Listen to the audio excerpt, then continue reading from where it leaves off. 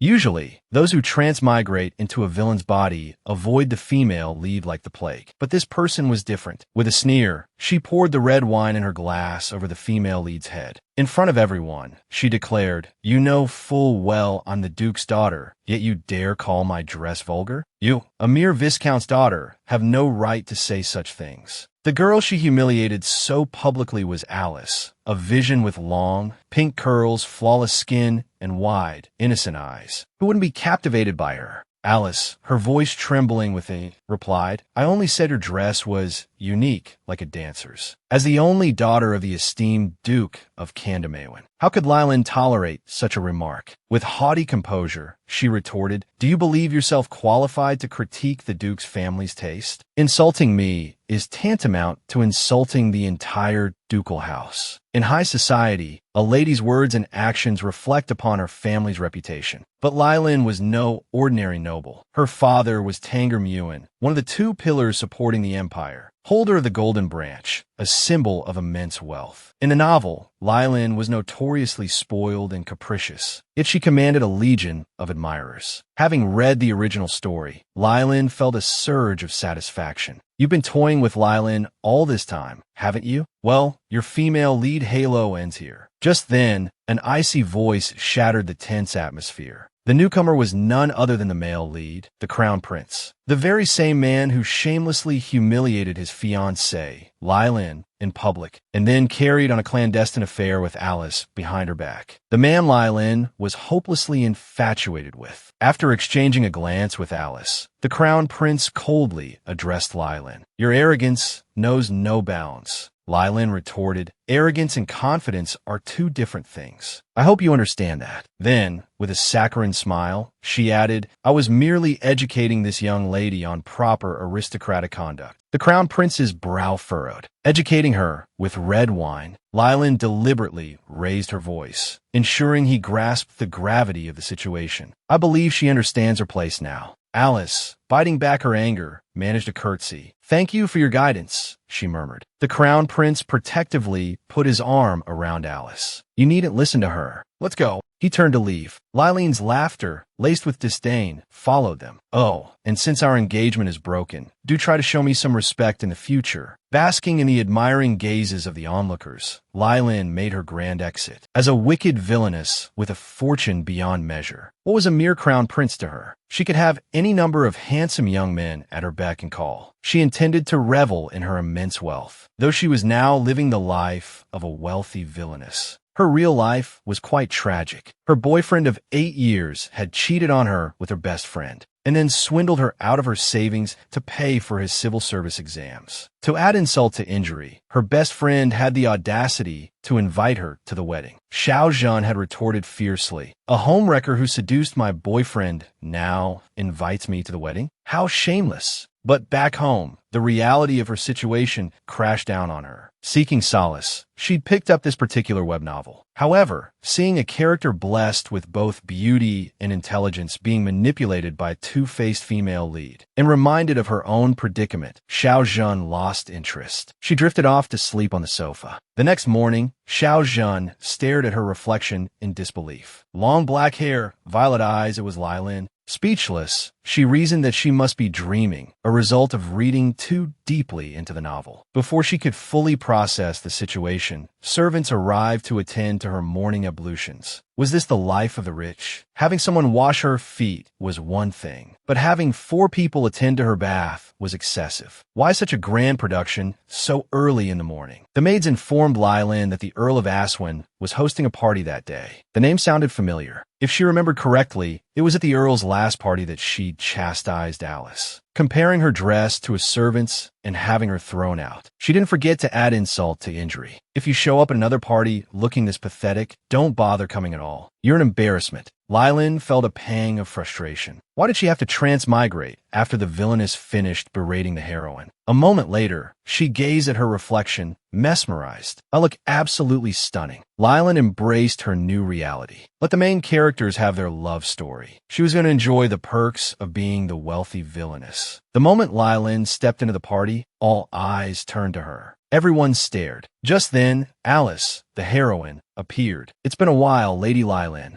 Unlike the last party, Alice wore a magnificent princess gown. As she approached, Alice shyly lowered her head. "I know you don't want to speak to me, but there's something I must tell you," Lylin asked coolly. "What is it you want to say?" Alice adopted a pitiful tone. "I hope my dress doesn't offend you." Lylin's memory sparked. If the story followed its original course, this dress would trigger Lylin's rage. "How dare you steal my dress? Using a man no less," she was supposed to shriek, followed by a resounding slap. Lylin refused to fall for the trap. Maintaining her composure, she offered a small smile. "It's a beautiful dress." Alice was stunned. Lylin hadn't flown into a rage. Lylin knew Alice was baiting her, seeking revenge, but she was determined to enjoy herself. Lylin approached Alice, her voice smooth. "That dress looks like one of Rosemary's creations. It suits you. Have a wonderful time." Alice's provocation had failed. Suppressing her fury, Alice forced a smile. "It seems your heart has grown kinder since we last met, Lady Lylin." Lylin turned, raising an eyebrow. "What do you mean by that?" Alice feigned innocence. Many noble ladies would be upset to see someone wearing the same designer dress. A dress is a lady's dignity. After all, I assumed you'd be particularly sensitive about such matters. But then, I don't understand these things very well. Lady Lylin, do you think I'm right? Faced with Alice's taunts, Lylin simply smiled. The audacity, she thought. Just because she's the heroine doesn't give her the right to act so self-righteous. Why is this homewrecker acting so entitled? She gave Alice a magnanimous smile. "I'm not as petty as you think." Lylin took a champagne flute from a passing waiter, raising it high. "If I truly hated wearing the same designer as someone else, I'd buy every dress from every designer on the continent." Alice, anticipating a splash of champagne, squeezed her eyes shut and blurted an apology. Instead, Lylin placed the champagne flute in Alice's hand. Leaning in, she whispered, "Poor Alice. You won't have the chance to wear Rosemary's designs again, so enjoy it while you can. Understand?" Alice gripped the glass, forcing a smile. "Yes, Lady Lylin." Lylin turned, offering a parting shot. "Don't get so excited that you make the mistake of wearing the same dress twice." She sighed. "Thank goodness I didn't get into a catfight with her today." Elsewhere, the noble women gossiped about the origin of Alice's dress. Some suspected the crown prince had gifted it to her. Lylin overheard their whispers, but remained unfazed, a serene smile on her face. She knew the truth. Someone else had helped Alice acquire the dress, surrounded by a gaggle of noble ladies. Lylin's gaze settled on a particular man. She turned to her maid, Mill. "Tell me about him." "His name is Cashin, a commoner in the Knight's Order." Imagine finding such a handsome man among the commoners. That beautiful brown hair and those eyes like black pearls. He looks like a wild, untamed puppy. Lylin hid a smile behind her fan. "He may be a commoner, but he's undeniably attractive." Beside her, Elsa giggled, then quickly apologized, realizing her impropriety. "I'm sorry, my lady. It's just, you sound so much like one of us. It surprised me." After all, Lylin mused, her hand clasped warmly around Elsa's, the villainess always saw those of lower status as mere ants. A triumphant smile played on her lips. "It seems you understand me perfectly." Lylin's smile deepened, radiating a reckless charm, as if she might unbutton her blouse and saunter over at any moment. Her words sent a ripple of flushed excitement through the gathered group. "Though we maintain a proper facade," she continued, her voice laced with a playful curiosity, "we are all still young women, after all." A slight frown touched her brow. "Why isn't she dancing?" "I'd like to dance with her," Lylin confessed, "but how does a lady invite someone to dance?" Mill offered a nervous giggle. "Just a glance, my lady. A suggestive glance is all it takes." Lylin's gaze immediately settled on Cashin. He, feeling the weight of her intense stare, shifted uncomfortably, turning his head away. Lylin sighed inwardly, watching Cashin as he approached. She'd seen her fair share of handsome men. But this was something else. This captivating, almost puppyish man had even her feeling a blush creep up her cheeks. As he stood before her, Lylin found herself momentarily speechless. Finally, Cashin spoke. "Why do you keep staring at me?" Lylin thought, what a clueless man. She, the arrogant, spoiled, and impulsive Lylin, was actually a loss for words in front of this man. Cashin repeated his question, and Lylin, flustered, averted her gaze. "I wasn't looking at you." He pressed further. "Are you saying I imagined it?" Lylin doubled down. "I really wasn't looking at you." Cashin sighed, a hint of exasperation in his voice. Turning to address the other noble women, he asked, "Did none of you see it either?" Defeated, Lylan finally admitted the truth. "I was looking at you," she confessed boldly. "You're handsome, so I looked." And then, gathering her courage, she took a step closer. "Would you care to dance?" The question seemed to take Cashin by surprise. A blush crept up his neck and colored his cheeks. Lylan had expected a stoic, unreadable expression, but his emotions were clearly written on his face. With a bow, Cashin apologized. "Forgive my rudeness. I misunderstood." Now, it was Lylene's turn to feel embarrassed. "It's all right," she reassured him. "I noticed you seem new here. It's understandable." Cashin looked up, a warm smile gracing his lips. "My apologies. I hope you enjoy the rest of the evening." Lylan was momentarily captivated by his smile, only to have him turn and walk away. Lylan stared after him, bewildered. He agreed to dance. Where's he going? Surrounded by the other guests, Lylan continued to navigate the party. By evening, tucked in her bed, she sighed. "Parties are exhausting. I'm glad I left early." Her maid, Betty, approached. "Let me brush your hair, Mrs. Sippy." As Betty worked, Lylan asked, "If I need to spend money, who should I talk to?" Betty's reply was unexpected. "Just take what you need from the shops, Mrs. Sippy." Lylan blinked. "That sounds like stealing." She clarified, "I need to go to the Information Guild to investigate something. That will require money, and I can't let my father know." "How much allowance do I have?" she inquired. Betty simply replied, "I'll have everything prepared for you tomorrow, Mrs. Sippy." The next day, Lylan stared at the ledger in disbelief. The number was astronomical. 500 billion. And that's just my allowance? Betty, misinterpreting Lylene's stunned silence, rushed to explain. "The Duke instructed that you may spend as you please, Mrs. Sippy. The household funds are at your disposal. 500 billion is but a trifle to the Duke's estate." Lylene's inner turmoil gave way to elation. Long live the Villainess. Long live being ridiculously rich. "Even if I spent 20 billion today," she mused aloud, "no one would notice, would they?" Betty, still concerned, inquired, "Are you planning to buy a house, miss?" Lylan smiled enigmatically. "No, Betty. I'm simply thinking of a little philanthropy." Disguised and undercover, Lylan arrived at a seemingly innocuous cake shop. Approaching the counter, she uttered the password. "I'd like a steak cake, please. To go." "How would you like it cooked?" the server asked. "Well done," Lylan replied without missing a beat. "An extra crispy, please." The server promptly led her upstairs, where a bespectacled man awaited. "What information are you seeking?" he inquired. "And please be aware, our guild requires payment up front." Before he could finish, Lylan stepped forward and slammed a heavy bag of gold coins onto the table. "This is 100 million genie as a down payment. Bring your boss here immediately." Lylan thought to herself, is this how casually extravagant villainesses are? Just to get a look at someone, this woman spent 2 billion genie in a matter of minutes. The man across from her was visibly stunned. Faced with the man's silence, Lylan inquired, "Is this not enough?" The man stammered, sweating, "May I ask why you need to see our boss?" Lylan, not wanting to waste time on pleasantries, tossed another bag of coins onto the table. "Bring him here first, then we'll talk." The man still hesitated. "Perhaps you could tell me the nature of the request," he suggested, "and then I'll go fetch our boss." His words were barely out before several more bags of coins landed on the table. The man gaped, speechless. Lylan, holding another glittering coin purse, looked down at him and asked, "Are you going to bring him or not?" The man, scrambling to gather the overflowing bags of money, immediately jumped up and assured Lylan he would return shortly. Lylan sighed contentedly. "Being rich is amazing. I've always wanted to experience what it's like to throw money around like this." As she wondered if the man would simply run off with the money, he came rushing back, breathlessly explaining that he had called his boss and it would take about an hour. Hearing this, Lylan produced yet another bag of coins. "For every 5 minutes you shave off that time," she declared, "I'll give you another bag." The man practically vibrated with excitement, bolting out the door to make another call. Lylene's eagerness to meet the head of the Information Guild stemmed from the dress incident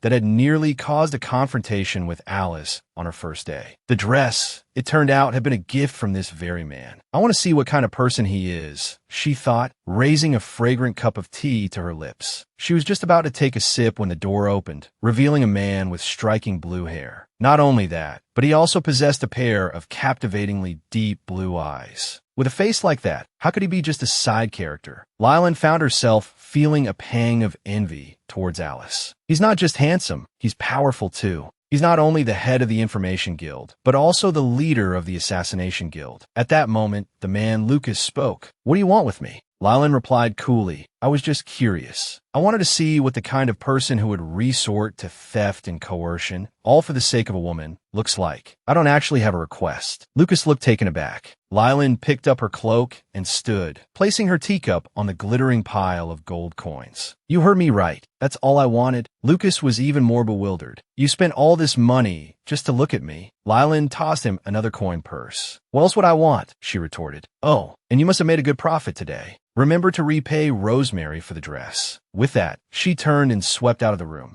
Lucas stared after her in disbelief. Just then, Rayburn entered, equally stunned. "She spent 2 billion genie in just a few minutes? That's insane." He then turned to Lucas. "What incredible task did she entrust you with?" Lucas shook his head. "Nothing." He glanced at the teacup Lylan had used, his mind flashing back to his meeting with Alice. He remembered her gazing longingly at a dress in a shop window. "The Duke's daughter always wears Rosemary's dresses," she had said. "That's why she thought mine looked like pajamas. She would never befriend someone of low standing like me." Lucas suddenly felt foolish for believing Alice's words. Today's encounter had shown him that the Duke's daughter was different from the rumors. If she truly looked down on those of lower status, she wouldn't have bothered ensuring he repaid the dressmaker. A thought struck Lucas. It's time I bought myself a title. He had, after all, just experienced love at first sight. Someone that rich and powerful. How impressive. Lylan emerged from the cake shop, and her maid, Betty, asked with a smile, "Did your errand go well, my lady?" Lylan adopted an air of mystery. "It's better you don't know. You might get hurt." On the bumpy ride home, Lylan felt nauseous. A thought occurred to her. Maybe I should invest in the carriage business. However, Betty's reaction to this suggestion puzzled her. Well, I suppose it makes sense. The previous Lylan had always been enthusiastic about business ventures. She had opened a perfume company, only to be outcompeted by Alice's niche fragrances. Then, she had predicted chiffon velvet would be the trend of the year. But the gloves on Princess Lylene's hands, they were Alice's cotton gloves. It was a complete and utter loss. Recalling the approaching plot points of the novel, she couldn't help but sigh. The heroine's halo was truly powerful. At that moment, Lylan glanced out the window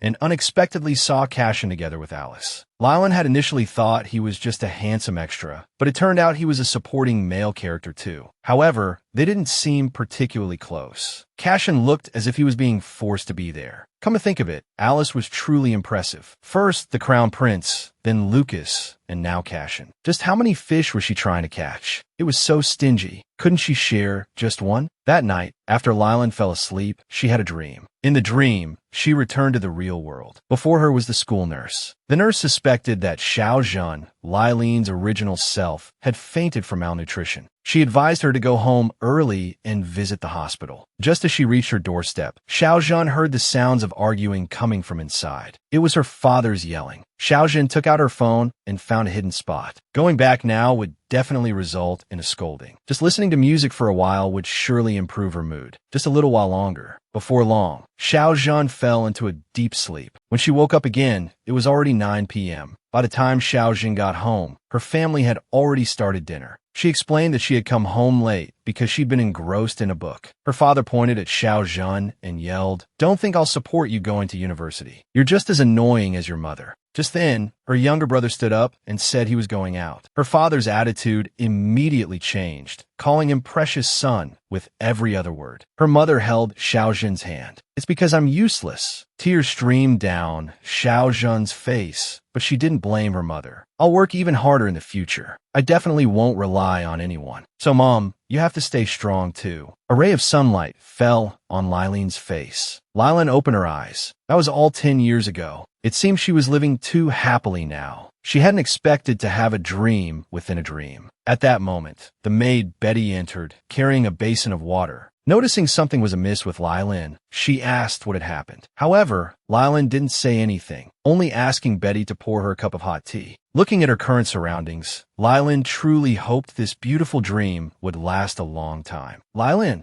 had a mountain of party invitations, yet she still felt bored. What Lylin wanted most at that moment was to play with her phone and watch TV. Times like these, when she was bored, were perfect for reading light novels. Suddenly, Lylin suggested to Betty that she wanted to go to Rallner for a stroll. Betty was puzzled. "Weren't you uninterested in the commoner districts before?" Lylin explained, "I heard that it's where wealthy commoners live. It's both clean and lively. I want to go and have a look." Although Betty was puzzled, she outwardly expressed her delight. She went out to prepare an outfit for Lylin and informed the knights that Miss Lylin wished to travel incognito. Although this Villainess frequently changed maids, she had always kept Betty, her wet nurse's daughter, by her side. She had assumed it was out of consideration for their shared childhood. But now it seemed Betty was not only perceptive but also understood the Villainess's preferences. Her adaptability was quite impressive. At that moment, Lylin smiled and said to Betty, "Betty, even if you went to the modern world, you'd definitely do well." Sitting in the carriage, Lylin looked out the window. This area didn't seem very prosperous. Betty explained, because the commoners here, after the Rallner district was developed, they were driven out. Lylin felt a pang of sadness. The disparity between rich and poor here was so vast. Why hadn't she seen such realistic depictions in other novels? Before she could finish her thought, the carriage lurched violently. After arriving in the Rallner district, Lylin felt a bit carsick. She then made a mental note to buy some motion sickness medicine. Lylin sat on a bench to rest. Looking at the puppies on the ground, Lylin found them adorable. She picked one up and said jokingly, "Should I take one back with me? Isn't it said I can have anything I want?" Just then, someone suddenly called out to her from behind. Lylin followed the sound and saw, to her surprise, that it was Cashin. What was he doing here? Cashin explained that he'd been temporarily reassigned. Lylin inwardly sighed, thinking that because of his commoner background, he was always being ordered around. Cashin asked Lylin what she was doing there, mentioning someone was looking for a lost puppy and he just needed to return it. Lylin, cuddling the puppy affectionately, replied that she was simply bored. The puppy, wriggling in her arms, looked as if it might fall. Fearful that Lylin might get hurt, Cashin quickly took the puppy from her. Flushing at Cashin's closeness, Lylin hastily handed him the dog, explaining that she was conducting market research. She then added, "Cashin, isn't your work tiring?" Cashin replied flatly, "A commoner like me is grateful to have this kind of work. How could it be tiring?" Lylin felt a pang of awkwardness. His words seemed to carry a subtle barb.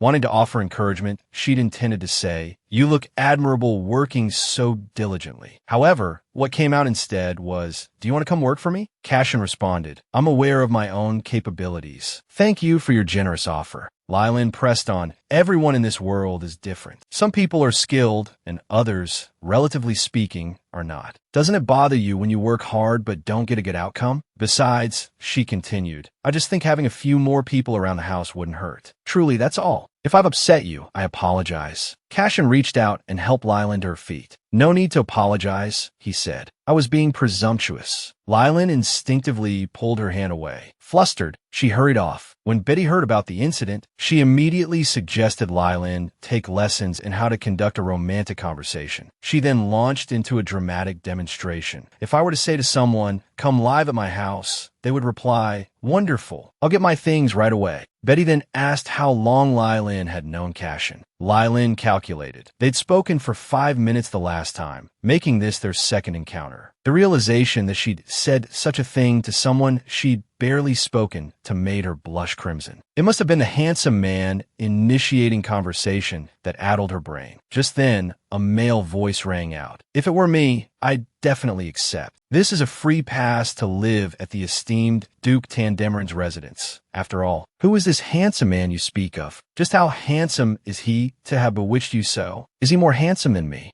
Lylin looked up. It was Lucas, waving at her. Lylin couldn't help but marvel. Is this the world of a novel? He's so handsome, too. "Lylin, get a grip. They're both Alice's men." Composing herself, Lylin asked, "What are you doing here? Are you following me?" Lucas explained, "It's just a coincidence. I was meeting someone here and happened to see you sitting here." Lylin wondered, could that someone be? Just then, a familiar voice rang out, making her freeze. Lucas smiled. "See, I wasn't lying." Lylin felt a surge of panic. Even if this is a dream, this is too cliché. I finally get out for a bit of relaxation, and I run into Alice. I just came here to relax. I don't want to deal with someone who gets starry-eyed the moment they see me. Betty, her maid, and the knights noticed Lileen's discomfort. Betty lowered Lileen's veil, while the knights positioned themselves protectively in front of her. Lileen was touched. They're all so perceptive. Thank you. Alice pulled out a chair and said, Lucas, why are you ignoring me? I thought I'd mistaken you for someone else. You seem strange today. Lucas gave a small smile. I was just lost in thought. Alice didn't press the matter. Instead, she produced a large box. This is the dress you gave me last time. I've thought about it carefully, and it's far too expensive. I can't accept it. I wore it once, but even secondhand, it shouldn't have lost much of its value. Lucas replied indifferently, It's not that much money. Alice gazed at Lucas with her ruby-red eyes. You usually haggle over even a single jimmy. What's gotten into you today? Overhearing this, Lileen couldn't help but laugh. So that's why he showed up so quickly back then. It was practically instantaneous teleportation. Lucas's voice drifted over from the next room. After seeing someone toss 1.89 billion jinni on the floor like it was trash, this amount suddenly feels insignificant. Alice giggled, covering her mouth. Oh my God, there are actually people like that. A moment later, she feigned a pitiful expression. I'm so envious of people like that. Lileen expected Lucas to offer Alice some comfort, but instead, he praised her. Someone like that must be incredibly capable. By the way, he continued, did you ever resolve that issue with your dress? The one where you were practically crying by the fountain? Alice hesitated. Actually, no.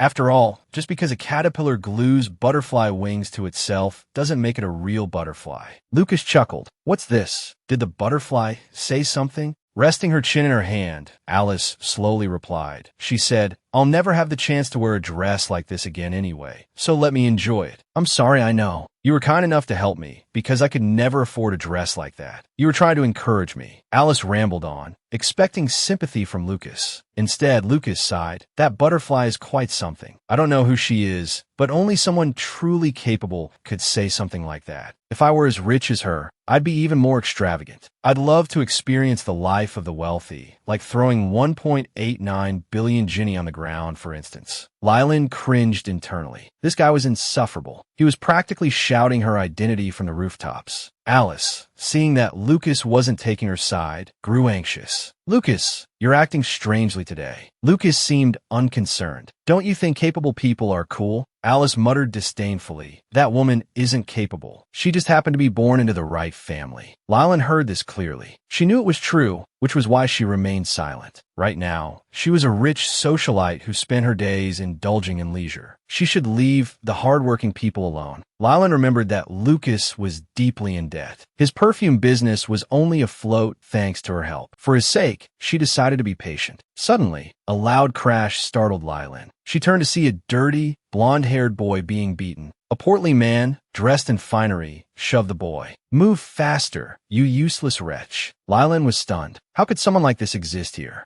The fat man berated the boy. I paid a fortune for you, and you're completely worthless. I'm gracious enough to keep you. You should be groveling at my feet. The boy trembled, apologizing profusely. The fat man roared again. Less talk. Get back to work, skinny. In a moment, the boy transformed into a thin figure. Lileen was taken aback. Did he just shapeshift? Lucas suddenly appeared beside her. What are you looking at? You didn't even hear me calling you. Lileen jumped. Lileen looked around. Where's Alice? Lucas told her she had already left. Following Lileen's gaze, he said, They're beastkin. I heard they disappeared hundreds of years ago. Seems they haven't vanished completely. Some people buy them as slaves. But slavery has been abolished for ages, Lileen thought aloud. Lucas explained, beastkin don't pay taxes, so they aren't protected. Anyone can enslave them with some flimsy excuse. Lileen looked at the boy's injuries. What happened to his face? Is that how beastkin normally look? He was probably considered handsome, Lucas replied, and fought over by wealthy people. That's likely how he ended up like this. Lileen's eyes met the boy's. Indignation flared within her. He's clearly terrified and defenseless. Why are his hands and feet bound? Lileen asked Betty, How much money did we bring? Betty replied, Only 10 million. Lileen removed a ring from her finger. Use this to secure a loan in the family name. Lucas was shocked. You're just giving away something so valuable. Lileen responded calmly. I trust him, and this is an emergency. This isn't the time to be stingy. Lucas asked again, Why do you need the money so urgently? Lileen stood up. Let me tell you something. In situations like this, it's obviously time to flaunt my wealth. Seeing a handsome young man being bullied, Lylan decided to step in. After all, rescuing attractive people is everyone's responsibility. Exhausted, the blonde boy reverted from his slim, animalistic form back to his human one. The portly man, enraged, grabbed him, ready to mete out a punishment. Just then, Lylan approached gracefully. "I have something important to ask you," she said. The portly man, puzzled, replied, "You seem to be a young lady from a noble family. What is it you require?" Lylan covered her mouth with a delicate hand and laughed. "It's simply marvelous. I saw you from across the street, practically sparkling. I just had to come and ask, where did you buy that magnificent dress? I've been agonizing over what style of dress to make, and yours is exactly what I've been looking for. So ornate and flamboyant. I adore it." The portly man flushed crimson. "You're being absurd. I'm a man." Unfazed, Lylan continued, "Men can enjoy wearing dresses too, you know. My, such deep-seated prejudice." Furious, the man shoved the boy aside and roared, "Just who do you think you are, little missy? Spouting such nonsense. Do you even understand the meaning of a noble's reputation?"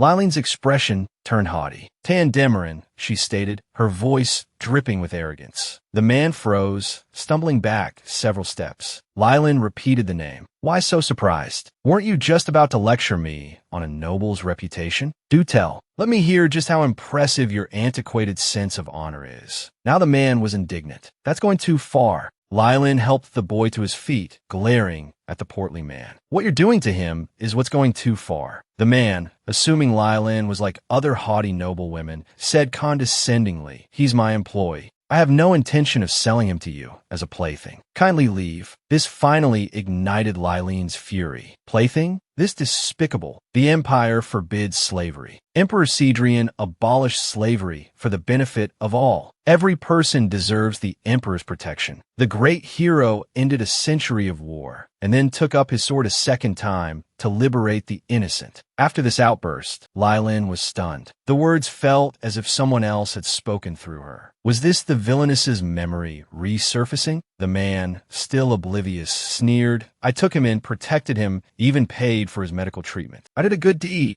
Lylan's anger flared. "You're abusing him under the guise of protection. Rescuing the innocent from the likes of you is my duty as a decent human being." The man faltered. "What exactly are you planning?" Lylan extended a finger. "I'm buying this child. Name your price. How much do you want?" Talk about throwing money around. Just look at Lylan. The man, seeing her demeanor, couldn't resist another sneer. "Is this the noble sense of honor a duke's daughter possesses?" Lylan accepted a pouch of gold from her maid, Betty. "I hate complications, and I have plenty of money." With that, she flung 100 million gold coins at the man. Seeing his dissatisfaction, the free-spinning Lylan tossed him several more bags. Watching the gold scattered like trash, the merchant was dumbfounded. Lylan asked, "Need more?" The man stammered, "Teach, this is enough." Lylan tilted her head, a smile playing on her lips, then hand over the key to his collar. As the merchant trembled, reaching for the key, Lylan's guard drew his sword, pointing it directly at him. The man flinched, dropping the money he held.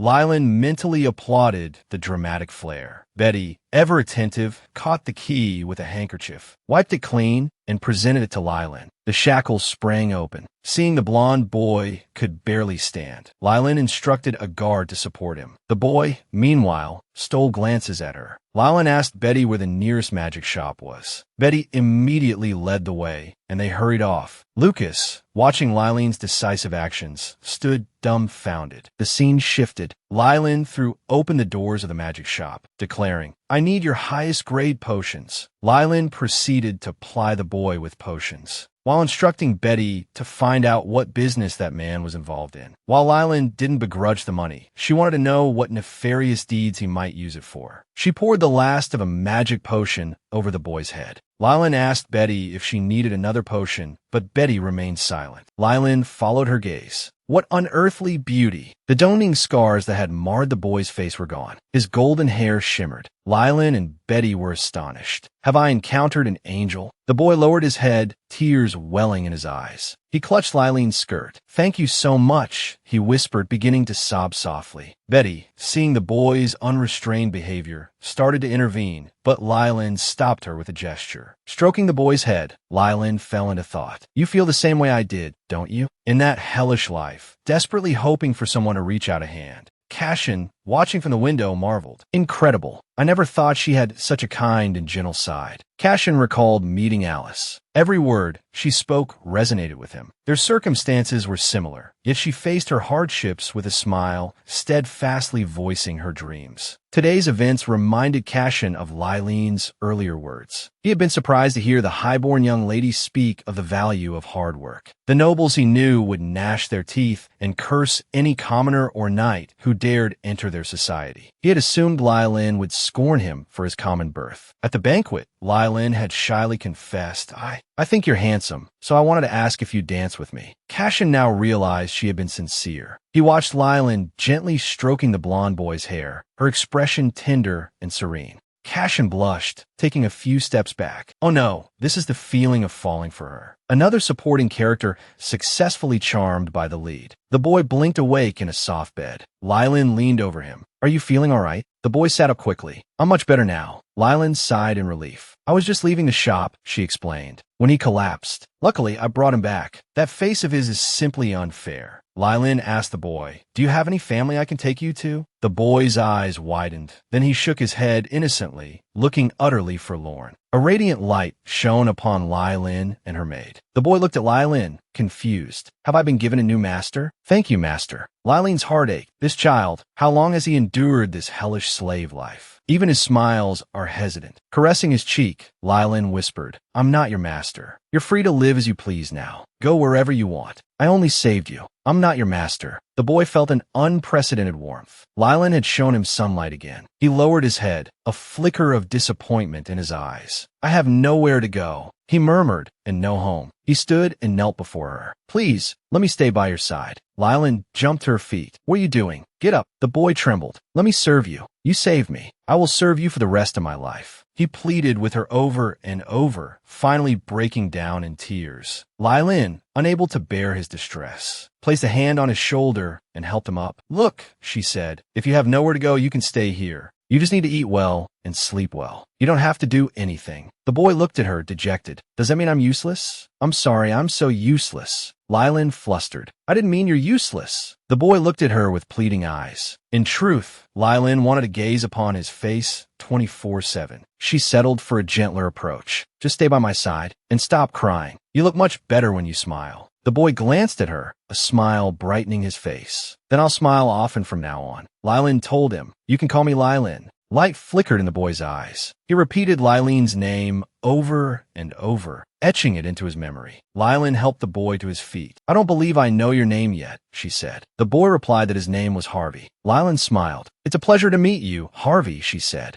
Harvey stared, captivated by Lileen's beauty. Overcome with shyness, he lost his human form. With a whoosh, he transformed into a bashful leopard cub. Lileen gasped, covering her face with her hands. The boy, he's a leopard? She murmured. He's adorable. Betty, her maid, trembled with fear, but Lileen, undeterred, asked Harvey if she could hold him. Harvey nodded. Lileen scooped him into a hug. I absolutely adore you, she exclaimed. How can you be so cute? The next day, Lileen, impeccably dressed, stood before a door, hesitating. She had been staying here for a week, but this was the first time she was going to see her father. Lileen wondered if her extravagant spending over the past few days had finally caught up with her. Was her father about to unleash his fury? The maid opened the door, and Lileen stepped inside, her heart pounding. The room was a bright, formal meeting chamber. Her father, dressed in formal attire, stood ramrod straight in the center of the room. Lileen curtsied elegantly. Her father seemed to struggle for words. Lileen's unease intensified. Then, this handsome, stern man looked at her with an expression of utter heartbreak. Are you angry with me? He asked plaintively. I'm so sad. Understanding dawned on Lileen. This imposing head of the one family, the leader of the wealthiest merchant guild in the nation, was utterly besotted with his daughter. He rushed forward and enveloped Lileen in a bear hug. Slightly embarrassed, she gently pushed him away and sat down on a nearby sofa. Did you need something, father? She asked. The Duke smiled. You haven't come to see me in over a week, he said. I've been so heartbroken. Lileen explained. Father, aren't you very busy? The Duke's eyes widened. You called me father? Have we become so distant in just a few days? You should call me Papa. Lileen, forced to explain again, said, I didn't want to disturb you. The Duke took a delicate sip of tea. I always have time to hear what my precious daughter has been up to.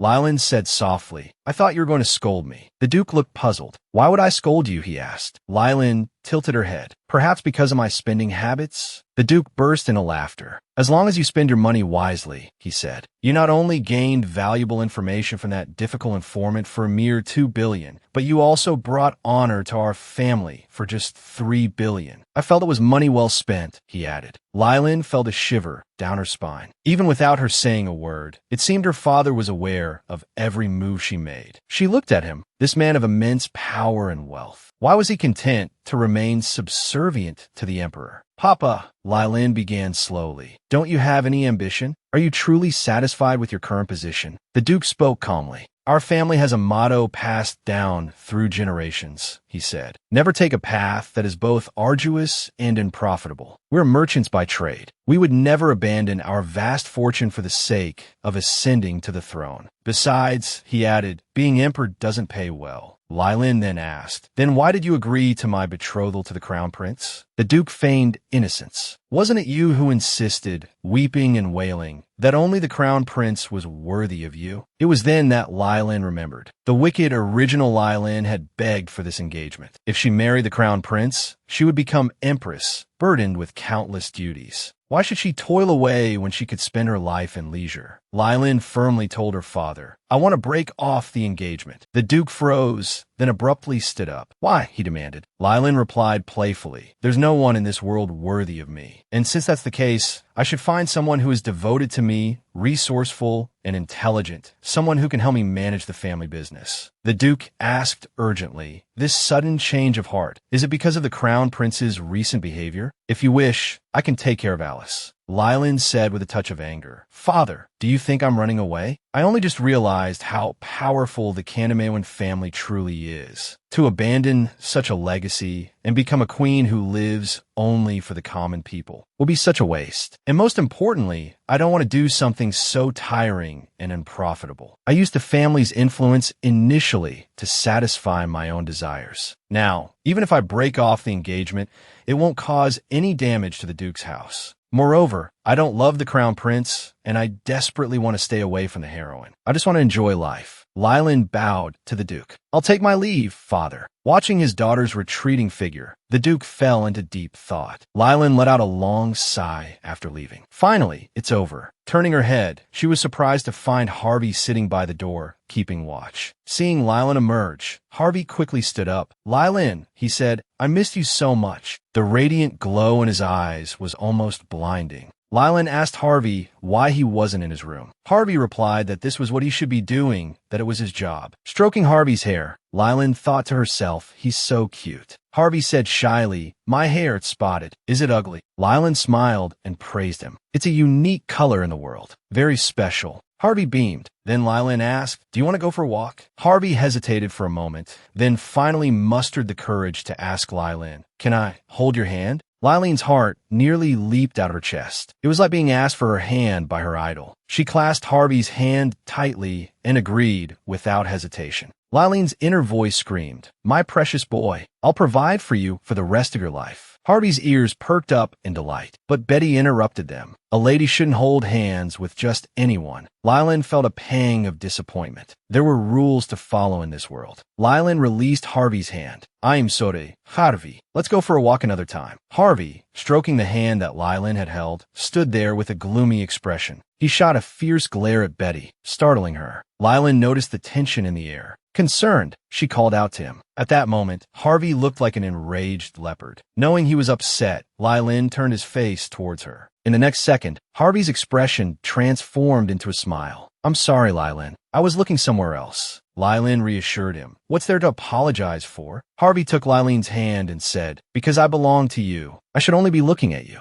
Looking elsewhere is a mistake. In the end, Lylin decided to go for a walk with Harvey. She asked him if he needed anything. Harvey, with a sincere look, replied, I only need you. A while later, they arrived at the garden. Lylin thought that she must have been mistaken earlier. How could someone's expression change so quickly? It was like he became a different person. He described himself as my possession. That's a bit strange. Lylin felt a sense of dissonance emanating from Harvey. It's like he blindly sees following me and pleasing me as his duty. He's like a game character, every action dictated by his programming. Lylin patted the chair beside her and invited Harvey to sit. Harvey ran over, full of energy. After a moment of contemplation, Lylin said to him, "You don't have to cater to me so much. Although I always say you should be by my side, you don't have to be all the time." Harvey's face fell. "Why?" he asked. Seeing Harvey's downcast expression, Lylin quickly explained, "I saved you, but I didn't want to possess you. And I certainly don't want to force you to stay with me out of some misplaced sense of obligation. So you don't have to follow me around all the time. And if you want something, just tell me." Harvey replied, "No one has ever been so kind to me. Only you understand me. All I want is to stay by your side." Tears streamed down Harvey's beautiful face. His clenched hands trembled slightly. "Did I do something wrong?" he asked. "Or am I just bothering you?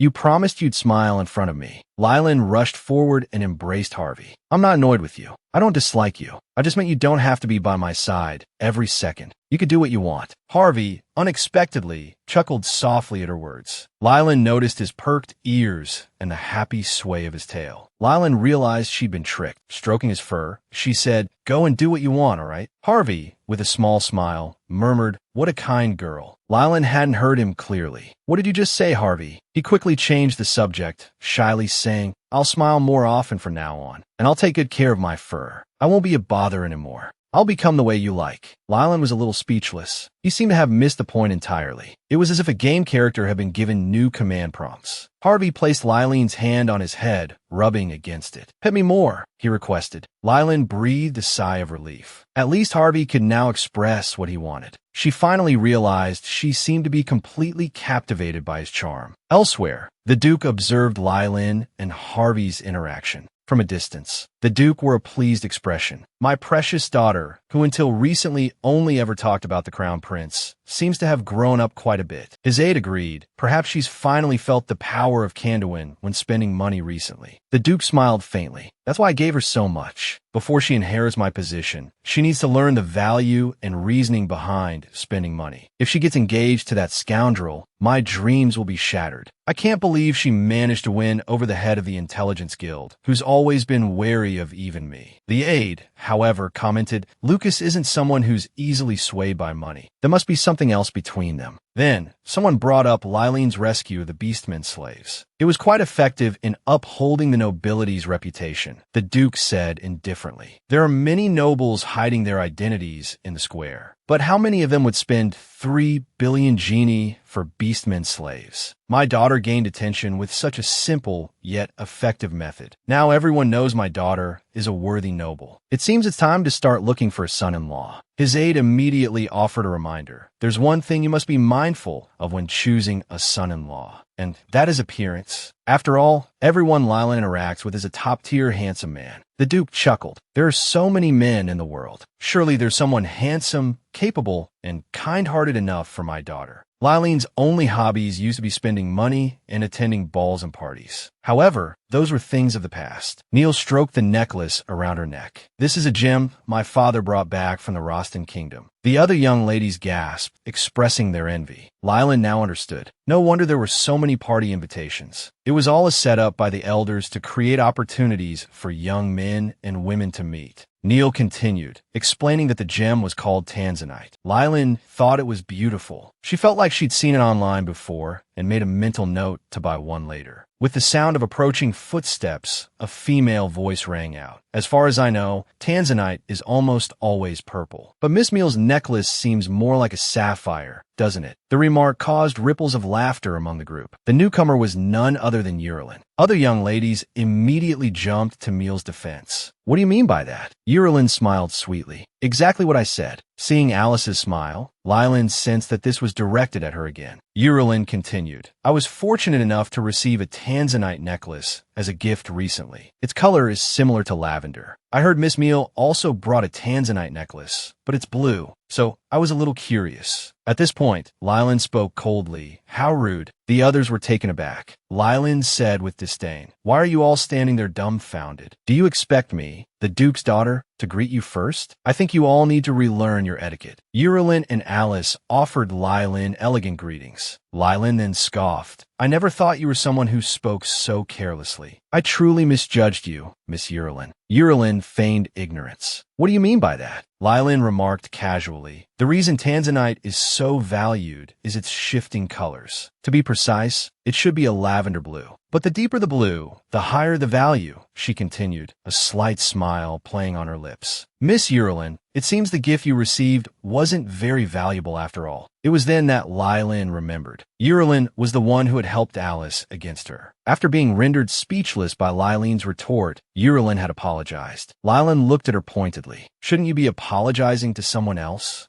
Uralin, facing Meal, apologized once more. Meal sighed in relief. "It's all right." Lylin took a leisurely sip of her tea, inwardly groaning. "Can we please just leave? I just want to relax today." Just then, Alice tapped Uralin's arm, giving her a pointed look. Uralin began to provoke Lylin again. "Lady Lylin, you seem to know and care so much about gemstones. Why are you wearing the same jewelry as last time?" Hearing this, Lylin froze. "So that's why Betty kept telling me to buy new jewelry, and I was too lazy to bother." Lylin touched her earrings. "Because I like them." Uralin pressed on. "Wearing the same jewelry repeatedly is shameful for a lady. Weren't those your very words?" Lylin gasped dramatically, placing a hand over her mouth. "The Candamewan family's wealth is truly impressive. I've attended so many banquets, and I haven't worn the same jewelry twice." Lylin felt a surge of admiration for her elder sister. What a bold woman, wearing different jewels to every party. So cool. "So impressive," Uralin continued, her gaze fixed on Lylin. "The Duke's house is indeed remarkable. Remarkable enough to warn Miss Alice not to make the mistake of wearing the same dress twice. But strangely, you yourself have worn the same jewelry twice." Lylin didn't get angry. Instead, she looked at them with a sweet smile. "Thank you for reminding me, Miss Uralin. I was just worried that what happened at the party a week ago might encourage extravagance among the noble ladies. I've decided to address this issue personally." Lylin glared at them, thinking, "I need to show them that many people follow my lead. My actions influence their behavior, just like Alice, who stole the rosemary dress I had prepared."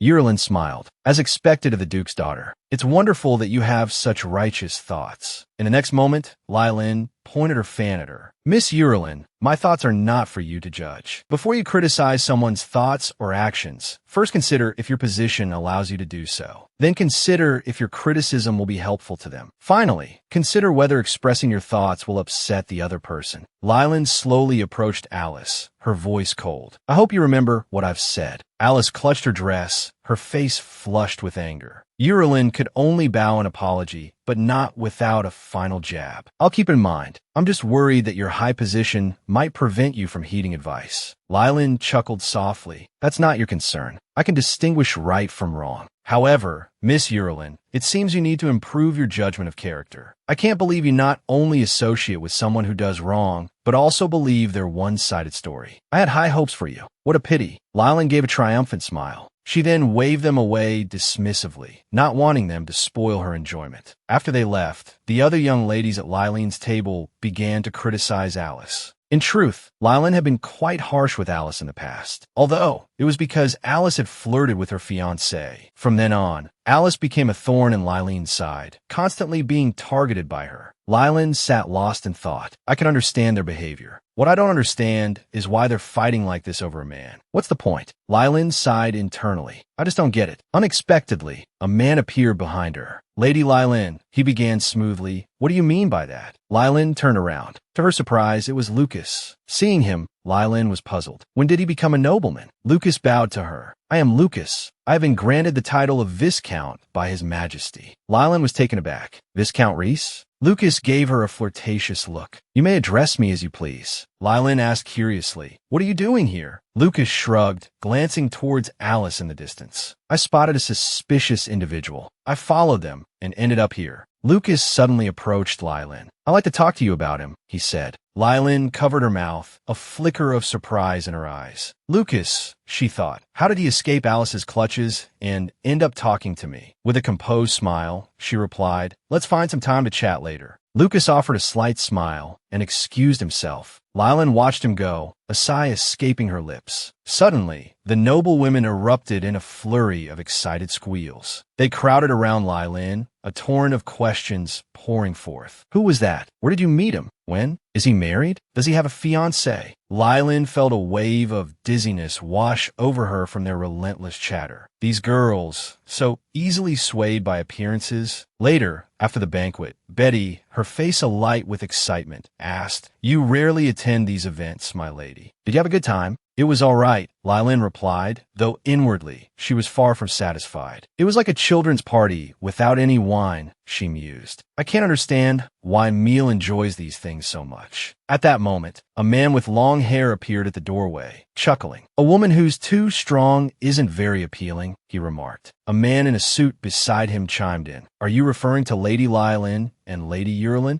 Did you see them just now? The way they were trying to one-up each other, it was like watching dogs fight." He paused. "Well, the Candamewan heiress is known for being assertive." The man in the suit waved a dismissive hand. "I can't appreciate that kind of woman. I prefer gentle and quiet ladies. Like Lady Alice, for example." Lylin, standing directly behind them, spoke in a chillingly calm voice. "So, you mean to say I should strive to cater to your preferences?" The two men, startled by the sudden appearance of the Duchess herself, practically jumped out of their skins. Their faces drained of color. Lylin continued, "My every word and action must be subject to your approval." The men, thoroughly cowed, stammered, "We were just discussing proper ladylike conduct." Lylin scoffed. "So you find me unladylike? How very outspoken of you. Men shouldn't be so indiscreet. If I were to have your tongues ripped out for the crime of insulting me, at least you'd be quiet, handsome men." As if on cue, a nearby guard drew his sword, pointing it at one of the trembling men. Lylin's voice dripped with sarcasm. "Afraid now? Did you not consider this possibility when you were so busy gossiping? I was merely conversing with Lady Yurlin. I fail to see how that constitutes unladylike behavior." By now, the men's legs were practically jelly. They continued to apologize profusely, begging for mercy. Lylin brushed past them, her voice laced with disdain. "I wouldn't have you either. I'll spare you this time. But if I hear such drivel again, your tongues won't be so fortunate." Lylin returned to the Duke's residence in her carriage. As she stepped down, a leopard bounded towards her. The leopard, Harvey, let out a happy sound. Lylin smiled. "Harvey, were you waiting for me? Let's take a walk in the garden before going inside." Betty, noticing Lylin's slightly awkward gait, offered, "My lady, I'll fetch you a more comfortable pair of shoes." Lylin and Harvey strolled towards the garden. "Even though I was born into a wealthy and powerful family," Lylin mused, "I still can't avoid being gossiped about like that. Even if I fight to protect myself, this world still belongs to the Crown Prince and Alice." A sudden sharp pain in her foot brought Lylin back to the present. She and Harvey settled into a gazebo, enjoying the cool evening breeze. Stroking Harvey's head, Lylin sighed. "I really just want to do what I enjoy like this. Why must everyone always hurt each other?" At her words, Harvey sat up abruptly, as if asking, "Did someone hurt you, Lylin?" Lylin embraced him, a wry smile touching her lips. "If I didn't cause them trouble, do you think they would leave me alone?" But the memory of Alice's condescending smile stoked the embers of Lylin's anger. "Leave me alone?" As if she was practically begging for revenge today. "It's all a dream anyway, so who cares about aid or alliances? That's it then. I'll destroy them both." Nobles value their reputation so much, don't they? "Well, I'll nail you two adulterers to the pillar of shame. You'll never be able to hold your heads up again." I remember having the opportunity to deal them a fatal blow. When was it that they so brazenly flaunted their affection before I even broke off the engagement? Lylin muttered to herself. "I can't quite recall." Just then, Betty gently draped a shawl around Lylin's shoulders and replaced her shoes. Lylin offered a heartfelt thank you. Betty, flattered, replied that it was her duty. A thought suddenly struck Lylin. "Since I'm one of the main characters in this novel," she mused, "I must have been present during their lovey-dovey moments. Before that happens, I need to savor this tranquility with those who cherish me." Accepting Lucas's invitation, Lylin, accompanied by her maid and knights, went to meet him. Seeing the dashingly handsome Lucas, Lylin remained unmoved. She directly asked what exactly was suspicious about Alice. Lucas obligingly pulled out a chair, inviting Lylin to sit and chat. He then asked her for her opinion of Alice. Lylin responded coolly, "I'd like to hear your thoughts first." Lucas replied that he simply wanted to see if their opinions aligned. Lylin didn't believe him. After all, in the novel, he was fully aware of Alice's relationship with the Crown Prince, yet he still played the role of the clueless benefactor. While Lylin was curious about what Lucas would say, it wasn't crucial for her to hear it. Lylin looked directly at Lucas. "If you want to know my thoughts," she stated, "you'll have to be honest first. Otherwise, we can pretend this conversation never happened." She began to rise, as if to leave. Lucas, alarmed, reached out to stop her. He chuckled. "Why are you being so cold? We're practically friends." Lylin retorted with a smile. "I don't have the leisure to chat with a man who hides his intentions." Exasperated, Lucas sighed. "This woman is truly difficult." Then he explained, "When I say suspicious, I'm referring to Rosemary's dress. The day I went to buy that dress for her, I happened to see the dress you ordered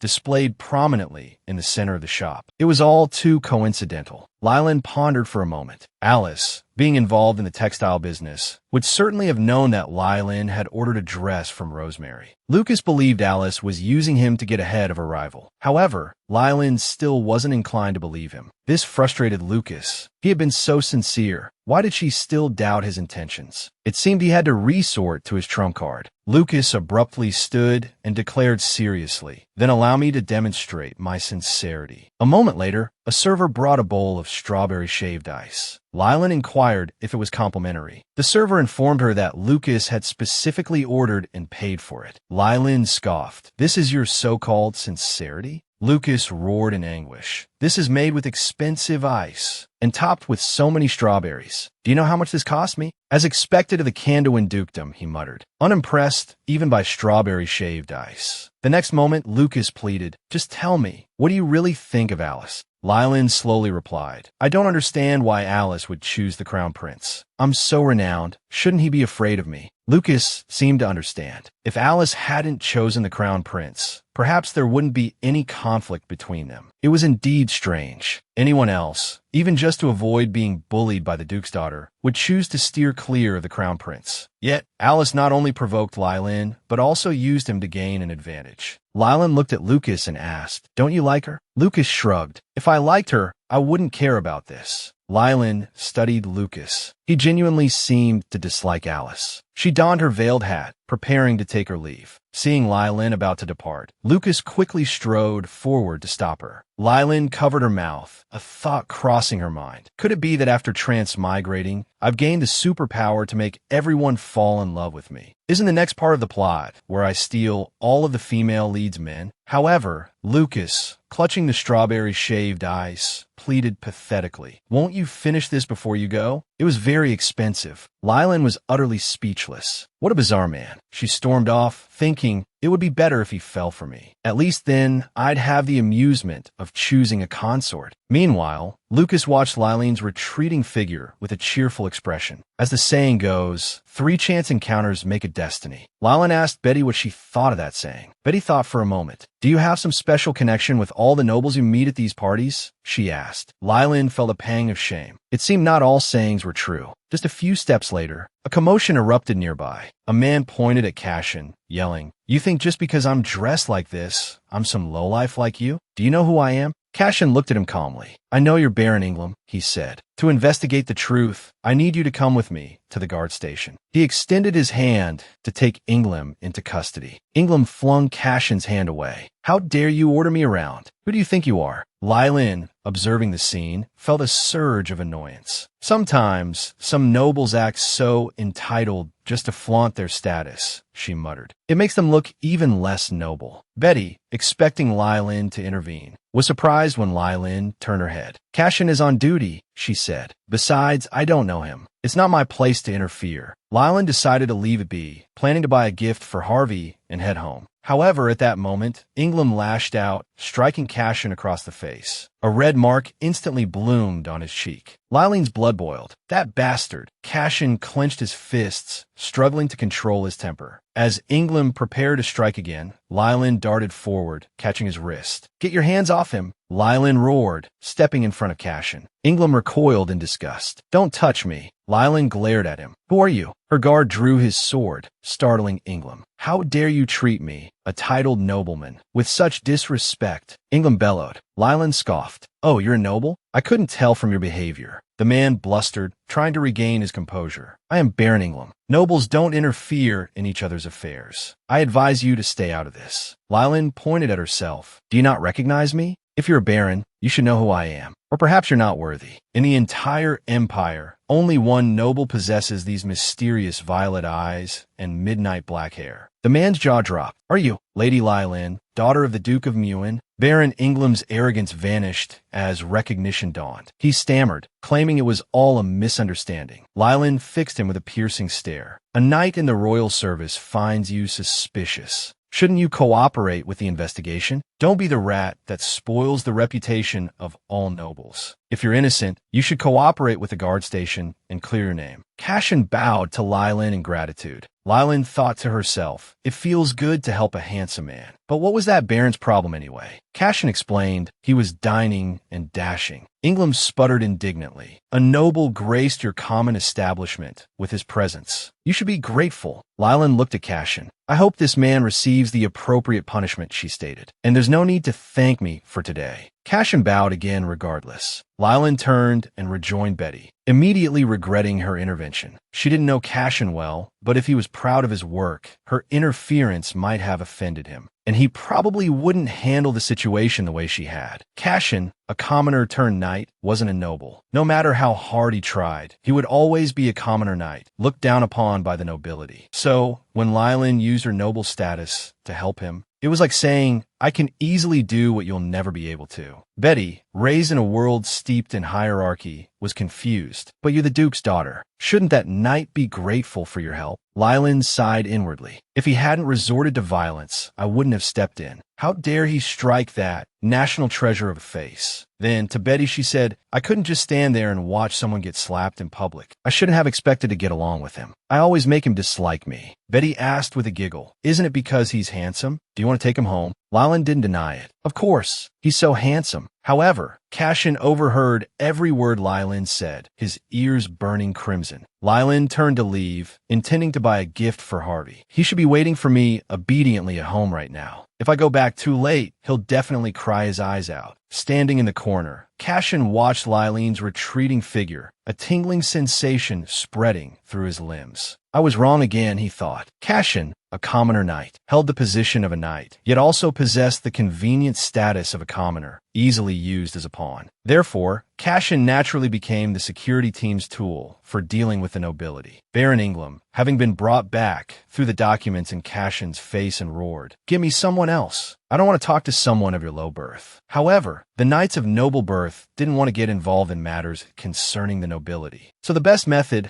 was to let a commoner like Cashin take the brunt of it. Being ignored was commonplace for Cashin, but he was still deeply annoyed, because even if he were bullied mercilessly, these so-called nobles would be released quickly. No one cared about his feelings. Standing by the window, Cashin recalled Lylene's words. At that time, she had unhesitatingly stood in front of him, yet felt guilty about interfering, perhaps worried about damaging his pitiful pride. Lylene made Cashin feel guilty. He had assumed she was no different from other nobles and had blamed her internally. But unexpectedly, Lylene was such a kind person. He felt ashamed of his own narrow-mindedness. Cashin decided he had to tell Lylene his thoughts this time. He couldn't help but recall Lylene saying he was handsome and wanted to take him home. Suddenly, Cashin snapped back to reality, his face flushing scarlet. "What am I doing?" Meanwhile, in a children's clothing store, Lylene was picking out a gift for Harvey. After choosing a necklace, she paid and left the store, preparing to head home. Unexpectedly, she bumped into Cashin, who had rushed over, breathless. He panted, then shyly began, "I've been looking for you. I saw you here and chased after you. I have something to tell you." Lylene said cheerfully, "Just say it." Cashin hesitated, unable to utter a word. Finally, after a long while, he asked, "Aren't you upset?" Lailan was puzzled. Upset about what? By the way, is your face all right? Cashin shyly covered his face with his hand and said he was fine. Lailan stole a few more glances. It must hurt, being so red. Cashin mustered his courage and spoke again. I'm sorry. You helped me earlier, and not only did I not thank you, but I was also disrespectful. Lailan blushed and waved her hand dismissively. It's my fault. I interfered while you were on duty. Every time Lailan looked at Cashin's face, her heart raced. I'm the one who should be apologizing. What's wrong with Cashin? Frowning and hesitating like that. Is he angry because he was hit? It's understandable to be upset about being hit for no reason. Thinking this, Lailan leaned closer to Cashin and encouraged him. Cheer up. It might be strange for me to say this, but life isn't always smooth sailing. There will always be times of grievance and frustration. As long as you keep working hard at life, you'll meet someone who understands you. And you're already working very hard. So before you meet someone who understands you, don't give up. However, Lailan's inner voice was screaming, why don't you come to my house? The next moment, Cashin knelt down. He sincerely apologized to Lailan. If I ever disrespect you again, please punish me. Thank you for your constant care and tolerance. See you next time. Be safe on your way. Then Cashin turned and left. Lailan was deeply touched. So I'm the magnanimous, compassionate type, Betty said. You are indeed very tolerant towards that knight. Lailan realized something. Is it because he's handsome? But why not with Lucas? Betty strongly agreed about Cashin's handsomeness. Perhaps that's the reason. Cashin, not yet far away, stumbled. Lailan chuckled, shaking her head in disbelief. This noble lady was truly different from what she had imagined. After buying a gift, Lailan was happily playing with Harvey when she suddenly learned of the Crown Prince's unexpected arrival. Lailan, who had been leisurely petting her leopard, was furious. Did the Crown Prince think he could just show up unannounced? Betty explained. Normally, he would schedule an appointment before visiting.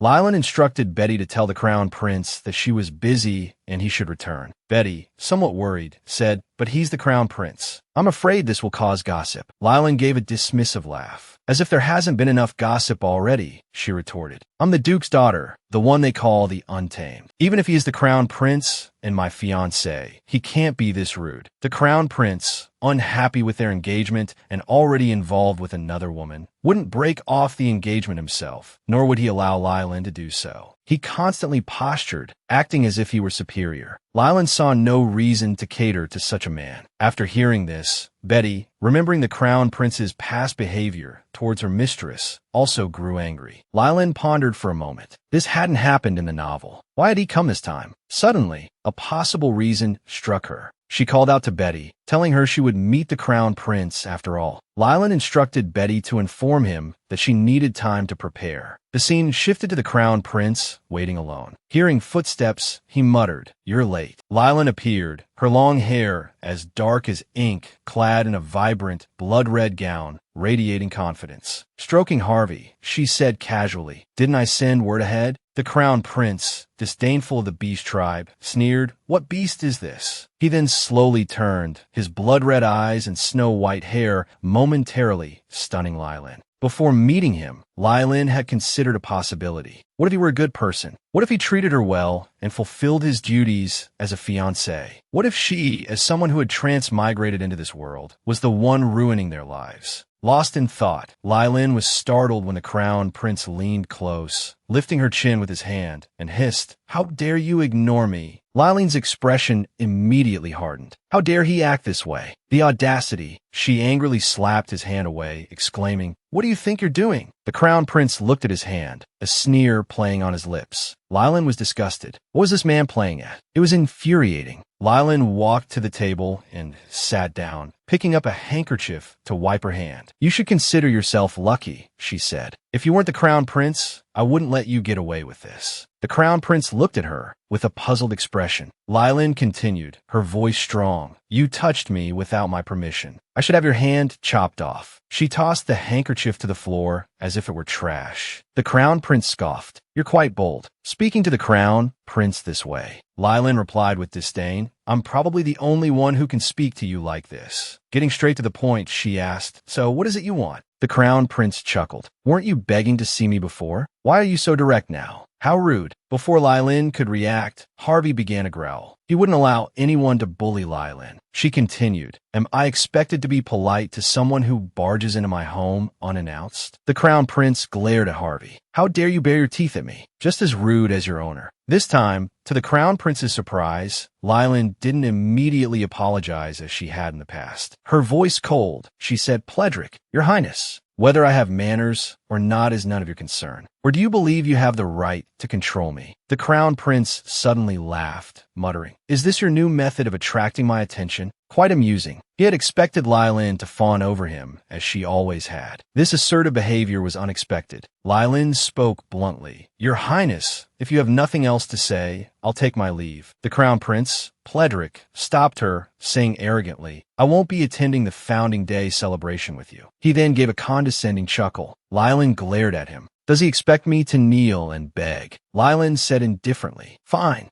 Suit yourself. It has nothing to do with me. She picked up her teacup and poured out the contents. Now the cup is empty, she continued. If you have nothing else to say, you can leave. Having tea with certain people is a complete waste of my time. With that, she made a stand. Pledrick gritted his teeth and ordered Lylin to sit. Lylin, however, simply ignored him and walked towards the door. Before leaving, Lylin offered a piece of advice. If you want to be respected, you should learn to respect others first. She patted Harvey's head. Harvey, let's go. Inwardly, she sighed. This agonizing meeting was finally over. However, in the next instant, Pledrick cornered her against the wall. He leaned in close behind her, his voice a low murmur. You're really pushing your luck. You don't have the right to refuse me. For the Crown Prince, Alice and Lylin were different. Lylin was his equal, perhaps even of higher status. But Alice's standing was far below his. Therefore, the arrogant Crown Prince didn't want to be around Lylin. That was why he looked down on her. Lylin spoke coldly. Why are you stealing my lines? You're the one pushing your luck. How dare you act so presumptuously in my home? Are you this ill-mannered? Seeing Lylin's defiant glare, Pledrick felt a sting of humiliation for the first time. He stared at her, teeth clenched. Just then, a knock echoed through the room. The door slowly opened.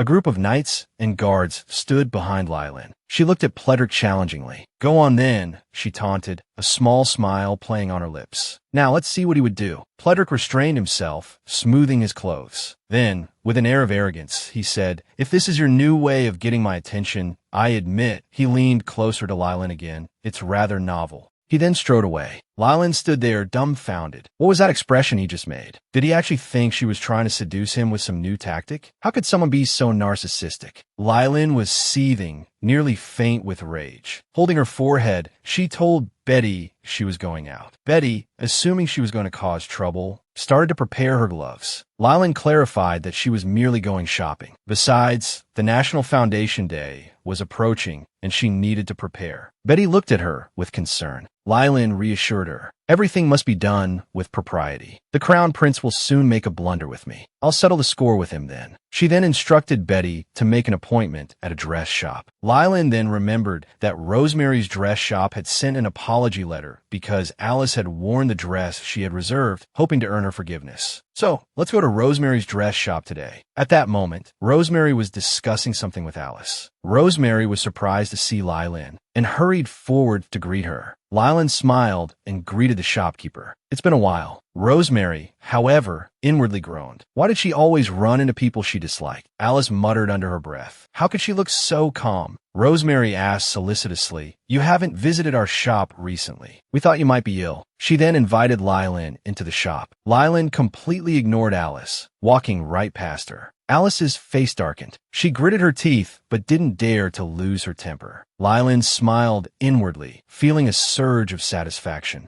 You seem rather displeased, Lylin observed, feigning ignorance as she entered the shop. Has my stolen dress been recovered? Rosemary apologized profusely. Lylin reassured her, Don't worry, I'm not that petty, and I can see you've been trying to investigate. However, I'm a little worried that this might happen again. Rosemary vehemently assured her that it would never happen a second time. Lylin looked at her. I'm relieved to hear you say that, but I prefer more concrete assurances. I trust you understand what I mean. Rosemary glanced at Alice, who was still standing awkwardly by the door. I'll keep that in mind, she replied. Rosemary's position in the industry was influential enough to significantly impact Alice's textile business. Lylan set down her teacup, covering her mouth as she laughed. Then I'll trust you this once. She tilted her head. I see there are other guests. She feigned surprise. Oh, it's Alice. I almost didn't recognize you. Rosemary immediately interjected. She's not a guest. You needn't mind her. Lylan was about to offer Alice a graceful way out, but caught a glint of defiance in her eyes. Alice approached, lifting her skirt in a curtsy to Lylan. She explained that she happened to have business in the area. Having said this, she moved to sit on the sofa. Lylan's voice cut through the air, cold and sharp. I didn't tell you to sit. Alice froze. Lylan's face remained impassive, her voice glacial. I said, I didn't give you permission to sit. Alice had achieved her current standing not through any particular skill, but because of Lylan's past naivete. In truth, if Lylan didn't allow it, Alice didn't even have the right to sit. After a moment, Lylan suddenly laughed. I was just joking with you. With our relationship, do we really need to stand on ceremony?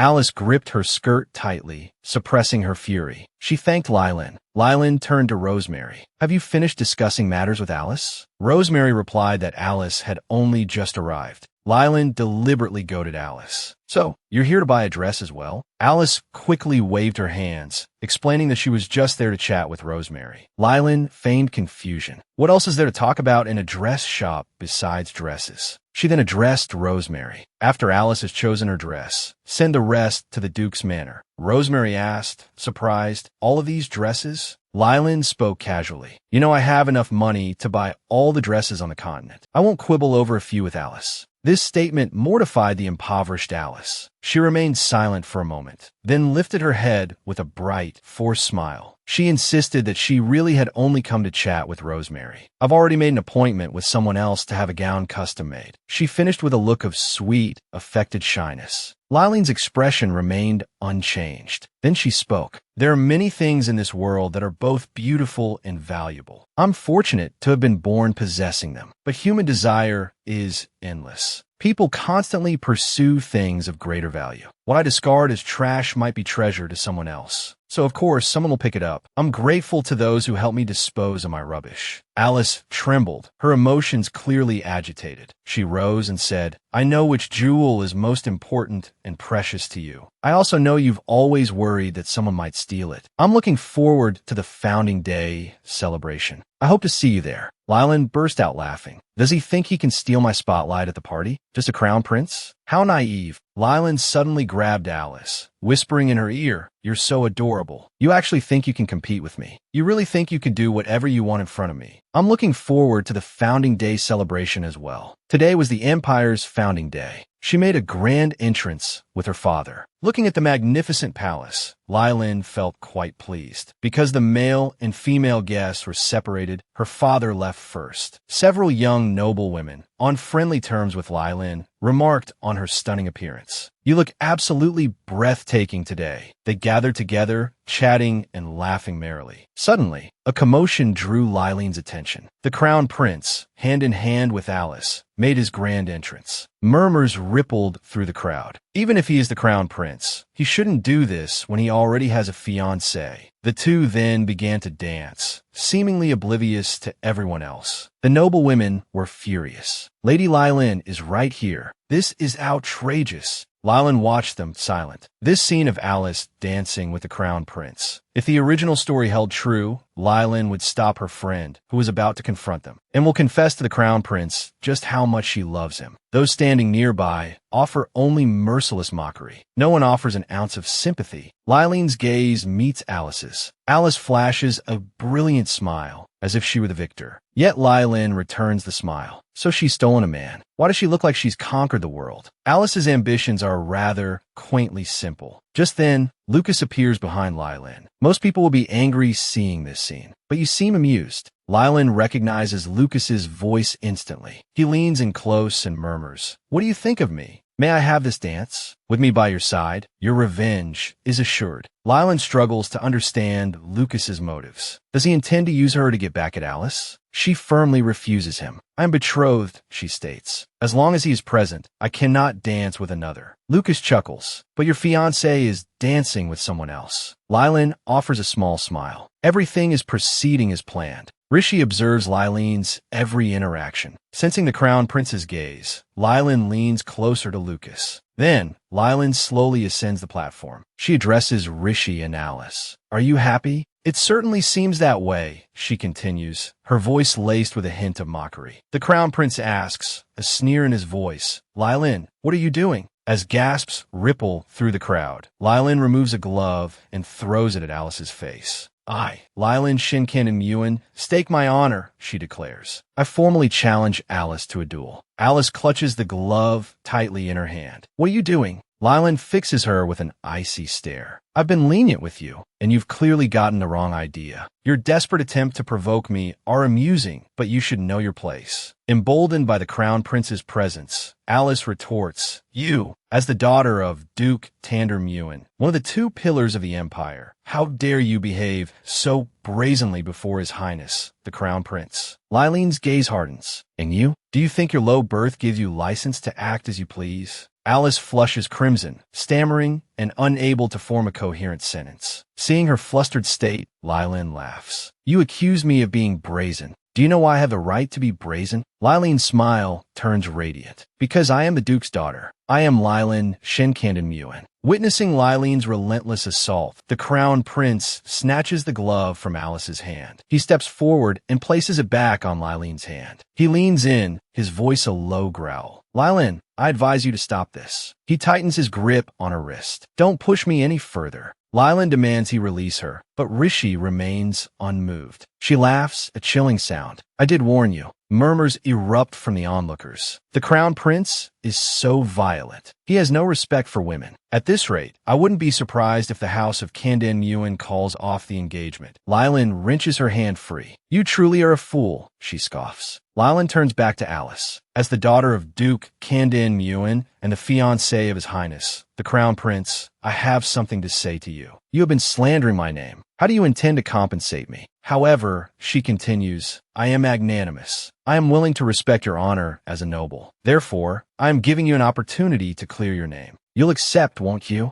Lilene's mind races. Training a knight requires a substantial investment, and Alice's family would never spend such a sum for her. Alice, I will ruin you. Seeing Alice's silence, Lilene strokes her hair, her voice a silken whisper. If you lose this duel and become a noble unable to defend her own honor, you won't dare show your face before me again, will you? Alice turns away, refusing the duel. Lilene leans in close, her voice a breath against Alice's ear. Accepting the duel is better than facing ruin. From this day forward, I will show you no mercy. Rishi finally understood Lilene's intentions. So you obediently agreed that day just to do this, he said. Lilene smiled contemptuously. You're just realizing that now? There are plenty more interesting things to come. Should I just finish off the Conrad family today? Or, she continued, her voice dripping with malice, would you like to see me chop off her pretty little hands and feet? These words further enraged Rishi. He abruptly pulled Lilene away. He stood between Lilene and Alice. Lilene smiled serenely. Your Highness, don't get so agitated. You're both at fault in this matter. I'll be sure to present you with a fitting gift as well. So please, before I begin. Her words cut off as she grabbed his tie, her voice sharp. Let go of me. As the two faced off, another of the Empire's dukes, Isabel, head of the Carolus family, watched the scene unfold. Duke Muin stepped forward, separating the two. He wouldn't tolerate such disrespect, especially not towards his precious daughter. Rishi glared at the two dukes. Are you two trying to insult me today? He shouted. Isabel responded angrily. She is Lady Shinkan Muin, betrothed to you. You cannot insult her like this. Lady Lilene, Isabel declared, I am willing to be a witness to your duel. Furthermore, this duel concerns the honor of your families. You cannot seek help from others. You can only rely on the strength of your own families. Isabel's words were a blow to Alice. Isabel then took her leave. Rishi turned to Lilene. Now you've gotten what you wanted. Happy. Lilene retorted, aren't I merciful? With my status, I could have been much more ruthless, but I chose to show some restraint. So don't provoke me any further, she warned, then departed with her father. Her father, looking at the Crown Prince and Alice, declared vehemently, the Muin family will not let this matter rest. Lilene's heart warmed. Having a doting father was truly a blessing. Meanwhile, Lucas, watching from below, was once again captivated by Lilene's powerful charisma. Lilene sat alone on the empty rooftop, lost in thought. Suddenly, a voice startled her. "Why are you all alone up here? You look so forlorn." Lylan jumped, thinking it was some kind of ghost. The next moment, a hand reached over the railing. Lylan stumbled back, thoroughly frightened. Lucas peered over the edge. "I always seem to startle you. I apologize. I wanted to talk to you, but I couldn't very well knock." Lylan realized he was right. A man entering her room would inevitably lead to misunderstandings. Seeing her silence, Lucas feigned hurt. "If you'd rather be alone, I'll leave." His handsome features were truly captivating. "It's all right," Lylan blurted out. "You can stay." Looking down, she asked, "How did you even get up here?" "It's several stories high." Lucas helped her regain her balance. "No offense, but that's quite dangerous." The atmosphere suddenly shifted, becoming charged. Music drifted up from below. Lucas held her arm. Captivated by his good looks, Lylan unconsciously twirled as he guided her. "Please, Lady Lylan, have a seat," Lucas said gently. "Your heels are so high. Your feet must be aching." Lylan asked him why he was there. Lucas countered with a question of his own. "Am I not allowed to be here? I simply wanted to see you. I was prepared to leave if you sent me away, but you didn't." Confused, Lylan asked, "Did you need something?" Lucas suddenly became shy. "Actually, I'd like to get to know you better." Lylan responded coolly. "Is there a need for you to know me?" The wind rustled through their hair as Lucas looked down at her, their eyes meeting. Lucas chuckled. "You're certainly enigmatic." As soon as he finished speaking, Lylan dismissed him. "If there's nothing else, please leave. I'd like to be alone to gather my thoughts." "Wait," Lucas said nervously. "I have something important to tell you." Lylan suspected he was just making excuses. In her mind, she began to replay the day's events. Neither the Crown Prince nor Alice had actually taken any direct action against her. This improper behavior is now public knowledge. They can't possibly be so calm, unless they're confident they can resolve this predicament. This novel is about Alice returning to the past. Could she have known what would happen today all along? Did she perhaps see the original storyline in the future, knowing this would end in a farce, with her as the ultimate victor? Is that why she feels so assured? The stinging sensation in her hand irritated Lylan. The most baffling thing was that the Crown Prince, Rishi, is the novel's male lead. What was the author thinking? How could they write such a preposterous story? Lylan suddenly remembered. The novel's keywords included reversal. Could it be? Did Alice have another path she could take? Lucas looked at Lylan sincerely. "I remember what I wanted to say. That person who enslaves the beast folk, are you just going to let them be?" Lylan admitted she was also troubled by this, but had no solution. Lucas tilted his head. "You're acting according to plan now? You're not as impulsive as before." Lylan said disdainfully, "Even if I'm wealthy, I don't want to waste my money on that scoundrel." Lucas suggested, "To deal with that kind of villain, you can absolutely use your authority to suppress them." Lylan asked, "How should I do that?" Lucas replied, "I can help you, but I get 10% of the money seized from him." Lylan, curious, asked, "So, how exactly are you going to help me?" Lucas hummed a tune, playing coy. "You'll find out soon enough." Lylan muttered under her breath, "I was just thinking about how to deal with that person. Since you're offering to help, I'll naturally accept." Lucas, watching the contemplative Lylan, said softly, "Do you know how much of a contrast you are? Right now, you're very cute, like a naive little sister. But sometimes, you're like a true duchess. These two sides are truly unique." Just then, the surrounding music started up again. Lucas stood from the sofa, straightened his clothes, and said to Lylan, "May I have this dance?" Lylan asked, "Why are you so insistent on dancing?" Lucas looked at Lylan earnestly. "I want to know if my feelings will change after dancing with you." However, Lylan brushed past Lucas and walked straight ahead. "Are you really going to dance here?" Lucas replied, "We can hear the music, can't we?" Lylan said, "If anyone sees us, they'll think we're secretly on a date." Lucas grabbed Lylan's hand. "So what? Can't the daughter of Duke Tandermuen, upset over her fiancé's infidelity, have a rendezvous with a handsome viscount?" Lylan looked up at Lucas. Their eyes met, and the atmosphere became charged once more. The music swelled, and they began to dance. Suddenly, Lylan stopped Lucas. He asked urgently, "What's wrong?" Lylan's gaze drifted. "It's nothing. I'm just a little tired." Lucas sensed something. He grasped Lylan's hand, his voice filled with concern. "Why didn't you say something earlier? It must hurt so much being injured like this." Lucas realized. Is this why you were hiding here alone?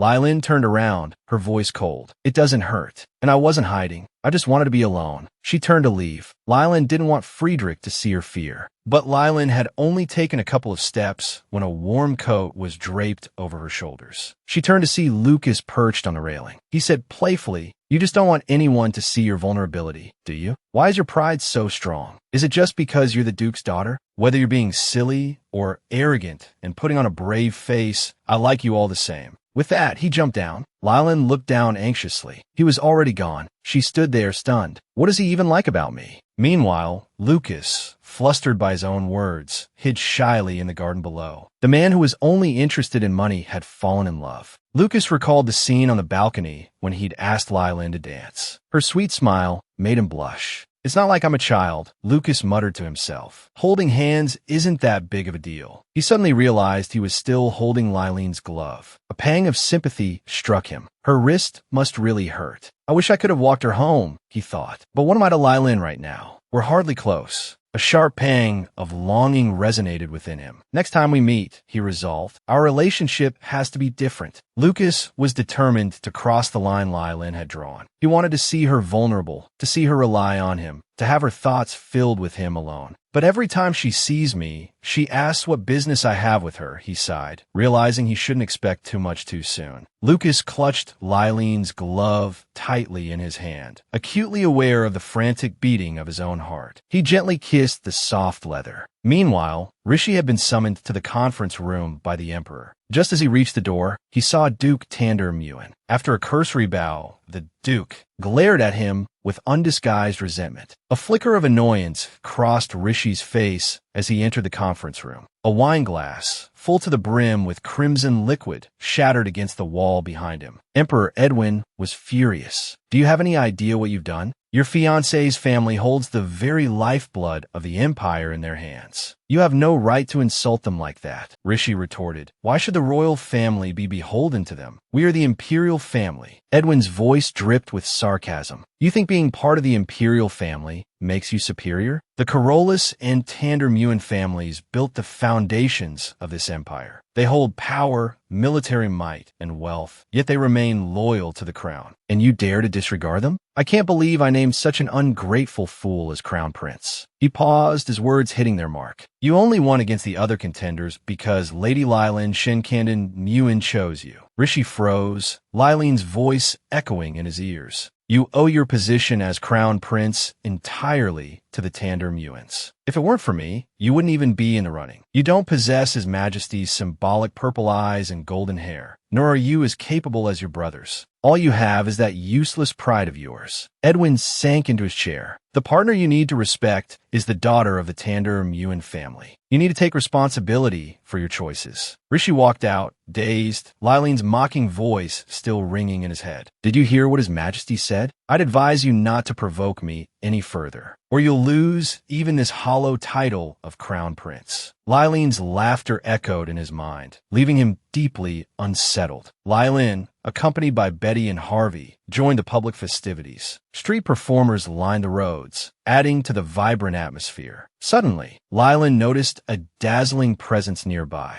They looked up and saw the familiar figure of Cashin. He was as handsome as ever. Lylin noticed a small boy beside Cashin. The boy turned, and Lylin saw he was the spitting image of Cashin. Just then, Cashin noticed Lylin. Feeling a blush creep up her cheeks, she hid behind Betty, muttering, I was just watching the performance. Cashin approached, a slightly disheartened expression on his face. Did I disturb you? He asked. Lylin quickly denied it. Then, noticing the little boy, she asked in surprise, Cashin, are you married? They looked so alike. It was the only explanation she could think of. I've been harboring feelings for a married man. How sinful of me. Cashin looked taken aback. I'm not married, he clarified. This is my younger brother. Relief washed over Lylin. Just then, the little boy buried his face in Cashin's chest. I'm sorry, Cashin explained. He's a bit shy. Lylin panicked. Did I scare him? How am I supposed to interact with children? Suddenly, an idea struck her. She bought some cotton candy from a nearby stall. Would you like some cotton candy? she offered. Cashin looked at Harvey and his brother playing in the distance. They seem to be having fun, he observed. Lylan responded involuntarily, yes, it's good. Thankfully, she stopped herself before finishing the sentence. She almost blurted out, husband. The atmosphere had felt strangely like that of a long-married couple watching their children play. Cashin felt a pang of guilt, thinking he'd caused Lylan trouble. Lylan waved her hand dismissively. Not at all. I offer them the cotton candy. Seeing them enjoy it makes me happy too. Cashin looked at Lylan sincerely and thanked her. Meanwhile, Lylan's mind drifted to the original story's plot. According to the novel, during the festivities, Alice would encounter Lucas, Rishi, and a golden-haired knight on a white horse. There would even be a magician. This was supposed to be the peak of Alice's romantic opportunities. Cashin, wasn't he supposed to be one of the fish in Alice's pond? Just then, Cashin asked, what do you think of the festivities? Is it different from a noble's banquet? Lylan, observing the joyful scene unfolding before her, replied, it's certainly very different from a noble's party. There's no ballroom, yet they can dance freely in the square. They seem genuinely happy and free. Having spoken, Lylan paused, a thoughtful expression settling on her face. Had she ever been free? A sudden, unsettling thought struck her. Whether in this dream or the original novel, she'd never lived according to her own will. She remembered bits and pieces of other things, but nothing about the Crown Prince. Lylan felt certain a significant secret lay hidden within this missing piece. Even if she could act freely now, perhaps she was nothing more than a puppet. Noticing Lylan's serious expression, Cashin extended his hand. Would you care to dance with me? Just follow the rhythm. Don't worry about the steps. I'll lead you. You needn't worry. Lylan placed her hand in Cashin's, a smile gracing her lips. His words were reassuring. As the music began, she danced lightly, guided by Cashin. Lylan felt as if she were floating. A gentle breeze swept past. Cashin looked like an angel descended from the heavens. Captivated by his beauty, Lylan blurted out, who are you really?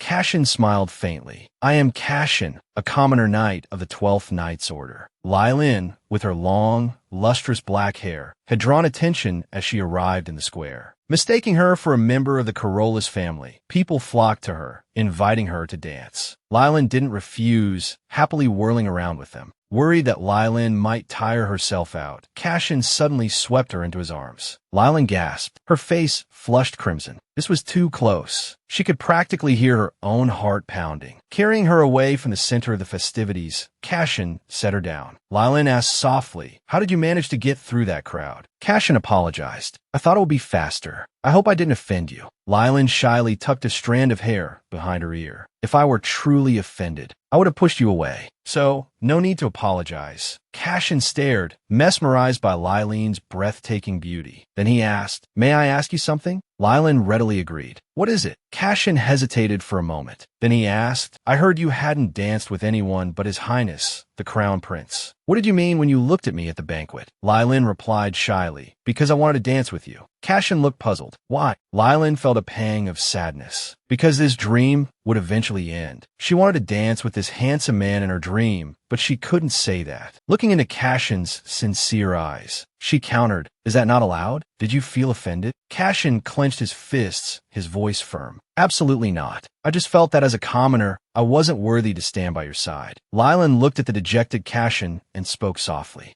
This might sound strange, but I have to say it. Lylan took Cashin's hand. I believe that relationships between people have nothing to do with social status. As long as two people connect and feel comfortable together, they can be friends. So, we can be friends too, Lylan said awkwardly, seeing Cashin staring at her silently. It feels a little strange coming from me. Lylan felt a pang of sadness. After all, she came from a society without status or rank restrictions. However, to her surprise, Cashin took Lylan's hand. Then, kneeling on one knee, he asked, may I have this dance with you at the next ball? Faced with Cashin's invitation, Lylan was flustered. Seeing her hesitation, Cashin became a little anxious. Are you unwilling? Lylan quickly waved her hands. I thought you didn't like me. After all, I meddled before and offended you. Cashin spoke with guilt. I truly regret it. I was too caught up in my own insecurities. That's why I didn't realize before how radiant you are. Lylan was taken aback. He could smile so genuinely. But like this, Lylin felt like she had become the heroine of this novel. Elsewhere, a blonde-haired man was also in the square. Alice smiled faintly. Taking the man's hand, she said, "Sir Knight, there's something I'd like to ask of you." Alice gazed at the man with an innocent expression. "Could we meet the day after the festivities end?" Lylin, having been invited, arrived at the home of her idol, Carolus. Just as she was about to open the door, she bumped into Carolus himself. Lylin quickly curtsied, so nervous that her words stumbled. Carolus welcomed her with a smile. Lylin was overjoyed to see Carolus again in person. Carolus asked gently, "Who did you inherit your hair color from?" Lylin replied that she inherited it from her grandmother. Carolus's eyes widened in realization. "So, you inherited Aunt Rosh's hair color." "The last time I saw Duke Tander Mewen, he seemed to be using appearance magic." Lylin was puzzled. "What's appearance magic?" Carolus explained. "Born into the Tander Mewen family, yet possessing the black hair of the Carolus family and the purple eyes of the royal family. There were bound to be questions about your lineage. Your father, fearing you'd be hurt, used appearance magic to alter his appearance." Lylin was deeply moved. Her father had changed his appearance for her. Carolus continued, "I admired your actions at the founding celebration." He then asked Lylin, "Do you know of a woman called a hero, Leah Alicia in Carolus?" Leah Alicia in Carolus? Lylin said, "I only know that she killed the tyrant Baimond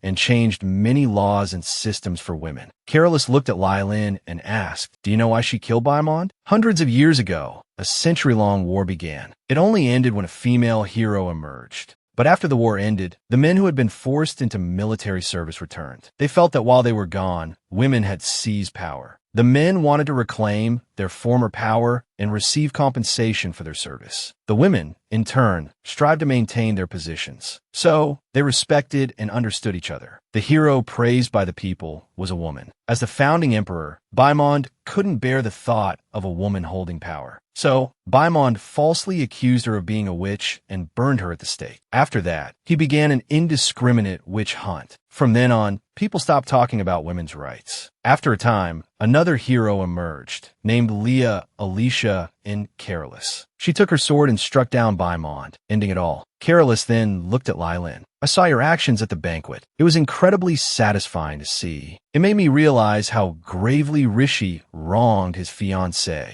Do women not deserve respect? Having been engaged, they should treat each other with respect. But the male nobles don't think so. They can take lovers, while women must endure." He then cautioned Lylin, "However, there are some things you should understand. Even though Miss Conrad was wrong and damaged your reputation, it takes two to tango." Lylin smiled. "I know, and I'll make her pay the price." Carolus praised her. "You're so intelligent. I'm sure you'll handle it well." "Your actions that day surely delighted many noble ladies," Carolus began, his voice thoughtful. "But you were only able to do that because of your high standing." Lylin lowered her head, contemplating her actions and their implications in this era. Such defiance was unthinkable for most. They would be consumed by shame if their partner were unfaithful. Carolus addressed Lylin formally. "Could I ask you a favor? I'll soon be passing my title to my son and returning to the capital. Could you, like me, stand up for the weak?" Lylin understood. Even if she hadn't been the one present that day, Duke Carolus would have stepped in. He was a true nobleman. A wave of shame washed over Lylin. She, too, was a noble, yet she hadn't fulfilled her duties, lost as she was in her own pleasant dreams. Lylin rose, her voice firm. "I will." Carolus grasped her hand. "Hearing you say, that puts my mind at ease." He continued, "I'll have my son serve as a witness for the duel." Then, with a shift in tone, "Have you considered marrying my son? I'm quite fond of you, you see. I'd love to keep you by my side." Their conversation flowed until it was time for Lylin to take her leave. Lylin had intended to continue drifting in her pleasant dream, but now she felt she couldn't anymore. It was time to dedicate herself to her studies. Having resolved to study diligently, Lylin now found herself on the verge of tears, her head feeling as if it might explode. Betty offered her a sympathetic consolation. "Perhaps you should rest for a while, Mississippi." But Lylin refused to yield to comfort. There was still so much to learn. "The duel with Lady Alice is fast approaching," Betty reminded her. Lylin's spirits instantly lifted. The time for revenge was drawing near. After dealing with Alice, the Crown Prince would be next. She would be busy then, so she had to make the most of this time. Betty, Lylin instructed, find me all the documents related to the Tander Mewen estate. Betty looked puzzled. Why the sudden interest in these matters, miss? You used to love shopping, but you haven't gone lately. I just feel I can't continue idling my time away, Lylin explained. I'm the daughter of the Duke Tander Mewen, after all. I'm trying to find my place, my duties, as the Duke's daughter. As Betty left the room, she couldn't help but marvel. Miss has changed so much. Regardless, I will do my utmost to support Miss in becoming the Duchess. Betty found the steward and explained the situation. Overwhelmed with emotion, the steward declared, I'll have someone deliver the documents to Miss as soon as possible. Back in her room, Lylin felt utterly exhausted. Just then, Harvey, dressed in fresh clothes, appeared at the door. Stretching languidly, Lylin noticed the book in Harvey's hands. What's it you have there? She asked. Leon gave it to me, Harvey replied. Touched, Lylin responded. So you're studying too? What's it about? Seeing Harvey's flustered expression, Lylin approached him reassuringly. Do you remember? I once told you that if you ever had something you wanted to do, you should tell me. Harvey lowered his head. Lylin, he confessed. I want to learn how to read. Lylin's face lit up with determination. No problem. I'll find you a tutor. We'll study hard together. Harvey promised to apply himself diligently, silently vowing to protect Lylin always. Later that afternoon, someone announced the arrival of Careless's son. Surprised by how quickly the time had passed, Lylin asked, Lucy, what news of the Crown Prince? I hear he hasn't left the palace since Founder's Day, Lucy replied. Lylin smiled faintly. So the Crown Prince is thin-skinned, is he? And what's the public opinion of him? The main concern is whether he's capable of being the next emperor if he can't even handle a matter like this, Lucy explained. Lylin bristled. Handle it? Are they saying that infidelity is acceptable as long as you don't get caught? It seems if I don't take action, this whole affair will simply blow over. Lucy continued. As for Lady Alice, nearly all the noble women are ostracizing her. They condemn her immoral behavior at every gathering, large or small. The noble women are using this opportunity to eradicate such impropriety, and Lady Alice has become their target. Lylin smiled. So, the Crown Prince is hiding, afraid to show his face, and Alice is finding it difficult to appear in society. It seems that after today's duel, I'll finally be completely free. Seeing Lylin about to leave, Betty hurried forward. I haven't finished helping you get ready. Lylin looked at Betty with a playful smile. I'm already beautiful, aren't I? You don't need to put so much effort into it. What if I end up dazzling Sir Careless with my beauty? The door to the drawing room slowly opened. Careless smiled. It's been a while. Lylin froze, memories flashing through her mind. It seemed Sir Careless had confessed his feelings for her before. The feeling was strangely familiar. She returned his greeting. Careless laughed heartily. You're still so formal, but I'm truly happy to see you. Belrad stared at Lylin. We haven't spoken in ages. Don't tell me you're not welcoming me. Lylin felt a shiver run down her spine. Belrad looked a little hurt. You're really wearing your disgust on your sleeve, aren't you? Lylin took out a mirror and examined her stiff expression. It was likely a reflex. She forced herself to remember what had happened between them. At a previous ball, Lylin had lashed out at Belrad. Sir Belrad, as a nobleman, please show me some respect. Belrad had retorted. Then why don't you be a little more casual with me? While Lylin was lost in thought, Belrad spoke softly. You're still the same stiff, noble lady. Lylin marched up to him, fuming. How rude. You know I don't like it, yet you insist on forcing me to change. Faced with Lylin's scolding, Belrad actually looked pleased. Before, you wouldn't even give me the time of day. Now you're actually arguing with me. You really aren't like other women. So strong-willed, reckless, and arrogant. And what's amazing is that you never back down in front of me. Lylin retorted without missing a beat. You're not like other men either. Unreasonable, thick-skinned, and you never back down in front of me either. Belrad was momentarily speechless. He quickly ushered Lylin to sit down and explained that his earlier comments weren't meant to be sarcastic. He then scratched his head, shyly apologizing. He added, could you reconsider that matter? Lylin said she didn't remember. Belrad looked puzzled. Isn't a proposal supposed to be memorable?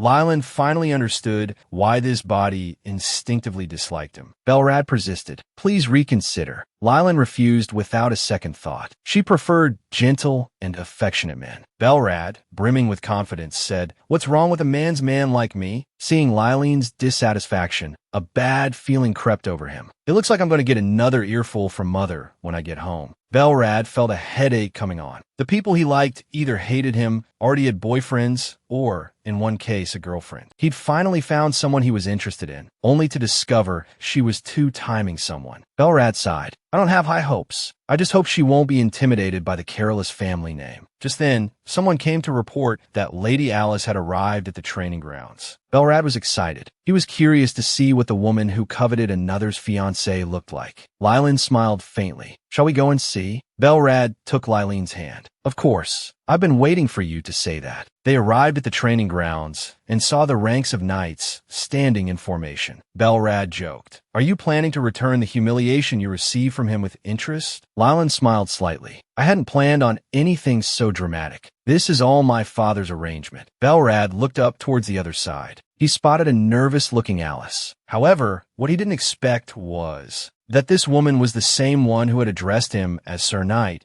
and constantly presented an innocent facade, making his heart flutter, the mysterious noble lady. Upon seeing Belrad, Alice spoke. Sir Knight, so you're from the Careless family. You had blonde hair before. Are you here to help me? Belrad smiled faintly without replying. Alice expressed her gratitude. However, the next moment, Belrad spoke coldly. Not at all. I'm here as a witness and judge of this duel, to pass judgment on your improper conduct. Lylene was taken aback by Alice and Belrad's conversation. She hadn't expected them to know each other. A sudden flash of insight struck her. Belrad was another one of Alice's pawns. No wonder Alice had been so quiet lately. He's quite impressive, Lylene thought to herself, finding a backer so quickly. Lylene was about to make a sarcastic remark when she noticed the murderous look Belrad was giving Alice. Fearing trouble, Lylene immediately stepped between them. Sir Belrad, she said, please calm down. But Belrad seemed not to hear her. How dare you use people like this, he roared. You're despicable. Seeing Belrad's fury, a memory from the original Lylene suddenly surfaced in her mind. Belrad, his eyes icy, questioning her, his sword lunging towards her. Instinctively, Lylene grabbed Belrad's collar. Stop, she yelled. She stumbled, nearly falling. I'm all right, she said, regaining her balance. Just startled. I thought you were about to attack Alice. The knights in the training grounds, witnessing the commotion, quickly drew their swords and surrounded Belrad. Belrad looked surprised and apologized to Lylene. Seeing his dejection, Lylene said softly, I really am fine. She turned and walked away, a sharp pang in her chest. Was that Lylene's memory? She wondered. Sitting down, she prepared to watch how Alice would handle Belrad's accusations. Alice immediately claimed she was wrongly accused. Belrad asked, a hint of mockery in his voice. Entering with a man who has a fiancé, isn't that improper? Alice turned on the waterworks. The Crown Prince forced me, she sobbed. I had no choice. I couldn't refuse his invitation. Belrad's voice was cold. And you think you have the right to insult Lady Lylene Tandermuen after that? And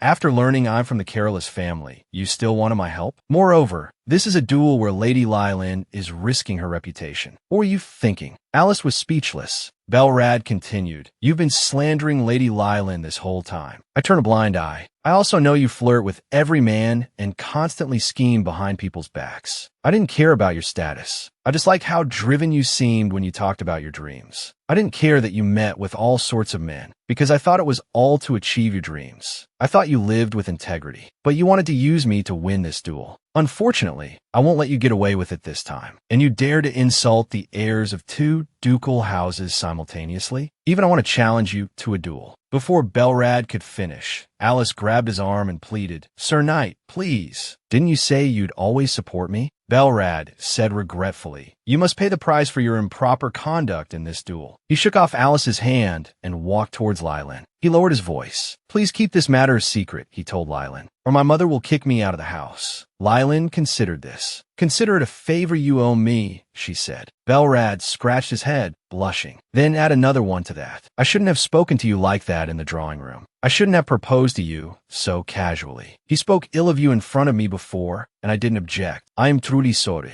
Lylene smiled faintly. It seems I'll be receiving a lot of help from the Careless family in the future. You needn't apologize. I'll be collecting on those favors with interest. Seeing Lylene's magnanimity, Belrad laughed. I can't believe I came here as a judge and ended up owing you 3 favors. I suppose I'm not needed here anymore. To be honest, I don't want to stay here. Lylin replied, thank you for your help today. Belrad turned and left without a backward glance. Alice watched him go, her face a mask of disbelief. She clutched her dress, muttering, how could you? Why would you do this? Lylin, why are you interfering with me? Lylin looked at the stunned Alice and asked, does anyone still support you now? Alice trembled with rage, her hands clenching the fabric of her skirt. Lylin approached Alice, her voice soft. Let's end this here. In the next instant, Alice, as if seized by madness, grabbed Lylin. What are you plotting? Why are you doing this? Don't you have something you want? 2 knights immediately intervened, restraining the out-of-control Alice. Alice's sudden action nearly sent Lylin tumbling. Anger flared within her. How dare you be so rude to me? As for what I just want you and the Crown Prince to stay away from me. Betty, standing nearby, spoke indignantly. How dare this woman be so disrespectful to my lady? Lylin was still contemplating how to deal with Alice. Letting her go wasn't out of the question. But if she did, she would undoubtedly be mocked for being a pushover. Then Lylin had a sudden realization. She was supposed to be the villainess, after all. She then instructed Betty, inform every clothing store in the capital that they are forbidden from using Alice's fabrics. Anyone who does will be considered an enemy of the Candamerwin family. Alice, her face etched with astonishment, demanded, what are you doing? Seeing her continued insolence, Lylin continued, also, contact the suppliers for her perfume shops. I'm buying their entire inventory. Alice struggled, crying out Lylin's name over and over. Lylin leaned closer, her voice icy. Alice, do you still not understand the situation? However, instead of anger, Alice laughed. If you dare do this, the Crown Prince won't let you get away with it. Before Alice could finish, Lylin continued her instructions to Betty. Buy all the properties under Alice's name and evict everyone living there. Now Alice panicked. You're supposed to be obsessed with the Crown Prince. I know everything. Without him, you won't get anything you want. But the Lylin of the present was different. She now had confirmation. Alice had indeed been reborn. However, the future Alice foresaw was being rewritten. With a flourish, Lylin produced a promissory note. Issuing a loan isn't a bad idea either. Transfer all the debts under her family's name to mine. Alice declared that Lylin was insane. Lylin retorted mockingly, you're the one who's insane. How dare you be so impudent with me? Do you think I'll indulge you? Despite her words, Lylin secretly hoped Alice would apologize and she could let her go. Unexpectedly, Alice broke free from the knight's grasp and rammed her head directly into Lylin's abdomen. The searing pain ignited Lylin's fury. She lashed out, a resounding slap echoing in the air.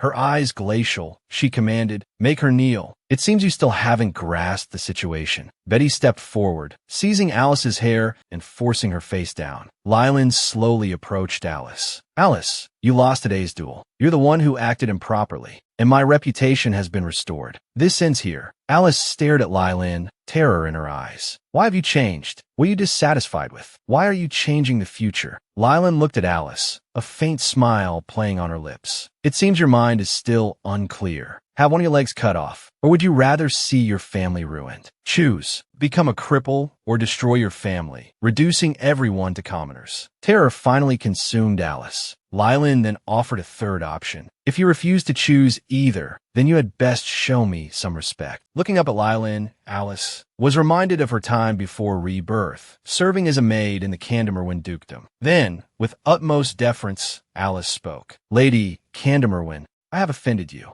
Please forgive me. Seeing her objective achieved, Lylin had someone help Alice up and instructed Betty to rescind her earlier orders. Witnessing Lylin's magnanimity, Betty was indignant. What deep-seated grudge do you have against Alice? I didn't understand a word she said. Lylin was equally perplexed, recalling Alice's words. That Lylin had some ulterior motive for pursuing the Crown Prince. It seemed this was the reason Alice had been so intent on besting her. But what past grievance could have driven Alice to treat Lylin this way? Then, the image of the clownish Crown Prince, manipulated by Alice and losing everything for so-called love, flashed through her mind. What a fool. But what Lylin couldn't understand was what the original Lylin had wanted. What had she done in Alice's previous life? Now that Alice had been judged for coveting what belonged to others, Lylin wondered what punishment the Crown Prince deserved. Should she act more on her whims from now on? With that thought, Lylin gently plucked a rose. The fragrant aroma solidified her resolve. She instructed Betty to prepare the carriage. Lylin was going to the palace to end all of this herself. Clad in a vibrant crimson gown, complemented by a black lace hat, she exuded an air of undeniable elegance. Meanwhile, the Crown Prince, still reeling from the infidelity scandal, spent his days drowning his sorrows in drink. A servant entered, announcing that Lady Lylin of the Candame, when Duchy, requested an audience. The Crown Prince, taken aback, quickly dressed and hurried downstairs to meet Lylin. Lylin spoke first. I've thought long and hard, and I truly can't decide what I should take from you. At this, the arrogance Lihi had displayed before returned. You think you could take something from me? Lylin declared formally. I, Lylin Shinkander Kaname I, hereby announce the dissolution of my engagement to your highness. Lihi was utterly stunned. He scoffed. Is that how you speak to me? Lylin, holding a wine glass, replied coldly. Even if you are the Crown Prince, you cannot look down on me. I am Lylin Shinkander Kaname I, after all. After a moment of silence, Lihi rose to leave. I'll pretend I didn't hear that. Lylin shrugged, appearing indifferent. Even if you didn't hear it, it doesn't matter. I can find no reason to continue this engagement. Therefore, I've decided to end it. Lihi stood frozen. But you said you loved me. Lylin stated plainly, I don't love your highness. Lihi, his voice rising with emotion, repeated, You're lying. You always said you loved me. Lylin's patience finally snapped. Anyone would think you were the one deeply in love. She grabbed a large bottle of red wine and drank half of it in one go. Then, stepping closer to Lihi, she said, You should be thanking me. I could have ended this engagement that day and humiliated you. But thanks to the Duchess's intervention, I missed my chance. I'll send the documents over as soon as I return. Please see to them promptly. As Lylin turned to leave, Lihi slammed his hand on the table in a fit of rage. Why have you suddenly changed? You were so good to me before. Was it all just to cast me aside like this? Lylin leaned in, dabbing at the spilled wine on Lihi's hand with a handkerchief. She whispered, I've had enough of you. I won't help you anymore. I'm taking back everything I've invested in you. Then, suddenly close to his ear, she breathed, The reason is, I've changed my heart. Lihi gripped her arm, pleading, Don't go. He pulled her towards him, and the atmosphere shifted, suddenly charged. This led Lihi to believe that Lylin still harbored some affection for him. But the irony was lost on him as Lylin laughed coldly. Don't misunderstand. I never loved you. Lihi, now beyond caring about his pride, pleaded, You have to love me, Lylin. If you need respect, I can give it to you. If you want me to break up with Alice, I could do that too. Do you want to hear sweet nothings? Or do you want something else? Lylin reached out and caressed Lihi's face. Will you give me anything I want? Lihi smiled. Tell me what it is. In the next moment, Lylin gently pressed her fingers against his lips. You don't have to do anything. Just stay put. I told you not to provoke me anymore. From now on, the Kandamewan family will no longer support the Crown Prince. So, I'm not going through with this marriage. Free from the engagement, Lylin felt a wave of exhilaration. She was about to leave with Betty when Lihi clutched her hat, roaring, Lylin, you can't just leave. You can't leave me. The sudden outburst sent a shiver down Lylin's spine. A memory, one that shouldn't exist, flashed through her mind. In the memory, Lylin and Lihi appeared deeply in love. Lylin stared, bewildered, unable to comprehend the vision. It left her with a profound sense of unease. Lihi slowly approached Lylin. Without my permission, he said coldly, you can neither act freely, nor escape, nor defy me. Lylin gave a scornful laugh. It seems the punishment I gave you is too light. If you think being the Crown Prince allows you to treat me however you please, then I'll pull you down from that position and crush you under my heel. Lylin's words filled Lihi with rage and indignation. How dare you be so insolent? An almost magical aura emanated from Lihi, making Lylin gasp for breath. The hat he held in his hand began to smolder. In the next instant, Belrad stepped forward, his sword intercepting Lihi's power. Belrad glared at Lihi. I'm truly disappointed in you.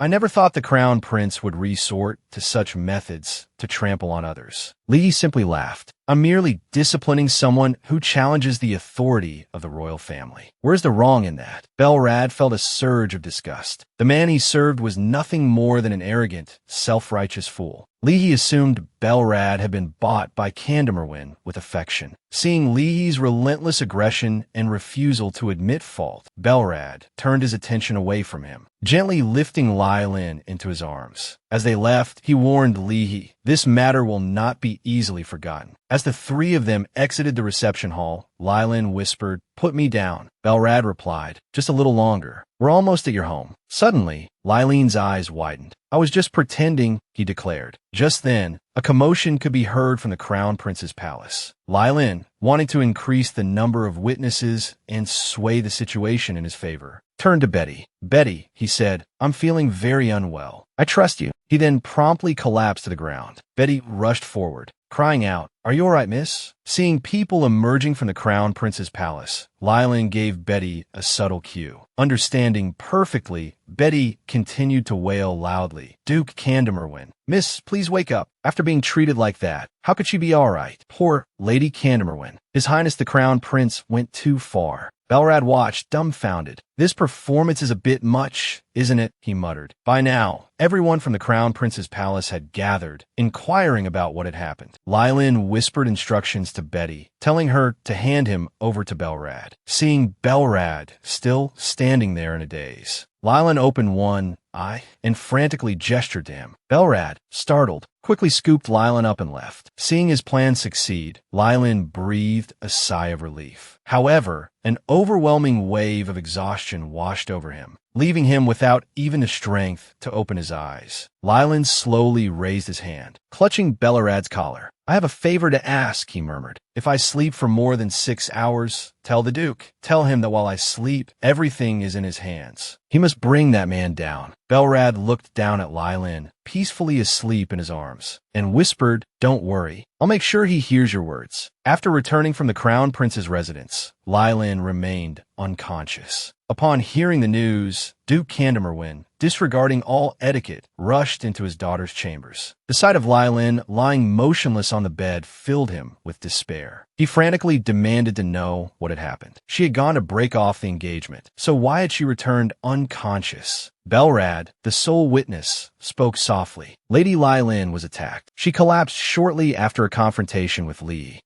I couldn't stop it. I'm sorry." Duke Candamerwin gently patted Lylin's hand, then stood. "There's no need for apologies. Tell me everything you know." After the two had spoken for a while, the Duke wrung out a cloth with a fierce grip. "I like to tear that Crown Prince to shreds," he growled, then gently bathed Lylin's sleeping face. Then Belrad spoke. "Lady Lylin asked me to relay a message. If she didn't wake within 6 hours, she wanted you to bring that man down for her." The attending physician interjected, "Lady Lylin will not be waking anytime soon." The Duke knew that the longer this dragged on, the more likely it was to be buried and forgotten. Then, speaking gently to Lylin, she said, "You can rest assured. Don't be upset that you couldn't handle it yourself." The Duke was about to leave when Lucy stopped him. Lucy whispered in the Duke's ear, "The palace is in chaos. Many people in the palace say they saw Miss Lylin collapse after leaving the Crown Prince's reception room." Lylin's move surprised the Duke. He hadn't expected her to faint in front of everyone, despite being cornered. The Duke of Candamerwin swore to himself, "If I can't pull that bastard down as my daughter wishes, then I'm not worthy of the name Candamerwin." Meanwhile, Lylin slowly opened her eyes. However, she found herself in unfamiliar surroundings. Just as she was about to get up and leave, a pair of warm arms embraced her. Holding her close, a gentle voice whispered, "I'm sorry. I couldn't protect you. I'm still too weak." Lylin felt an unprecedented warmth, pushing all her troubles aside. She wanted to drift back to sleep. Just then, a fist shattered the peaceful moment. A figure emerged, snarling, "Did you think I gave you my body so you could sleep?" Lylin was startled to see her original self. The original Lylin raised her arm and snapped, "Wake up!" She then slapped the time-traveling Lylin across the face. With that, Lylin, the real world, abruptly sat up. Feeling the stinging pain on her cheek, she realized it hadn't been a dream. She'd been slapped. Then she saw Harvey beside her. Looking at the sleeping kitten, Lylin felt a surge of warmth. She hugged Harvey tightly and drifted back to sleep. The next day, Lylin woke up feeling weak. Betty said, "You've been asleep for 2 whole days." Lylin was shocked. This was ridiculous. She still had to personally bring down the crown prince. She tried to get out of bed in a hurry, but a group of maids stopped her, urging her to stay in bed. Betty said with a sinister smile, "You absolutely cannot get out of bed until the examination is complete." Just then, the Duke arrived, looking exhausted and disheveled. As a doctor drew Lylin's blood, the Duke said sternly, "If I let that bastard off this time, then I'm not worthy of the name Candamerwin." Lylin shared her father's sentiment. She felt she shouldn't be wasting time here. But everyone was focused on the results of her examination. Lylin insisted she was fine. The doctor whispered in the Duke's ear, "Miss Lylin's condition has improved, but she shouldn't be getting out of bed yet." Lylin grew anxious. "I don't have time to lie here. I feel so useless. I said I'd bring him down myself, and now I'm stuck in bed." The Duke patted Lylin gently. "Exhaustion and distress are illnesses too. If you promise to rest, I'll let you get up." Lylin felt a surge of warmth at her father's concern. At that moment, Lucy arrived with a report. A letter had come from the palace. The Duke excused himself, reminding Lylin to take care of herself. Lylin finally relaxed. Feeling hungry, she asked Betty to prepare some food. By evening, Lylin lay in bed, feeling dejected. She was completely in the dark about what was happening. Lylin desperately wanted to know what had transpired over the past 2 days. She wanted to know if the crown prince had been deposed and what the public sentiment was. But her thoughts kept returning to her hunger. She'd been living on thin gruel all day. Suddenly, a delicious aroma wafted in. Lylin got out of bed and opened the balcony window. To her delight, a feast awaited her. Tears welled up in Lylin's eyes. "The heavens must pity me," she thought, "to send such a bounty." A chuckle broke her reverie. It was Lucas. He smiled. "You haven't changed a bit." Then, he playfully knocked on the door. "Speaking of guests," Lylin mused, "the steak pie you ordered is ready." She gestured to a nearby guard. Then, raising her voice, she called out, "Lianxing, there's a suspicious blue-haired person here." But turning back, she found the person gone. A flush of embarrassment crept up Lylin's neck. She quickly dismissed Lianxing.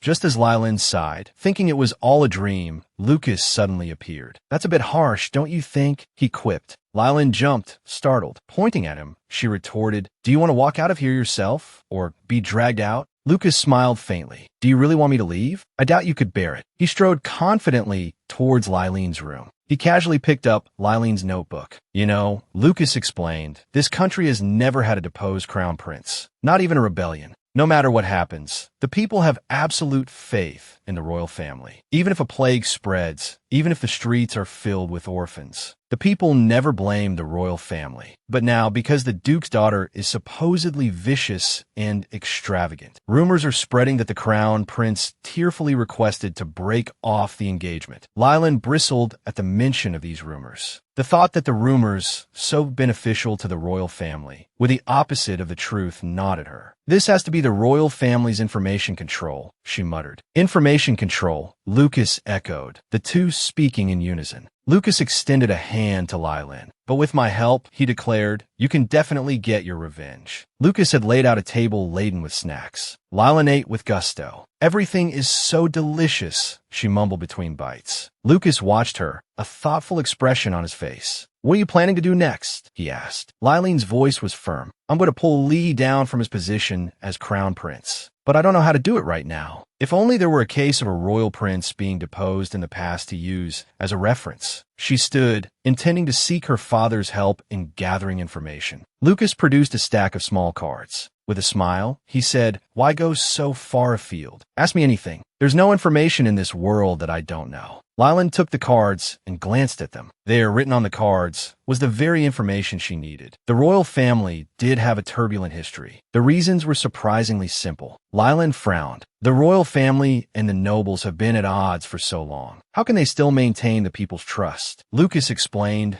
"The royal family and the 2 grand ducal families have always maintained a good public relationship, haven't they? But things are about to change. Your father is truly furious. He personally went to see the emperor, and in front of numerous witnesses, he declared that as long as Lihi remains crown prince, the Candamerwin family will not set foot in the palace. He's putting pressure on the royal family along with countless other nobles. Even the minor lords who don't usually participate in noble assemblies are expressing their dissatisfaction to the royal family. And with an expression I've never seen before in my life, he said, "Does he think my daughter is a fool? How dare he treat my precious daughter so carelessly? I will never forgive him." Lucas chuckled. I suppose only the Duke would dare speak to the Emperor like that. A sense of satisfaction warmed Lileen's heart. Lileen resolved to document everything Leahy had done to her and spread it throughout the Empire. This would make her an enemy of the royal family, putting her in a precarious position. "Lucas," she asked seriously, "how far are you willing to help me?" Lucas smiled. "You know, both the royal family and the Candamerwins occasionally buy information from me. As long as the price is right, there's no reason to refuse. I never lose an information war. So, how much are you willing to pay me?" Before Lileen could answer, Lucas smiled gently. "Just kidding. All you have to do is accept my help." Lileen was puzzled. Lucas knelt on one knee. "I will help you achieve all of this," he vowed. "I'll take care of gathering and spreading the information myself. Just tell me what to do. Only you can command me." Lileen flashed a mischievous smile. "How can you say such terrifying things? The most terrifying thing, isn't it a transaction without a price?" Lileen gently lifted Lucas's chin. "The head of the Information Guild is you. Consider this an investment in me. Cooperate, and I'll share the profits with you." Lucas chuckled, recalling something. "You're so reckless. I really can't handle you." Lileen stood up. "It seems I need to prepare a down payment. There's a scoundrel who took $3 billion from me and hasn't even paid the interest. I'm going to catch him." Lucas intended to handle it himself, but Lileen refused. She explained that she already had someone suitable in mind. This irked Lucas slightly. Still, he offered Lileen a piece of information free of charge: the address of Heinz's illegal gambling den. Lucas spoke gently. "Whenever you need me, I'll be on the balcony. I can appear at any time." That should be reassuring, right? As Lucas was about to leave, Lileen called out, "Don't sell good information to the Emperor. We're partners now, after all." Lucas burst out laughing. "Since we're partners, does that mean we can see each other often from now on?" This reaction surprised Lileen. Without further explanation, Lucas jumped from the balcony. Watching his retreating figure, Lileen smiled faintly. "I think he's the reckless one." Lileen went to the headquarters of the 12th Knights and found Tashivin. Tashivin asked, puzzled, "Lady Candamerwin, what brings you here?" Lileen replied, "It's a bit sudden, but I have a favor to ask." "Could we talk, handsome knight? Are you doing all right?" Tashivin inquired. "I know this is a bit presumptuous, but I've heard rumors. I heard that His Highness the Crown Prince is going to break off your engagement. I was worried you'd be heartbroken." Lileen shrugged nonchalantly. "Did you also hear that the wicked, extravagant Lady Candamerwin is causing trouble?" Tashivin said firmly, "Those are all lies. You're definitely not that kind of person." Lileen smiled faintly. "Don't believe those rumors. I was the one who initiated the breakup with the Crown Prince." Tashivin replied with a smile, "I only believe what you say." Tashivin then changed into plain clothes and accompanied Lileen and her group. He shared his investigation on Heinz. Heinz not only enslaved beastmen, but also ran a loan sharking operation. Those who couldn't pay their debts were sold into illegal. Not only that, Tashivin continued, any woman he takes a fancy to, he brings home. Among them are married women and even children. Lileen was shocked. He's committed so many crimes. Why hasn't the security force arrested him? Tashivin sighed, a hint of frustration in his voice. Because there's no evidence. We raided Heinz's illegal gambling den before, but they escaped as soon as we arrived. He then asked Lileen why she wanted to apprehend Heinz. Lileen responded angrily. Hearing that he used my money to open an illegal gambling den infuriates me. I want to save those who are suffering because of him. If the country won't do anything, I will destroy him. She then instructed Betty to bring out the documents. Inside were Heinz's seals, prepared by Lucas for Lileen. Lileen felt a pang of guilt, sensing that she was constantly being helped by Lucas. After settling the $3 billion IOU, the group arrived at the location of the illegal gambling den. Lileen, taking the lead, wanted to investigate the situation firsthand. Seeing a woman, the guard immediately grabbed Lileen's wrist. Are you here to pay off a debt? Or are you today's merchandise? In the next instant, Tashivin intervened, slamming the insolent guard against the wall. Then he asked, why did you entrust this matter to me? The truth was, Lileen hated seeing him looked down upon for his commoner status. She wanted to give him a chance to prove himself, but she couldn't say that aloud. After a moment's thought, Lylin replied, because I felt only you could handle this. Is that reason enough? Tashevin offered a slight smile. That's enough. Inside the gambling den, Heinz was cornering those who couldn't repay their debts. He was preparing to sell their daughters as commodities. Just then, the door burst open. Lylin wrinkled her nose in disgust. What a revolting smell. Heinz, seeing the Duke's daughter, looked bewildered. Lylin settled into a chair. Do you really not know? She asked. Pay me back immediately, you scoundrel. Heinz still attempted to feign ignorance. From behind her back, Lylin produced the promissory notes. Heinz's eyes widened. He had no recollection of ever stamping the documents. Lylin's voice dripped with disdain. The monthly interest is 50%. It's been exactly 3 months. So repay me, principal and interest. Heinz roared in indignation. But that money wasn't borrowed by me. Lylin's voice rose to match his. How dare you raise your voice at me? She snatched a nearby vase and hurled it at Heinz. You dare shout at me? And you have the audacity to use the Kandemerwin family's money to run an illegal gambling den? Prepare to be arrested. Heinz, thoroughly enraged, saw that Lylin had only brought 1 attendant and 3 night guards. He called for his men, intending to eliminate Lylin and her small escort. At that moment, Tashevin drew his sword. He swiftly incapacitated all those who dared to approach. Lylin glared at Heinz. You dare to threaten the Kandemerwin family's daughter? Heinz, fear creeping into his eyes, stammered. What have I done wrong? Just because she's the Duke's daughter, she can bully honest citizens? Lylin was speechless. Why were villains always so shameless? As the Duke's daughter, if I say you're guilty, then you are. The specific charges will be determined by the Empire's court. Sir Tashevin, I leave the rest to you.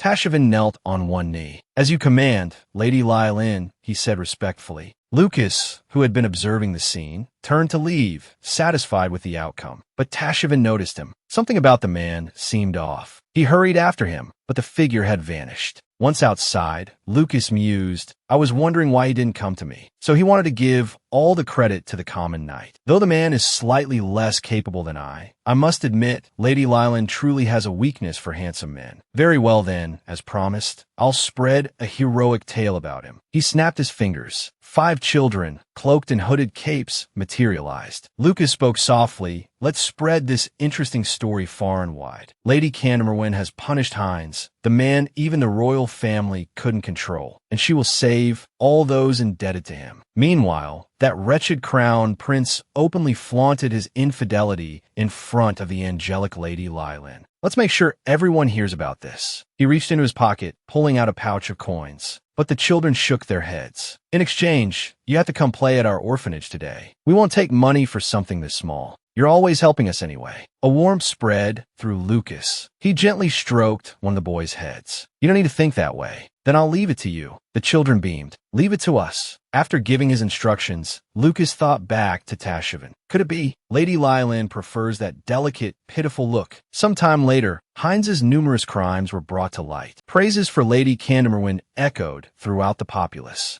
Lylin sat at a street-side cafe with Betty, sipping coffee and listening to the people's grievances against the crown prince and the royal family. A sense of satisfaction washed over her. Her burdens felt lighter. Betty, however, was surprised by how quickly the news had spread. A pang of guilt struck Lylin. She was constantly relying on others. Even the name Kandemerwin was borrowed from her father. Betty, noticing Lylin's downcast expression, asked, then, would you like to become the Kandemerwin heir? Lylin considered it. She no longer needed to marry the crown prince. If I want to be Lihi's equal, she stood up, a spark of excitement in her eyes. I need to talk to my father. I will become the heir to the Kandemerwin family, and then I will face him head-on. Betty, seeing Lylin's fighting spirit rekindled, felt a surge of joy within her. The two rose and left, oblivious to Alice, who watched them from nearby, her body trembling with rage. I paid such a high price, she muttered to herself, to come back. Does he think it ends here? But all other paths are blocked. What am I to do? Then, the image of a certain mage flickered through her mind. A sinister smile spread across Alice's face. That's right. I still have one path left, don't I? The day after Lylin resolved to become the heir, she went to see her father. Lylin was incredibly nervous. Outside the door, Harvey, having overheard the news, was filled with a renewed determination to become someone who could protect Lylin. He resolved to ask Lien to train him in swordsmanship. Meanwhile, waiting for Lylin was Duke Candamerwin, a beaming smile on his face. The table was laden with cakes and sweets. "What is all this?" Lylin asked, surprised. "I can't believe it," the Duke exclaimed, his voice thick with emotion. "You actually came to see me? I'm so happy." Lylin was speechless. Her father had known, without her even sending word beforehand. "So," the Duke began, "what brings you here?" After a moment of silence, Lylin spoke. "Father, have you heard the rumors about me circulating in the Kevin Empire?" The Duke readily recounted the flattering tales spreading throughout the Empire concerning Lylin. Lylin, however, felt no pride. She looked at her father with a serious expression. "Although I haven't taught you anything," the Duke praised, "to be able to spread news so quickly throughout the entire Empire, you truly are remarkable." Lylin clenched her hands. "I didn't accomplish any of this on my own," she explained. She hated her own incompetence. "While I was ill, I heard you did a great many things. As the leader appointed by the Emperor to bring down the Crown Prince, you actively courted the noble faction and launched a political campaign. I envy the power you wield, the power to directly pressure the royal family. So, I also want to show you my capabilities. Please consider allowing me to become the heir to the Candamerwin family." The Duke's refusal came as a surprise to Lylin. "You were born with all of this," the Duke said sternly, "and caused pain to others. That was wrong. I covered up your actions because I love you. But that doesn't mean I will allow you to become the Candamerwin heir." Lylin's resolve to change herself hardened. She stood and declared earnestly, "I don't intend to ignore my mistakes. I want to carry them with me and change myself. I don't want to use the Candamerwin name to hide my incompetence. I want to become the Candamerwin heir. Please grant me this." She bowed deeply to her father. The Duke raised her up, his voice heavy with meaning. "First, you must show me results that can convince me. Then we will discuss the matter of the heir." Lylin was overjoyed that her father was willing to consider her as the heir. "Being able to receive help from others is also a kind of strength," the Duke said with a smile. "So, you don't need to shoulder the burden alone in anguish. I hope you will remember that, my proud daughter." Tears welled up in Lylin's eyes as she looked at her caring father. She wept with emotion in his embrace. Elsewhere, Harvey and Lien began their sword training near the park. Harvey was completely overwhelmed by Lien's swift attacks. Added to that, Harvey had been feeling strangely numb lately, unable to exert his full strength. But in the next moment, he lost control. He transformed into a beast man, sending Lien flying. Lien, sprawled on the ground, sensed something different about Harvey and stared in surprise. Small animals now surrounded Harvey, showing him affection. It seemed Harvey was no ordinary beast man. The day after Lylin's negotiations with the Emperor, newspapers across the Empire announced the Crown Prince's removal. The royal family issued an apology to the Candamerwin family. And the new Crown Prince, it's Prince Hopad, who just came of age. At the coronation ceremony, the Emperor handed the royal sword to Hopad. With this, Hopad was officially appointed Crown Prince. Lylin asked with some surprise, "Is that it? That's so boring." Her father, standing beside her, agreed. "Indeed, very boring." Lylin continued, "What's Prince Lishur doing?" Duke Candamerwin thought for a moment. "I heard he's mentally unstable. He's been confined to his room. I plan to have a private word with His Majesty and Carolaus, and then I'll join you. What are your plans?" Lylin smiled faintly. "I should probably put on a show of heartbreak, like the rumors say, before I leave." Candamerwin and Lylin exchanged a knowing smile. "That's my daughter. I'll see you at home later then." After her father left, Lylin adopted the pitiful expression she'd practiced in the mirror yesterday. It was a picture of vulnerability designed to evoke sympathy. As expected, the guests at the banquet began to murmur, expressing their indignation on Lylin's behalf. They all pointed fingers at Lishur. Lylin stifled a laugh. It was tiring, but she'd keep up the act a little longer. Then she'd go home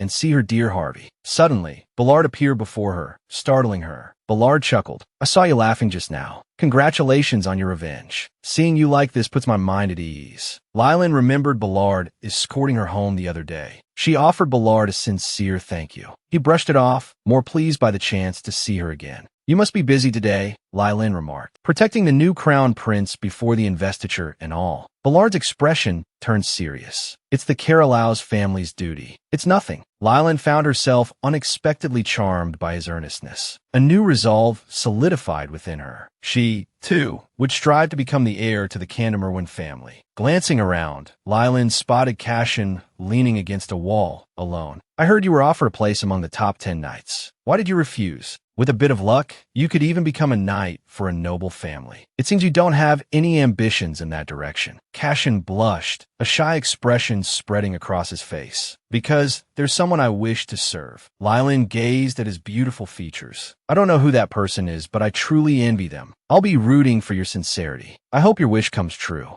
Cashin offered a small smile. Thank you for saying so. I hope to formally greet you again once my wish is fulfilled. The day for Harvey to leave Lylin had finally arrived. Both forced smiles, bidding each other farewell. Lylin watched as Harvey's carriage disappeared into the distance. Betty sighed. It's going to be awfully quiet around the mansion now. Lylin put her hands on her hips. Harvey's working so hard. I can't just stand around doing nothing. Betty, help me pack. I'm going to Magic Tower. I'm going to take this opportunity to work hard and earn some money. Upon arriving at the Magic Tower, the mages welcomed Lylin with the highest honors. Igelin greeted her with a smile. 5 billion. Miss, you've arrived. Lylin sighed. Can we please not mention that cursed 5 billion? Igelin chuckled. It's such a staggering sum. It just rolls off the tongue. Lylin continued. I came because I heard there are new developments with the ballpoint pen project. Igelin replied. It's still in the research phase. There's no need to rush. Lylin clenched her fists. I want to be involved. I want to contribute ideas. My mind and heart are in turmoil right now. That's why I want to work. I'm not here to rush you, so please don't send me away. Igelin acquiesced. The two sat on the sofa, looking over the documents. Lylin suddenly spoke. Do you know anything about beastmen?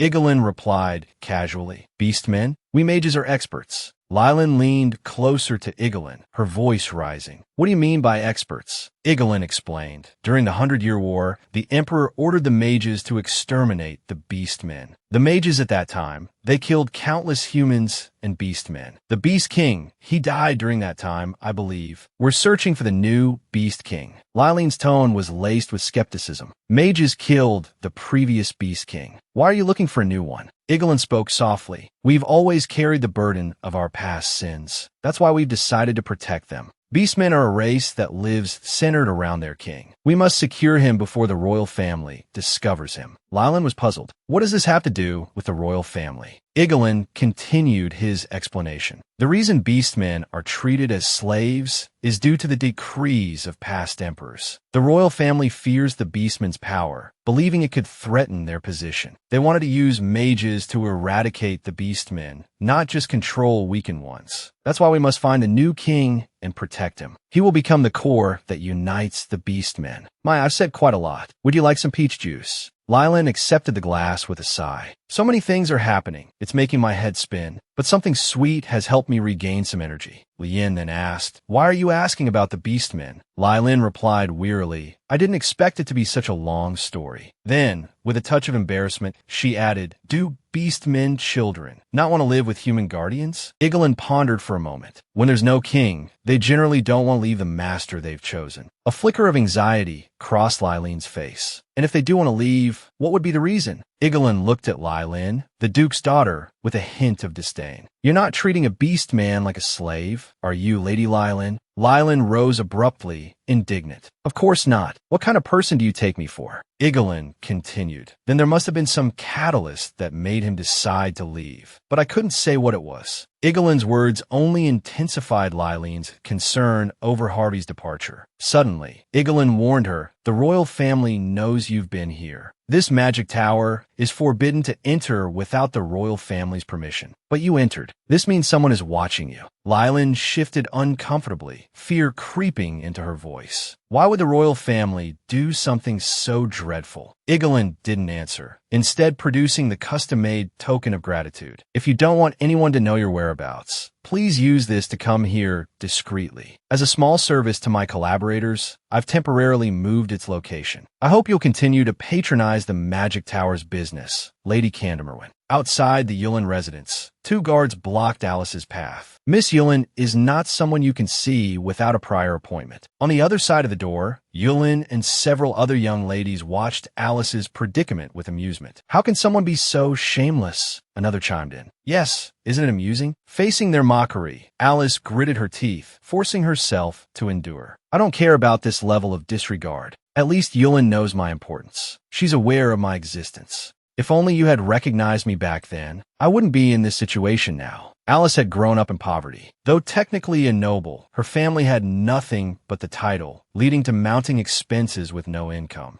Unwilling to accept such a life, Alice decided to save money and start her own business. However, no respectable family would accept her as a maid without a formal letter of recommendation. Despite her noble lineage, Alice was forced to work as a servant in the Candamerwin household. Due to her unique status, she was constantly bullied and mocked by the other servants. Alice remained defiant. She knew she was different from them. She was born a noble. Even if no one recognized her, it didn't matter. Disheveled, Alice turned to return to her room. Just then, Lylin addressed her. You have excellent posture. Your gait is dignified, and your demeanor is elegant, just like a noble lady. Alice was taken aback. You flatter me. Lylin continued her praise. What's more, your way of speaking is also quite refined. Lylin stepped closer. What's your name? Alice responded cautiously. My name is Alice. Lylin smiled. A lovely name. Am I interrupting your valuable work time? No, not at all. Alice was overwhelmed with emotion. Lylin, the Duke's daughter, had recognized her noble bearing. Out of all the servants, she had spoken only to her. If I ever get the chance to see her again, Alice mused, I absolutely must greet her like a proper noble, with even more grace. Then, surely, Lady Lylin will take me on as her maid. And then, she continued her internal monologue. Wouldn't I be able to live a much better life than this? A glamorous life, recognized and respected by everyone. Alice picked up the necklace from the counter and fastened it around her neck. Her expression transformed. Maybe, she whispered, I could become just like the Duke's daughter. The sound of approaching footsteps echoed in the hallway. Alice hurried towards the sound, eager to greet Lylin. Lady Lylin, she called, her voice bright. She executed an elegant, practiced curtsy. Alice has come to see Lady Lylin, she announced. But despite Alice's enthusiasm, Lylin's response was chillingly indifferent. When questioned by her own maid, Lylin simply replied that she didn't know Alice. Alice was stunned, but she recognized me, she thought, bewildered. She even asked my name. Why would she pretend not to know me? Her thoughts were pulled back to the present by the arrival of a letter from Li Shi. Later that evening, the moment she saw Li Shi, Alice rushed to him and embraced him tightly. I missed you so much, she confessed. Li Shi returned the embrace, his grip firm. Alice, he asked, his voice serious, are you truly willing to do anything for me? Without waiting for her reply, he continued, his tone cold. Then you will obey me without question. This is something only you can do. At that moment, Alice craved only acknowledgement, a sense of belonging. She was prepared to do anything, even become a pawn in someone else's game. Elsewhere, Lylin bid farewell to Harvey, a touch of reluctance in her voice. You be sure to study hard at school, Harvey. Harvey smiled back. And you be careful at the hunting competition, Lylin. Lylin's voice was filled with determination. I'll catch plenty of those chickens you like so much. Harvey chuckled. I'm looking forward to seeing what Marquis Becca's hunting grounds have to offer. A cold gust of wind swept through the area. Lylin sighed. Weather like this, she murmured, is perfect for sleeping in. Just then, Meal approached and greeted her. That riding outfit suits you perfectly. Lylin offered a small smile. Even dressed like this, I'm just going to be tagging along with the knights. Suddenly, Aisha spoke up. I heard Her Majesty the Queen has fallen ill and is bedridden. Lylin thought to herself. Compared to her physical health, I think her mental state is the bigger issue. Aisha continued. I heard her condition worsened after that incident with Li Shi. Meal interrupted. Even if people say unkind things to you, Lady Lylin, please don't let it bother you. Lylin responded with a polite smile. I see. Thank you for telling me. With that, the group parted ways, each returning to their respective tents. Lylin knew exactly what Aisha was referring to, Li Shi's broken engagement with her, and his subsequent removal as crown prince. Just as Lylin was about to head back to her tent, Ballard called out to her. I didn't expect to see you at the hunting competition. Lylin was equally surprised. Shouldn't you be busy protecting Crown Prince Hopad? Ballard explained. I'm only responsible for protecting His Highness during the investigation. investiture ceremony and training the knights. Staying cooped up inside all winter gets rather dull. I was curious to see how the hunting competition is conducted. Lylan was somewhat speechless. The most skilled knight on the continent, hailed as the reincarnation of a hero, participating in a hunting competition. Are you planning to exterminate every beast in the forest? Ballard laughed. I'll show some restraint. Just then, Duke Carolaus rode up on horseback. Fancy meeting you here, he said. Duke Candamerwin responded excitedly. Well, if it isn't my old rival, Duke Carolaus. You're a busy man. What brings you to a place like this? Lylan watched the two with a puzzled expression. Duke Candamerwin continued. I believe I was the victor in the last competition, wasn't I? What the predicamen? I seem to have inadvertently wounded Duke Carolaus's pride last time.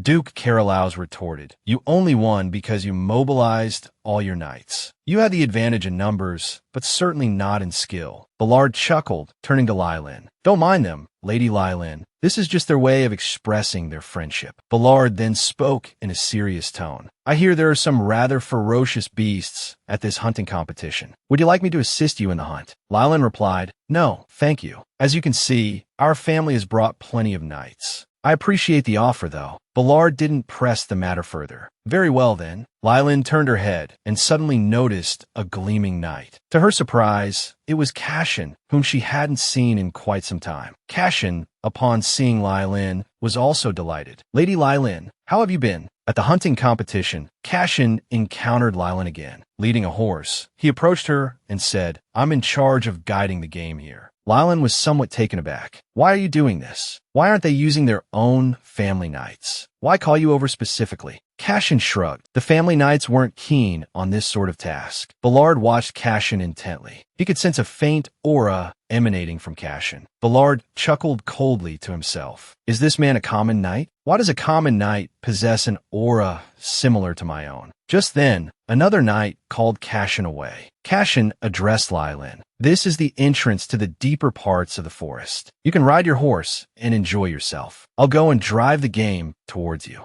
Lylan waved her hand. Thank you, Cashin. See you later. With the sound of the horn, the hunting competition officially began. Lylan said to Betty, You go back alone. The tent is too far. I'll have someone else escort you back. At that moment, Lien brought a horse over. Lylan said, Please escort Betty back to the tent. Lien's face immediately flushed. Lylan instructed Betty, Make sure you stay close to Meal. Lylan mounted her white horse, looking spirited and eager. However, the white horse kept sniffing the grass, as if something was attracting its attention. At the hunting competition, some were focused on the hunt, while others were engaged in flirtatious banter. Only Lylan, with her impressive entourage of knights, remained stationary. A knight approached and inquired, Lady Lylan, is there a problem? Lylan replied, No, not at all. Perhaps we should just catch 5 and head back. The knight responded, I believe that number is a bit low. Lylan smiled indifferently. They'll probably assume I couldn't catch anything anyway. The knight immediately gave the order, Everyone, hunt in the vicinity of Lady Lylan. Then, earnestly addressing Lylan, he said, We will do our best not to disgrace you. Lylan felt a twinge of exasperation. Our family really doesn't understand moderation. Just then, Lylan's white horse inhaled something, a white powdery substance. The horse suddenly bolted, galloping wildly. Seeing this, the knights immediately gave chase. Lylan, terrified, clung tightly to the reins, desperately calling out to the horse. But the horse couldn't hear her. From the nearby bushes, a drawn bow was aimed directly at her. Fortunately, the arrow pierced only her hair. But then, the horse abruptly stopped. The hidden archer rose from the bushes, drawing another arrow and aiming at Lylan. Lylan, seeing the arrow hurtling towards her, squeezed her eyes shut, praying for rescue. Just in time, Ballard arrived, cleaving the incoming arrow with a single shot of his own. Lylan's family knights also arrived on the scene. Lady Lylan, the assassins who attacked you have escaped. Hearing this, Lylan said anxiously, We must catch at least one of them. But then she paused, a thought striking her. How could they have anticipated this accident? Could they have deliberately lured me here? Who could have done this? Was it the Emperor, who dislikes me, or the ailing Empress? Or perhaps Li Shi, stripped of his crown prince title after our broken engagement? Or could it even be Alice? The thought sent a shiver down Lylan's spine. Seeing her tremble, Ballard quickly draped his cloak around her. Lady Lylan, are you injured? Who do you think would do such a thing? Lylin thanked Ballard and instinctively hugged herself, a detail he didn't miss. "Don't worry too much," Ballard said gently. "I will protect you." Just then, knights from the Candermerwin family arrived. Lylin quickly asked, "Lien, did you catch the assassin?" Lien answered apologetically. As soon as they saw young Master Carolaus, they all fled. Lylin, still frustrated, said, "Send the knights after them. With Ballard here, you don't need to worry about me." Ballard asked with concern, "Was anyone hurt?" Lien turned to the knights and replied, "Yes, but the injuries aren't serious. A few knights bumped their heads and need treatment as soon as possible." Lylin then took out a potion she carried with her and gave it to Lien to distribute among the injured knights. Suddenly, Lylin's white horse became agitated. Ballard quickly went to calm it. He discovered a powder in the horse's mouth and nose. Looking up at Lylin, he said, "It seems you've been targeted. Do you have any idea who might be behind this?" Lylin replied with a hint of regret. "I have no idea at all." Ballard said, filled with remorse, "I should have pursued them." Just as Lylin dismounted, a rustling sound came from the nearby bushes. Ballard instantly drew his sword and shouted, "Who's there?" Cashin emerged, dragging a blood-soaked assassin. "I caught one," Cashin announced. "He tried to attack you from distance." Ballard abruptly stepped in front of Lylin. His sword pointed at Cashin. "Who are you?" he demanded. Lylin, seeing this, quickly intervened. "What are you doing? Put your sword down." Ballard ignored her, continuing his interrogation. "Even the Duke's knights couldn't catch the assassin, yet you captured one single-handedly. Don't you find that strange?" Cashin replied calmly, "I was just lucky." Ballard scoffed. "Even if I cut off your head, you won't confess." Ballard's sword moved closer to Cashin's throat. Seeing the situation escalate, Lylin stepped in front of Cashin, her expression serious. "Cashin is a knight of the Empire. We've met before. If you have any questions, you can ask them later. Now is not the time." After a moment of silence, Ballard sheathed his sword. People, alerted by the news of the attack, began to arrive. Lylin turned to Cashin, a touch of apology in her voice. "It's a bit chaotic right now. I'll repay you for this kindness later." Cashin smiled. "I only did what I had to do, but if you wish to praise me, I will gladly accept it." Once things had calmed down, Lylin asked Lien, "While I was in the tent, did anyone approach my horse?" Lien thought for a moment. "A few young ladies came over and said she was lovely. They petted her a few times." Lylin continued, "Collect the powder from my horse's nose and the ground. Then have Marquis Beta lock down the hunting grounds." Ballard looked at the heavily breathing horse. "My lady," he said gravely, "I'm afraid this horse won't make it." Lylin was silent for a moment. "Please make sure she doesn't suffer." Lylin closed her eyes, fear gripping her heart. She doubted she would ever be able to ride a horse again. The investigation revealed that of the young ladies who had approached the horse, only Aisha, Marquis Shamey's maid, had traces of the same powder on her. It was a potent poison. After hearing the report,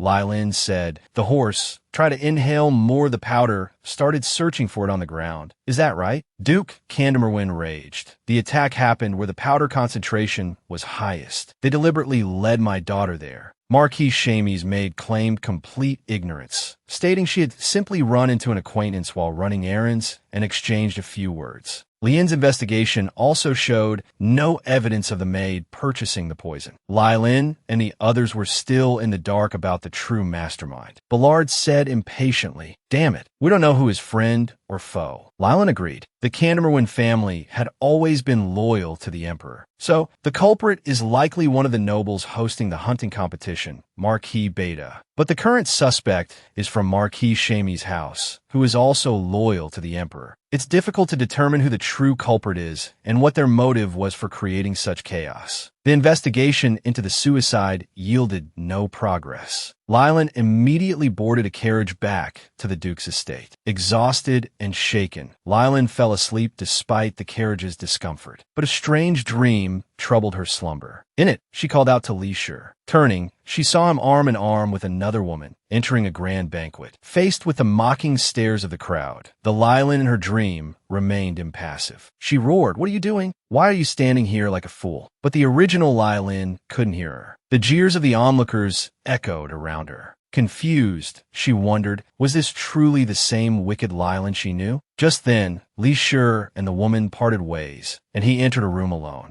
Lylin rushed after him. She froze, bewildered by the unfolding scene. "You came to find me?" What is it? Li Shi asked. Lylin responded coolly. Are you satisfied with ignoring me in front of so many nobles? She stepped closer to him. No matter what you do, I will always be by your side, so you can rest assured. Li Shi flung her hand away. Don't underestimate me. I am the future emperor. And you? You're just a tool I'm using to become emperor. Lylin offered a faint smile. I know the throne is meant for you, and I'm merely a stepping stone for you to ascend it. So Li Shi, even if you humiliate or ignore me in public like today, it doesn't matter. Li Shi gripped Lylin tightly. I can do this, can't I? Because you will always love me. Lylin met his gaze with a chilling stare, then pushed him away. I will always be by your side, helping you become a radiant emperor. Until next time, my love, my everything, my Emperor Friedrich. Back at the Duke's estate, Lylin dismissed all the maids. In a fit of rage, she swept everything off the table, as if tearing at something unseen. Silence hung heavy in the air before she gritted out, Madman. Just a pawn of mine, and he gets a little power and thinks he's a king. Friedrich, you think you're fit to be emperor? Picking up a book from the floor, she scoffed. If that fool weren't so easy to manipulate, I wouldn't have chosen him. Try to be emperor, see how far you get. I'll just stay crouched at his feet, because in the end, I'll be the one laughing. Unable to understand the original Lylin's intentions, he reached out to touch her shoulder. The Lylin in the dream spun around, her eyes piercing. Who do you think will stand at the pinnacle of this nation? Suddenly, the real Lylin jolted awake. Trembling, she coughed and muttered, what was that all about? Before she could finish her thought, the original Lylin reappeared. I once wanted to stand at the top, she declared, and I achieved it. Li Shi was a useful pawn, though his ending wasn't ideal. It's quite easy for an empress to become regent, you know. The original Lylin's smile was wickedly captivating, her aura unsettling even to the current Lylin. But the words end of episode flashing on the screen were even more frightening. Who was behind Lylin's assassination attempt? Why did the original Lylin appear at this moment? Find out in the next episode. The Villainess is happy today. Season 3 is finally here. In the last season, Lylin was attacked at the hunting grounds. She was then awakened from her sleep by the original Villainess. After the original Villainess's verbal onslaught, Lylin was left speechless. Stunned, she asked, you did all of this to become regent? You didn't truly love Li Shi?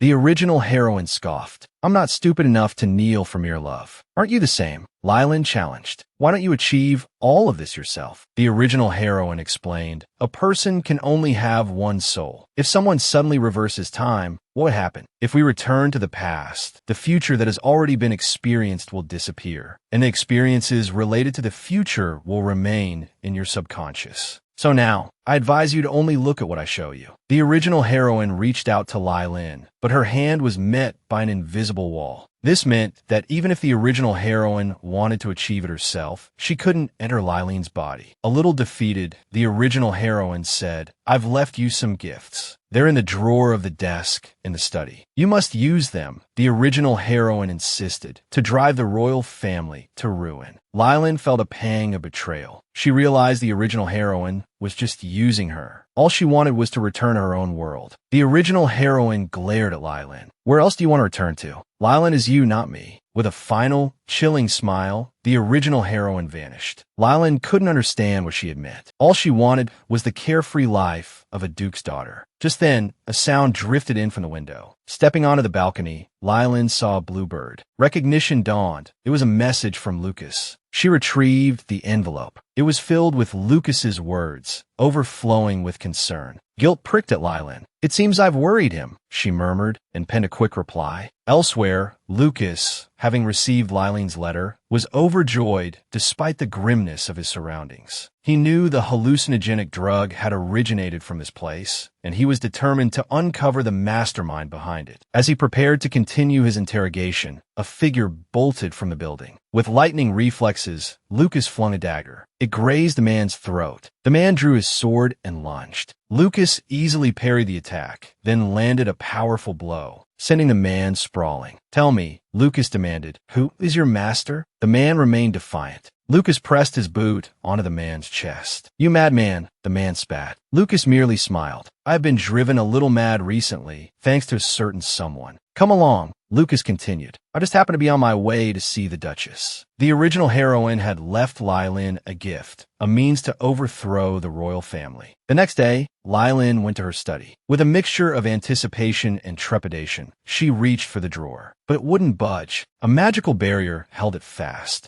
Lylin's curiosity intensified. What could be inside? Giving up on the mysterious gift for the moment, she decided to seek out Lucas. It had been too long since she'd seen her business partner. As she opened the door, Lucas stood before her, a picture of handsome composure. It's been a while, Lylin stammered. You must be busy. Lucas feigned a wounded expression. Busy? It's you who's been busy. I've been here, waiting for you to come find me. Before Lylin could explain, Lucas gently took her hand. You look well, he said softly. I am glad. Lylin's heart fluttered. Her eyes lit up at the sight of the exquisite cake Lucas had prepared. He teased, doesn't this feel like a date? Lylin picked up a piece of cake and offered it to him. This must be delicious. Lucas sighed dramatically. Duchess, you wound me. Lylin, feeling a blush rise in her cheeks, quickly composed herself. About the incident with the ballpoint pens the other day. If it weren't for you, Alice would have stolen my business venture. Thank you. Lucas smiled warmly. Seeing you happy makes me happy. There's something I want to show you. Come with me. Lylin's mind raced. Could I at least finish my cake before we go? She thought. Despite her internal plea, her body obediently followed. Lylin arrived at a dungeon. Inside, the leader of the mercenary group who had framed her was imprisoned. The hallucinogenic drug had originated from this mercenary group. Lucas pulled a card from his breast pocket. On it was a portrait of the client. He was Leisha's attendant, named Cheelin. Lylin racked her brain, feeling she'd seen him somewhere before. It dawned on her. Cheelin was the one who had delivered the money when Lylin had asked Leisha for it. Lucas continued. Although the exact reason is unknown, he has already resigned. This fellow also gave up another clue, or rather, something not yet confirmed. Lylin could guess without even trying. It had to be Leisha behind it all, but with only this evidence, the royal family wouldn't readily admit anything. After all, even if he was the deposed crown prince, the royal family wouldn't let him jeopardize their lives. Having obtained this information, Lylin didn't intend to linger. She needed to interrogate the person who had attempted to assassinate her at the hunting competition. She then earnestly thanked Lucas. Watching Lylin rush off, Lucas chuckled wryly to himself. I was worried for nothing. Someone who nearly died is so calm. She's truly unreadable. The path back was dark, making Lylin's progress difficult. Just then, Lucas appeared beside her. Interrogating assassins, I'm probably better at that than the Duke's knights. Take me with you,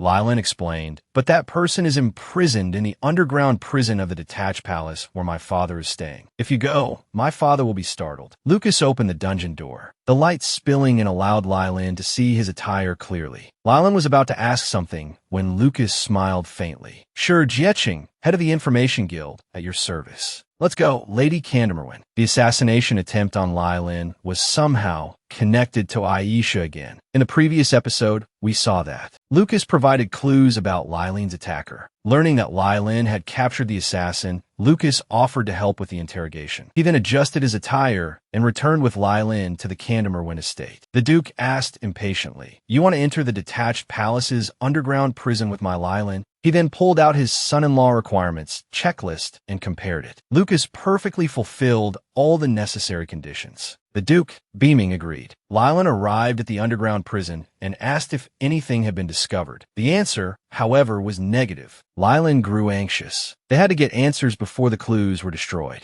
Lucas, standing beside her, volunteered, "Allow me." Lylin whispered, "What are you planning?" Lucas confidently replied, "Don't worry. Interrogation is my specialty." Not long after Lucas entered the prison, muffled sobs emanated from within. A while later, Lucas emerged, smiling. "Lady Candamerwin, could we speak privately somewhere quiet?" They then went to the balcony of Lylin's room. Lucas began, "I've discovered the client's identity." He then produced a portrait. Lylin didn't recognize the person. Lucas continued, "I'm certain they're backed by Prince Leisha, because this person is also a royal attendant. However, he's left the palace now. There's also another person, someone you're very familiar with. It's Aisha, who often antagonizes you. The assassin also said that when Prince Li Shi's attendants commissioned them, they were always accompanied by a pink-haired woman. And it wasn't the attendants who ordered your assassination, but the pink-haired woman. However, I'm not sure if he's telling the truth. This infuriated Lylin. She decided to confront Aisha herself and demand to know her motives. As things stood, Lylin had already broken off her engagement with Li Shi. This should have been exactly what Aisha wanted. Yet, she still wanted Lylin dead. Furthermore, the original Lylin knew things about the future that only the transmigrated Aisha could know. These matters were far too strange. The two headed towards Aisha's residence. The dilapidated state of the house surprised Lylin. Pushing open the door, she found the interior in complete disarray. It looks like no one's lived here for ages, Lylin remarked, glancing around. It seems anything of value has been taken. Lucas, rummaging through some documents, commented, "It appears he's left the Empire, most likely for the kingdom of Milo or the kingdom of Bitero." Lylin was clueless about these kingdoms. But if another kingdom is willing to accept Alice, it must be Li Shi's doing. They must be plotting something. But why would Alice want to kill me? Lylin wondered aloud, a flicker of self-doubt crossing her face. Did I somehow cause him to become like that? Lucas gently reassured her. They were the ones in the wrong. Why should you blame yourself? Lylin's expression hardened. Regardless of the reason, I'm not kind enough to forgive someone who clearly tried to kill me. Lucas, taking her hand, said, "Speaking of bad tempers, no one can compare to me. So please don't go soft on them. I'll find Alice. Don't lose heart. Just keep being yourself." A warmth spread through Lylin, a mixture of gratitude and affection. Returning to the Duke's estate, Lylin was greeted by Olivia. "Miss," she announced, "there's a guest waiting for you.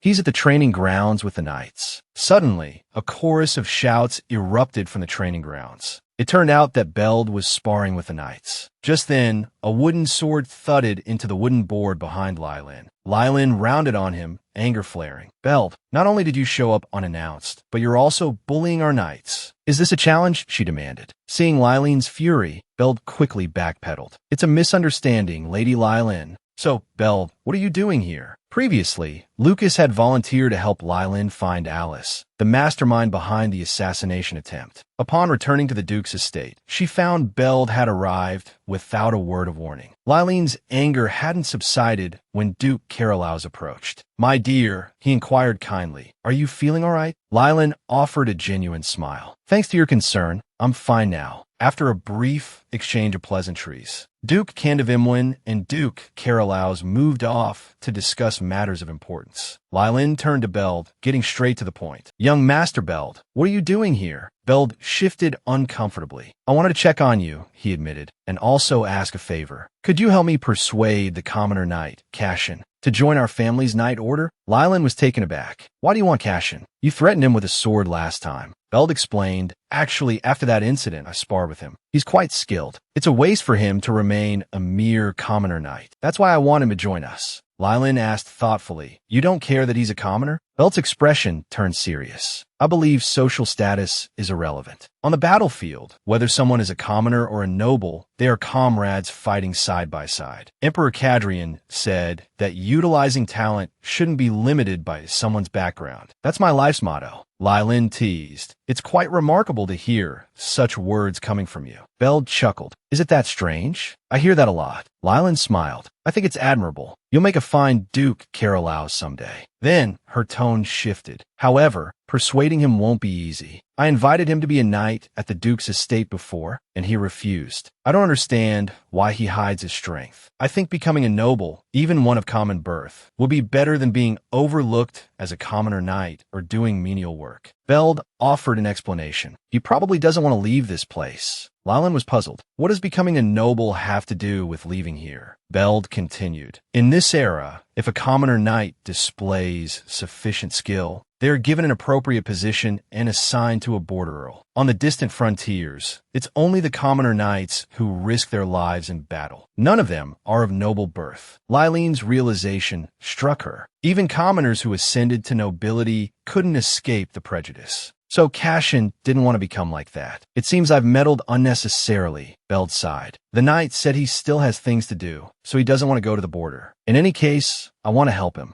Lylan grinned mischievously. Did you two develop some kind of manly bond after your sparring session? Beld considered this for a moment. If I had to say, it's because of you. Anyway, I'm asking you for this favor. Lylan readily agreed. A maid brought a blanket and draped it over Lylene's shoulders. Watching her, Beld drifted into a memory. After extending the invitation to Cashin, the knight had reacted with surprising composure, ultimately declining the advantageous offer. No matter what Beld said, Cashin remained unmoved. Finally, Beld had spoken earnestly. There's someone I want to protect. Although he's arrogant and difficult to understand, I can't forget him. I want to assign a capable person to stay by his side. Cashin slowly rose to his feet. The person I wish to serve is also like that, he'd said. He's someone who stands firmly on his own 2 feet. So I also want to improve my own abilities through my own efforts. I hope you understand. Looking at the unwavering resolve in Cashin's eyes, Beld had understood. This guy's a rival in love. Lylan addressed the now-dazed Beld. I still have things to do. I'll be going now. Beld, a foolish grin plastered on his face, replied, Then don't forget to ask that knight for me. The more I think about it, the more I like him. This sparked a flicker of annoyance in Lylan. They'd been so incompatible before. Could they actually be dating? Inside the house, a maid presented Lylan with a long-awaited envelope from Miss Mill. As Lylan tore it open, she murmured to herself, After all, I can't leave everything to Lucas and do nothing myself. I'll use my own connections to gather some rumors, preferably related to Leisure. Lylan declared to the maid with brimming confidence. Then let's get ready to see Miss Mill. In the last episode, we saw that Lylene's good friend Mill had new information about Leisure. After preparing herself, Lylan boarded the carriage with Betty and set off. The bumpy ride prompted Lylan to curse. I really want to throw this carriage away. Every time I ride in it, my whole body aches. Betty calmly replied, But noble ladies have always traveled this way. Lylene's spirits ignited. If this world can't create a decent carriage, then I'll just have to do it myself. Soon, the two arrived at the Mill family estate, ready to attend Mill's mother's party. Mill's mother greeted them with a beaming smile, and Lylan responded with impeccable ladylike grace. Then, lowering her voice, she asked Mill, Is there something behind me? I feel like everyone's avoiding me. Mill quickly explained, Please don't mind them. Everyone's just being cautious. The culprit from the hunting competition hasn't been caught yet. The Shaman and Beta families are powerful and influential, so they can easily escape unscathed. But if it were an ordinary family, being suspected would completely ruin them. Lylan suddenly realized the extent of her own influence. This is going to be difficult. It's rare to attend a party, and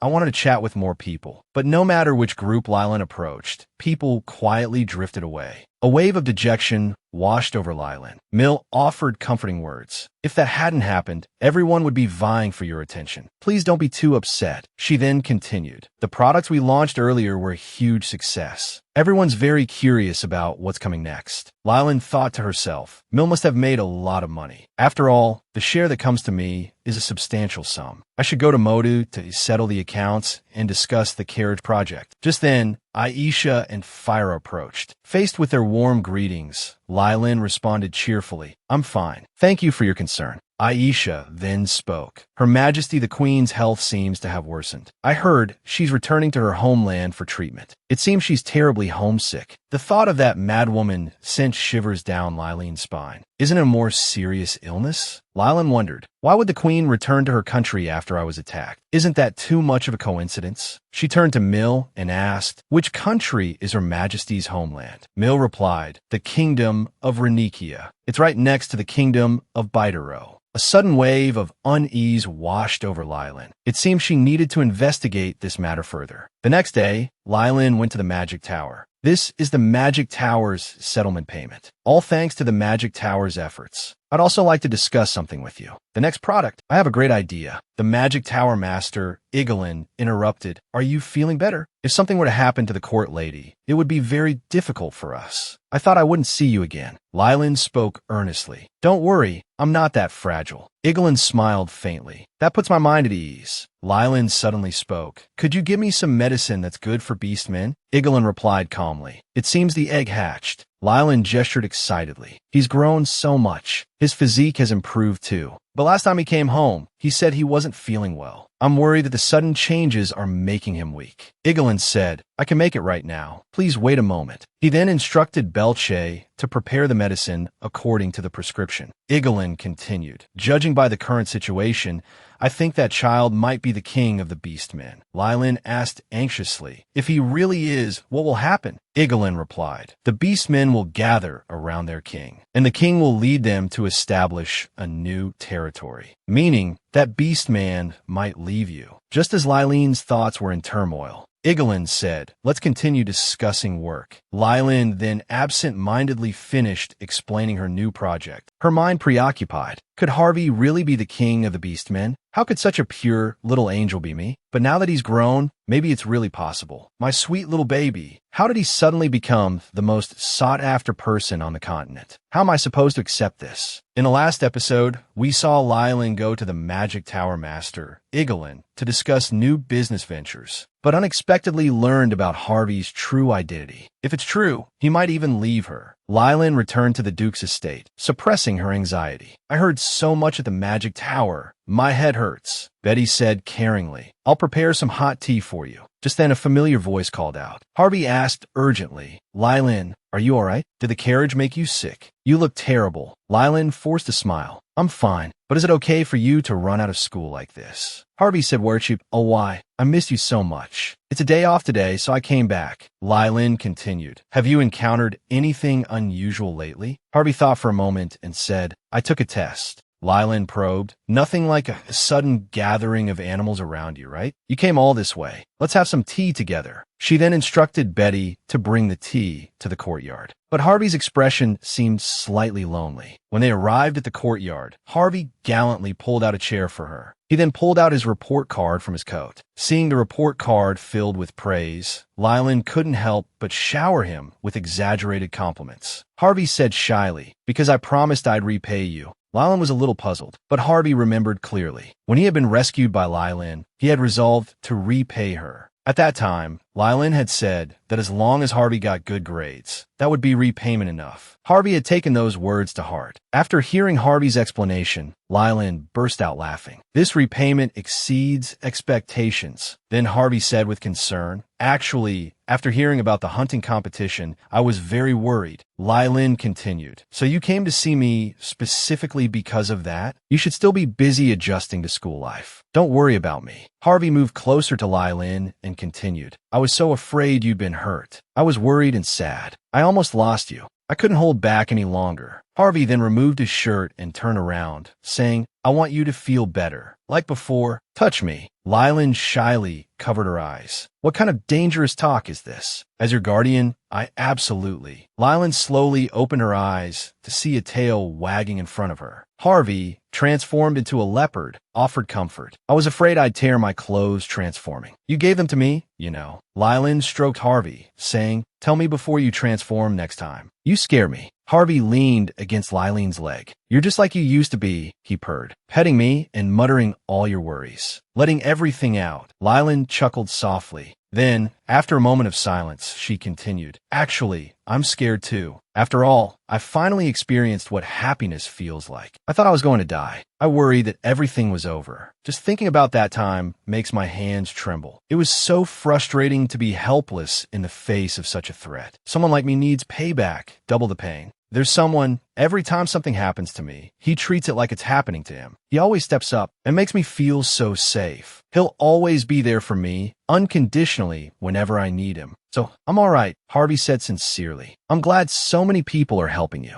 Lylin stood up. It's getting cold. Let's go inside. Harvey, dressed once more, prepared to leave. He had only been allowed out on a temporary permit and needed to return quickly. Lylin, reluctant to see him go, squeezed his cheek. Thank you for coming to see me today. I'll do my best. After Harvey returned to the Candivimwin boarding school, 3 beastmen were there to greet him. They had gathered oppressed beastmen from all over, waiting for Harvey's command. They were ready to leave human society. But Harvey, his thoughts on Lylin, hesitated to leave immediately. At that moment, the cat beastman Nwira spoke. Then we'll just take Lady Candivimwin. I hate humans, Nwira continued. But that woman, we can take her. These words struck a nerve with Harvey. He warned furiously, if you try anything behind my back, I will not spare you. I know what you want, but I don't know what choice I'll make. So just wait patiently. The others bowed respectfully. As you command, our King Harvey. Lylin, having accepted Beld's request, planned to visit Cashin the next day. Late that night, Cashin, unable to sleep, practiced his swordsmanship alone. He recalled his sparring match with young Master Beld. Beld had repeatedly urged him to show his true strength. Just as he channeled his magic into his blade, preparing to unleash a full-powered strike, his sword was disarmed in an instant. Beld, merciless, had said, your swordsmanship is flawed. What a waste of talent. At your age, being able to wield magic like that, you'd be considered a genius anywhere. So why hide your strength? What are you so afraid of? His thoughts snapped back to the present. Cashin swung his sword with force, but the sound woke his younger brother. It's late, Leon, Cashin said gently. Go back to sleep. But Leon asked, brother, will you leave like father did? If you're gone, I'll have to protect mother. Cashin stroked Leon's hair. I'll always be here for you, he promised softly. Early the next morning, Lylin arrived at their door. Cashin's mother answered, surprised to find Lady Candivimwin. Cashin, hearing the commotion outside, hurried to see who it was. Lylin, mimicking her father's tone, declared, he refused all my offers. I swear on the Candivimwin name, this cannot stand. I'll go speak to him myself. It had taken considerable effort to stop her father from doing just that. Lylin continued, her voice returning to normal. It's been a while. Can we talk? Once Lylin was seated, Cashin asked with concern, are you feeling all right? A silence fell between them. Then, abruptly, Lylin asked, do you dislike me? Cashin was startled by the question. Lylin explained, you refuse to join our family, and you won't accept a promotion. You even refuse my father's gift. If you don't hate me, none of this makes any sense. Cashin stammered, flustered. I only did what I thought was right. Just earning your acknowledgement is more than enough gratitude for me. Lylin's voice was thick with hurt. But I don't believe you're someone without ambition. There must be another reason. Cashin rushed to explain, it's not like that. No matter what merits I achieve, I'm still a commoner. I'm content. If a commoner knight catches the eye of the nobles, I'd be sent to serve under the border marquee. The people I want to protect aren't at the border. They're here. At that moment, Leon's appearance interrupted their conversation. Lylin spoke, so you did this for your family. Cashin explained, my father was a formidable mercenary. He taught me swordsmanship. A nobleman took notice of my father's exceptional swordsmanship, and he became a subordinate of the border marquee to improve our family's life. My father decided to earn merits and a noble title. But after 4 years, we never heard from him again. So I'm content with my current position,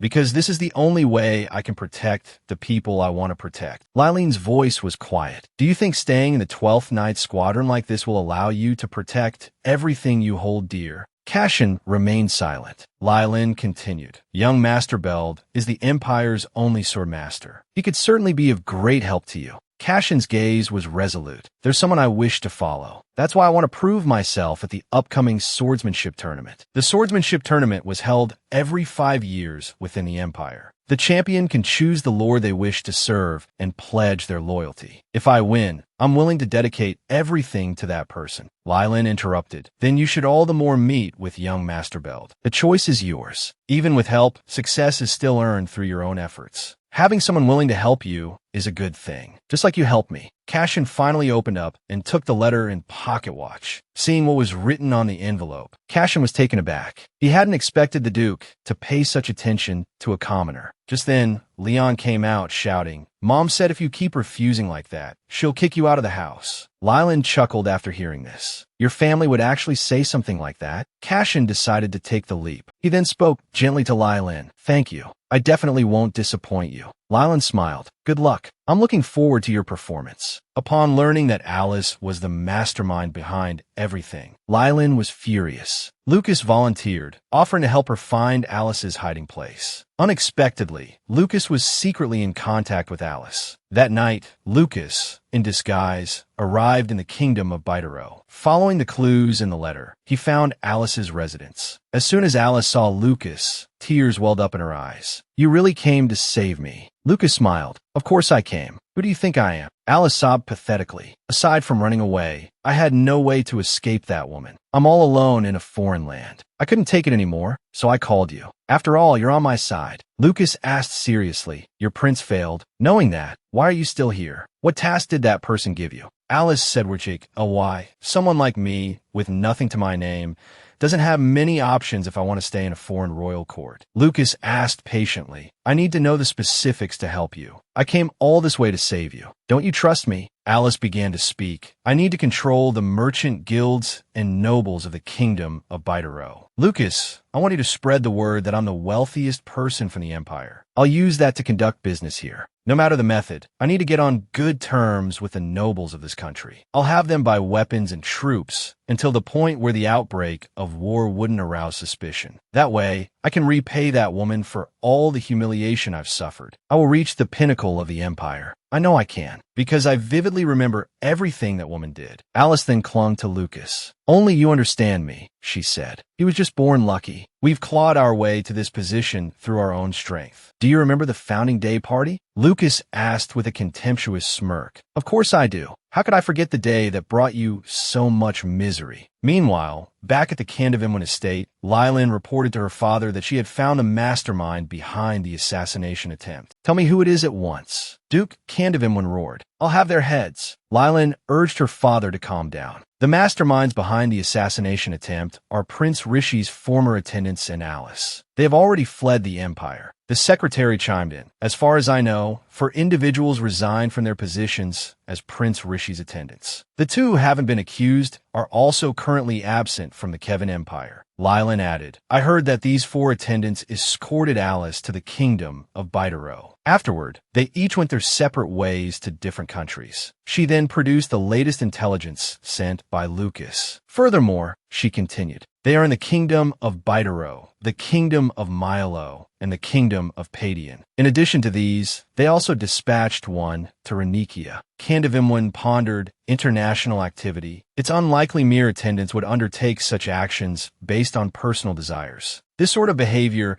is typically how royals attract external forces to instigate war. If this is true, then they are acting on Rishi's orders. Lylin continued, this is the intelligence the head of the guild provided me. Alice has plagiarized our products and is currently operating openly in the kingdom of Bitero. I hear she's particularly focused on gaining favor with a major client, the Bitero royal family. Candevimwin asked, perplexed, those are magical goods. Mages only exist within the Kevin Empire. How is she managing this? Lylin admitted she didn't know, but would personally inquire with the Magic Tower Master later. Candevimwin continued, no matter how good a project is, it's impossible for it to suddenly attract discerning nobles in another country without reason, unless someone is backing them. The secretary quickly added, we've discovered a significant, continuous flow of funds from Prince Rishi into the kingdom of Bitero recently. Lylin worried. In short, their backer is Rishi. What is he planning? A faint smile played on Candevimwin's lips. Knowing where the money flows allows one to foresee the near future. The kingdom of Bitero will declare war soon. The secretary explained to Lylin, the kingdom of Bitero has recently purchased a large quantity of weapons and chemical supplies. Surrounding nations have also purchased over 3 times the usual amount of chemical and weapon-related items. Candevimwin rose to his feet. Since we know their objective is to initiate war, we cannot afford to remain passive. Based on the timing of the declaration, we can more accurately determine their true motives. Seeing her father leave, Lylin asked anxiously, Father, what do you intend to do about this? Duke Candevimwin patted Lylin's shoulder. Don't worry, he reassured her. I will never allow my precious daughter to be put in danger again.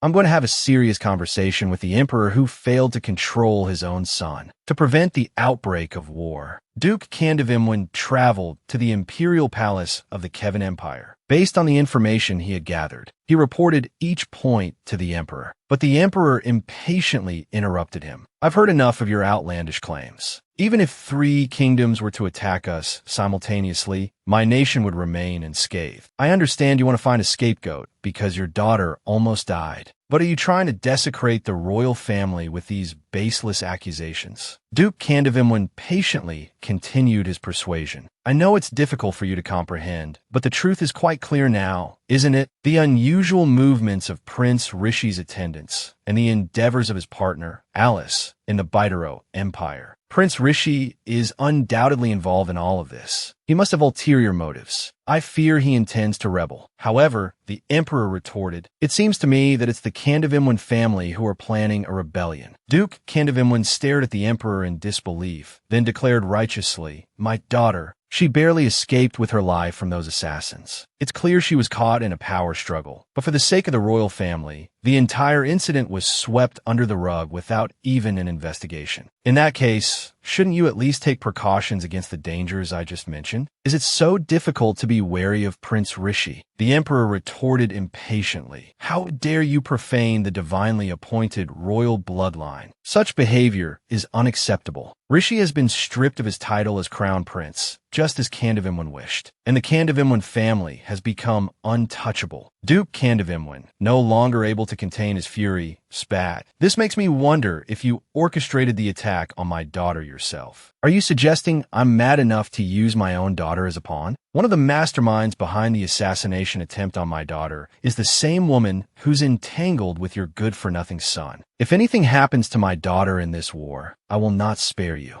The emperor sighed softly. You dare speak to your emperor with such insolence? It seems your family has grown far too arrogant. Duke Candevimwin replied wearily, do as you please. Even if you're killed by rebels, it's no concern of mine. The emperor sneered, let me offer you a piece of advice. Keep a close eye on your daughter. I have a feeling she's lost her mind. Perhaps she'll end up hanging herself, just like her mother, he added with chilling indifference. Duke Candevimwin froze. What did you say? Ignoring him, the emperor rose and said dismissively, I know you enjoy making a spectacle of things. The royal family's tolerance of your arrogant behavior ended the moment you had my son stripped of his title. Candevimwin gritted his teeth, then let this empire crumble miserably before everyone's eyes. Damn you. The emperor retorted once more. A tree that grows unchecked will eventually overshadow and destroy the entire forest. But uprooting it completely is difficult in the short term. So, we must let it wither and die. Meanwhile, Lylin arrived at the magic tower, only to be blocked by royal guards. Lylin had frequently visited the tower before, but this time, she was denied entry. A guard offered a well-meaning warning. These are the royal family's orders. Please comply. Lylin challenged him. And what if I don't? Are you going to arrest me? The guard glared at Lylin. You won't like the consequences. This insolence angered the Candevimwin knights, who were ready to draw their swords. But Lylin stopped them. If I can't enter this way, I'll find another. She returned to the Candevimwin estate and retrieved the medallion Egoline had given her. After teleporting, Lylin rushed to explain herself, but was met with a scene of chaos. What happened here? Where's Beld? Egoline, fighting back tears, said, I can't believe it. The magic tower, the place I've dedicated my life to protecting, is falling apart. Profiting without royal permission, spreading the mages' unsavory ideologies throughout the Kevin Empire. Every mage, including Beld, has been arrested and imprisoned on these charges. Lylin couldn't believe the royal family had become so ruthless. Previously, we saw Lylin arrive at the magic tower, only to discover that all the mages had been taken away. And the reason? Helping her earn money. Egoline, the tower's mage, explained wearily. The royal family sent a large contingent to question me about your visits to the tower. They searched the entire place. Lylin asked calmly, so what did you tell them? Egoline continued, I said you came to the tower because you were unwell, that you stumbled upon it while searching for a cure. I even fabricated documents as evidence and submitted them. Lylin looked at the heartbroken Egoline and asked, why did you go to such lengths to protect me? Egoline explained, I did it to sever any connection between you and the tower to protect the mages. Lylin exclaimed, this is all my fault. I'll rescue them. Egoline, without a shred of hope, replied, don't interfere. Provoking the emperor will only make things worse. All I can do is wait quietly, hoping they'll return safely. Why are you so reluctant to to directly confront the royal family. Lylin asked, a note of confusion in her voice. Egolian's reply was laced with despair. Do you think that in hundreds of years, no one has ever reached out to us like you have? Some of them wanted to use me. Others, after learning the truth, wanted to help. But they all disappeared without a trace. Because none of them could defeat the royal family. Thanks to you, we earned 5 billion. We also had some fun. These are all good memories for everyone. So don't come to the magic tower anymore. Faced with Egolian's thinly veiled humiliation, Lylin questioned him sharply. Do you think the royal family will release them just because you stay quiet? What if the royal family finds something against them and locks them up for life? Egolian's voice rose with agitation. This has nothing to do with you. There's no need to drag you into this. I'll see to it. So please leave. Lylin stood her ground, her voice ringing with conviction. Of course it concerns me. The people who helped me are being taken by the royal family and treated like slaves. How can I, as their employer, just stand by and watch? Give me some time. I will definitely rescue the mages. With that, she used teleportation magic to return home, giving Egolian no chance to argue. At that moment, a piece of paper fluttered down. Egolian read its contents and sighed in resignation.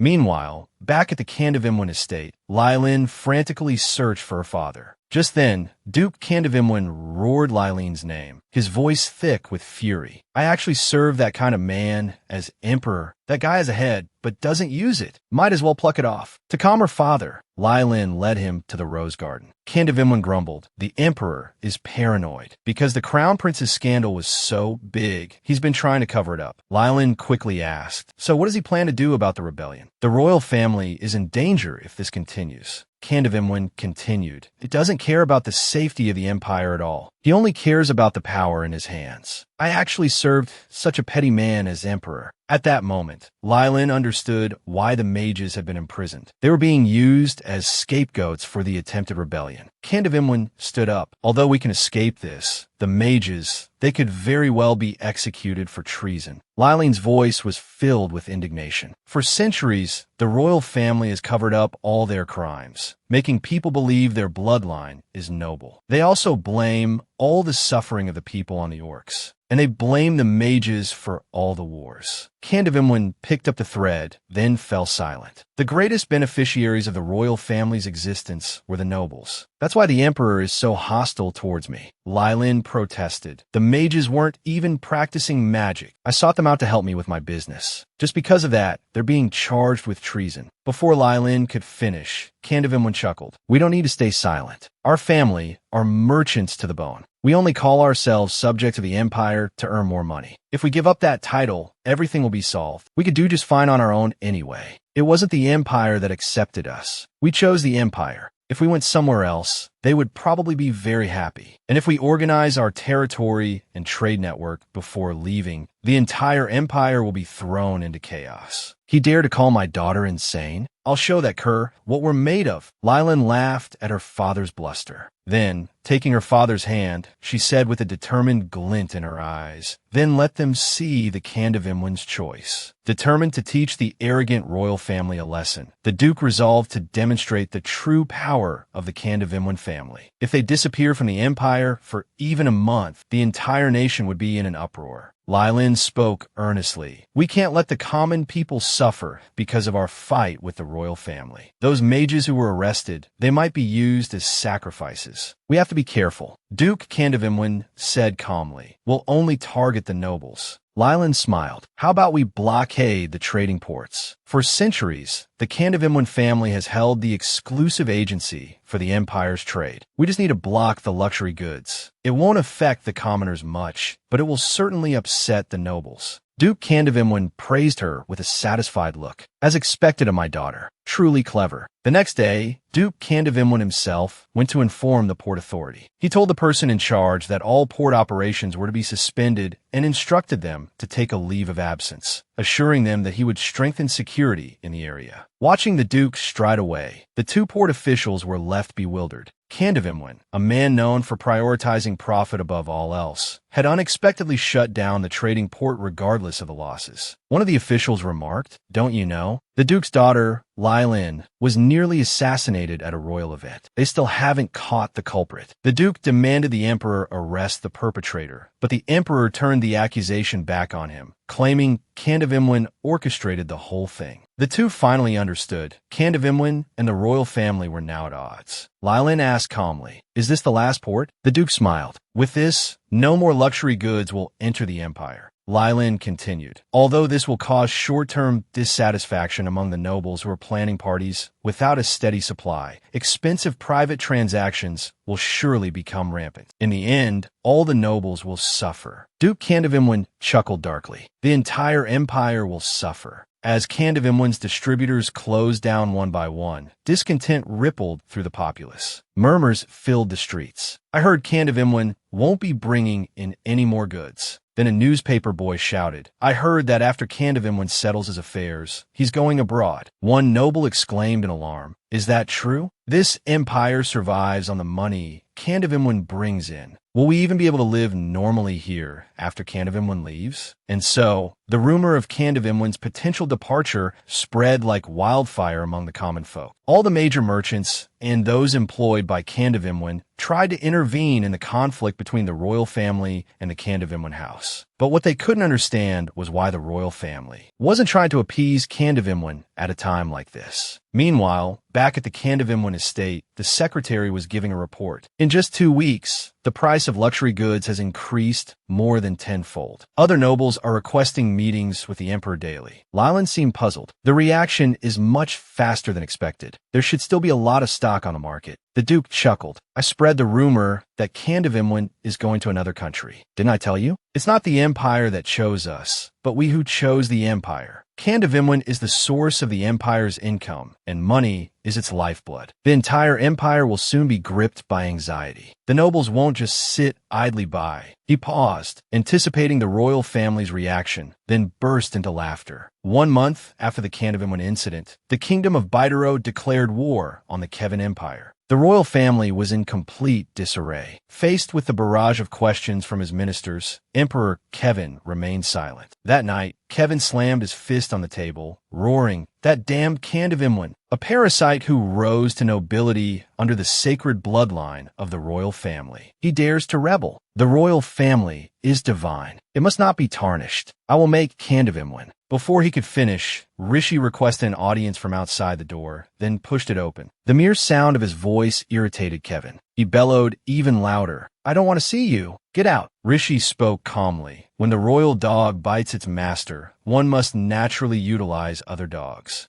Times of chaos require heroes, just like during the 100-Year War. The highly honorable Carolus certainly wouldn't betray the royal family by siding with Kandavimwin. If we can get Carolus on the side of the royal family, the empire will surely enjoy stability for the next 100 years. As for that troublesome Kandavimwin, just do as they wish." Kevin, upon hearing this, flew into a rage. He grabbed a nearby wine glass and hurled it at Rishi. "Wasn't all of this caused by you? Duke Kandavimwin claims you attempted to assassinate his daughter and are plotting rebellion. Whether or not it's true is irrelevant. What matters is that the royal family's reputation was nearly tarnished because of you, and now you're telling me to do as Kandavimwin wishes. You truly have no respect for me." Rishi calmly explained, "I have already been deposed. Even if you imprison me, the royal family's reputation will not suffer. That way, Kandavimwin will get what he wants. They will bow their heads in submission once more." Kevin considered this. Imprisoning Rishi as Kandavimwin wanted wouldn't be difficult, as long as the news didn't leave the palace. He then said coldly, "You are dismissed." Rishi walked out the door, strangely calm. All he could think about was Lilin's love, the yearning to hold her in his arms once more. A month after the Kandavimwin incident fermented, the emperor discreetly summoned Duke Kandavimwin and Lilin to the palace. Before beginning the conversation, the emperor, his expression grave, asked, "Is it true that the Kandavimwin family intends to settle their affairs and leave the Kevin Empire? You don't think we've conspired with the warring kingdom of Batoro, do you?" Lilin interjected, preempting her father's simmering rage. "That information is completely baseless. This whole affair is simply the result of my father's illness and a momentary lapse in judgment," she continued. The emperor cast a dismissive glance at Duke Kandavimwin. I can't tolerate such unpleasantries, he said in a low voice. They're giving me a nervous disposition. Lylin pressed on. You know perfectly well that the kingdom of Batoro's declaration of war has nothing to do with the Candavimlins. If we were plotting something, my father wouldn't have come to see you last time. We would have left without a word. Yet Emperor Kevin countered, I believe, that the Candavimlins might have suddenly chosen to join forces with Batoro in a bid for greater influence. Isn't it curious that Batoro declared war on the Empire, not around the time of the swordsmanship tournament, but a month after the Candavimlin incident? Irritation pricked at Lylin. Was he trying to frame the Candavimlins as traitors to protect the royal family's reputation?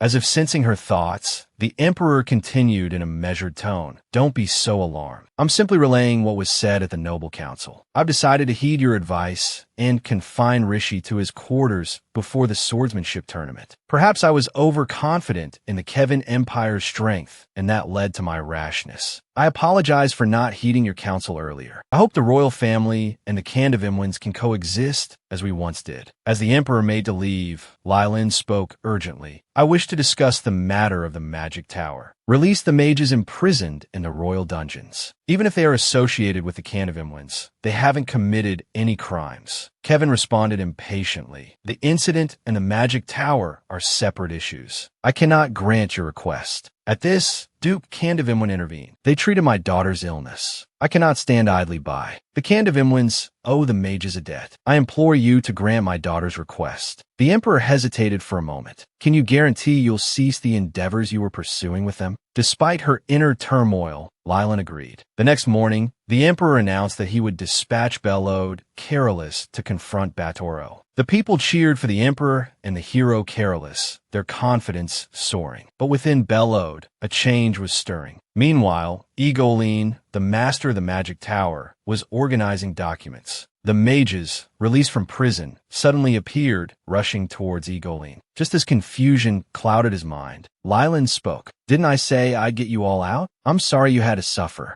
I promise this will never happen again. Seeing Lylin's weariness, Egoline snapped his fingers and presented her with a handcrafted electric blanket. I made this based on the note you left, he explained. Somehow, I managed to finish it. I suppose I subconsciously believed you when you said you could save everyone. It was worth believing in you. Thank you so much. The other mages also expressed their gratitude to Lylin. However, Lylin said with a touch of regret, I secured your release on the condition that I cease all dealings with the magic tower. So, I won't be able to come here anymore. Egoline asked earnestly, will you be in danger? Is there anything we mages can do to help? Lylin scolded him firmly. What are you thinking? What if you lose the Emperor's trust again trying to help me? Unable to argue with her, Egoline performed a formal imperial courtesy, requesting her permission. Kissing the back of Lylin's hand, he declared with unwavering resolve, we mages will help Lady Lylin. We hope you will allow it. Lylin was startled by Egoline's sudden action.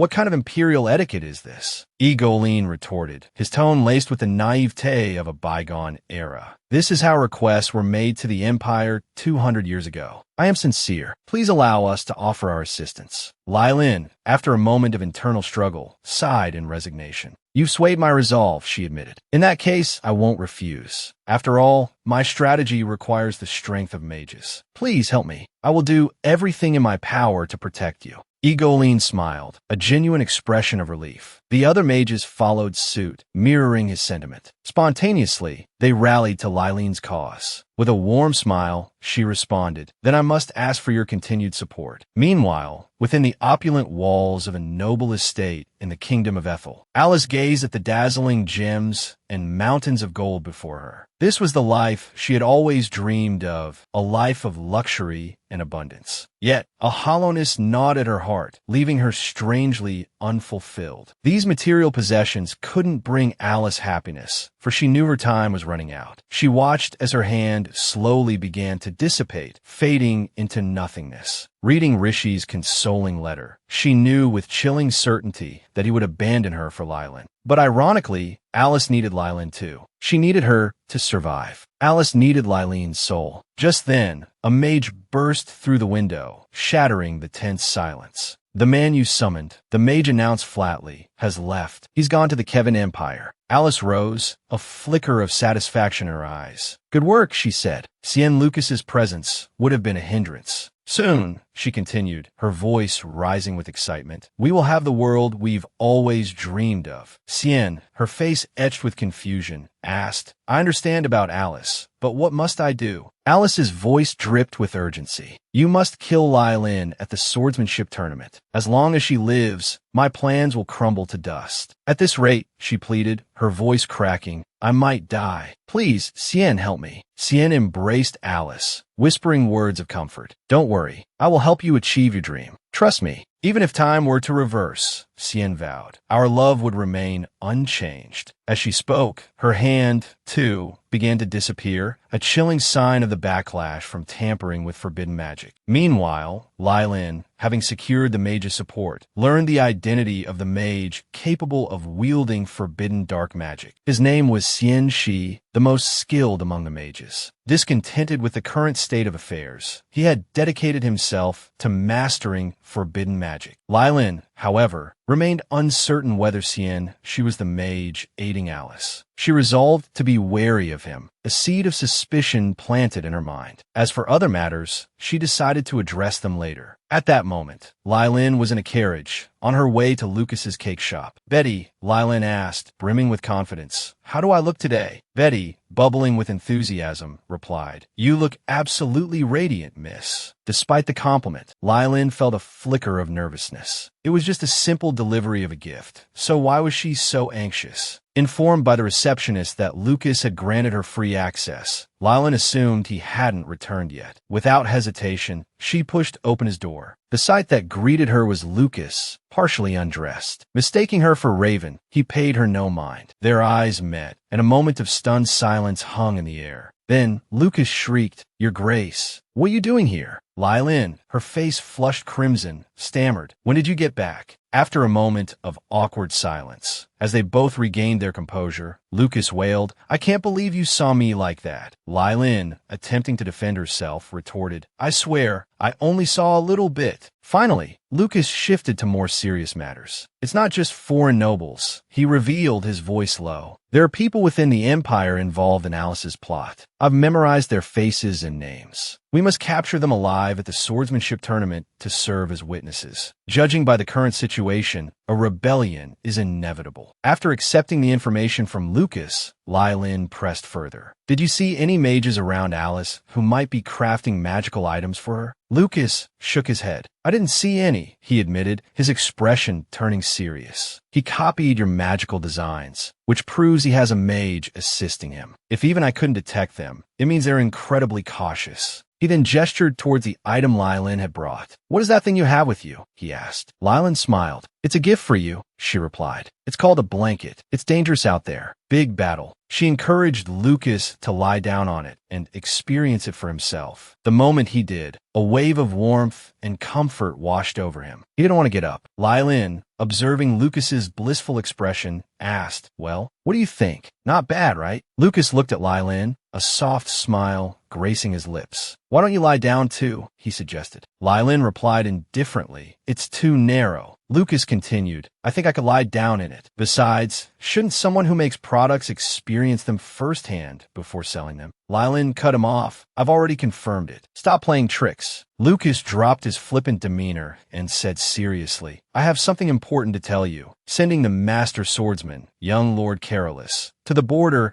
is also part of Alice and Rishi's plan. The goal is to seize the palace while it's unguarded by powerful protectors. The upcoming swordsmanship tournament will likely be dangerous. You could be seriously injured. Are you really all right with that? Lai Lin simply smiled faintly and said, Don't worry, things will work out. You should be careful yourself. Lucas asked, Should I come back for the tournament? Lai Lin replied earnestly, Didn't you say that only I can command you? I, Lai Lin, want you to remain in the kingdom of Baidaro. You need to stay in that place where I can't go and gather information for me. I'll need it soon, so don't worry about me. Just focus on your own tasks. I'll be going now. Make good use of that item. After all, it's a unique spirit tool I specifically gave you. Watching Lai Lin walk away, Lucas fell into deep thought. Just then, Rayburn entered and asked, How much do you plan to charge for this information? Lucas suddenly asked, "Do you know what pure love is?" "You probably don't. Someone as money-grubbing as you will never understand it in your entire life." Rayburn retorted angrily, "How dare you say that? You're someone who would marry hundreds of times if the price was right. What nonsense are you spouting?" Lucas countered, "This is the first time I've felt this way. A pure love where being by their side is all I desire." Interesting. Expand the intelligence network. Gather information on all the kingdoms. I'll need it later.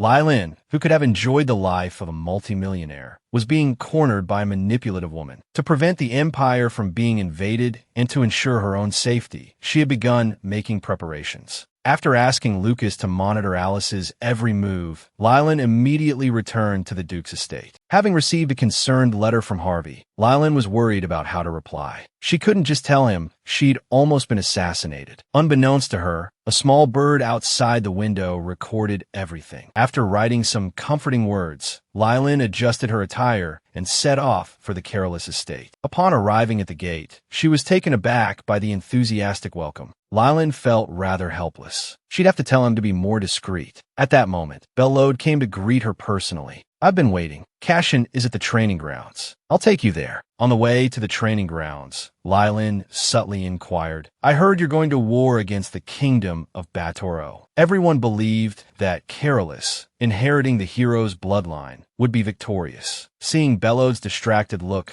Lylan wanted to offer comfort, but all she could manage was, "Be careful." Bellode pondered for a moment and said, "When I'm on the battlefield facing the enemy, the thought that I'm killing someone's family and friends makes me want to drop my sword and run. At least in that moment, I don't feel like a hero, but a killer. I don't want to experience that kind of meaningless war again, where only the victors and the vanquished are remembered." Lylan finally understood the true cruelty of war. Looking at the disheartened Bellode, Lylan wanted to say, "If it hurts so much, then run away," but she couldn't bring herself to utter the words. After all, the Empire's citizens would suffer the consequences. What could she possibly say to Bellode? Bellode noticed Lylan's distress. "Although I say that, I don't dislike this position. As a descendant of the hero, I should bear everything for the citizens of the Empire. No matter who steps up, we need to fulfill this duty. It just so happens that I'm the one who ended up in this position. At least here, I'm not a killer, but a hero protecting this land. I'm sorry, I seem to have worried you, but thank you." Lylan was stunned for a moment. Then she said softly, "I'm also grateful to you. As a citizen of the Empire, I will await the hero Bellode's triumphant return." Meanwhile, on the training grounds, Cashin was deep in meditation. Hearing the familiar sound of footsteps, Cashin glanced up instinctively. Seeing that it truly was Lylan, Cashin's heart leaped with joy, and he hurried forward to greet her. Both he and Bellode then asked curiously, "What are you doing here?" Faced with their questioning, Lylan seemed to lose her words for a moment. Deciding against further prevarication, Lylan spoke seriously. "Cashin,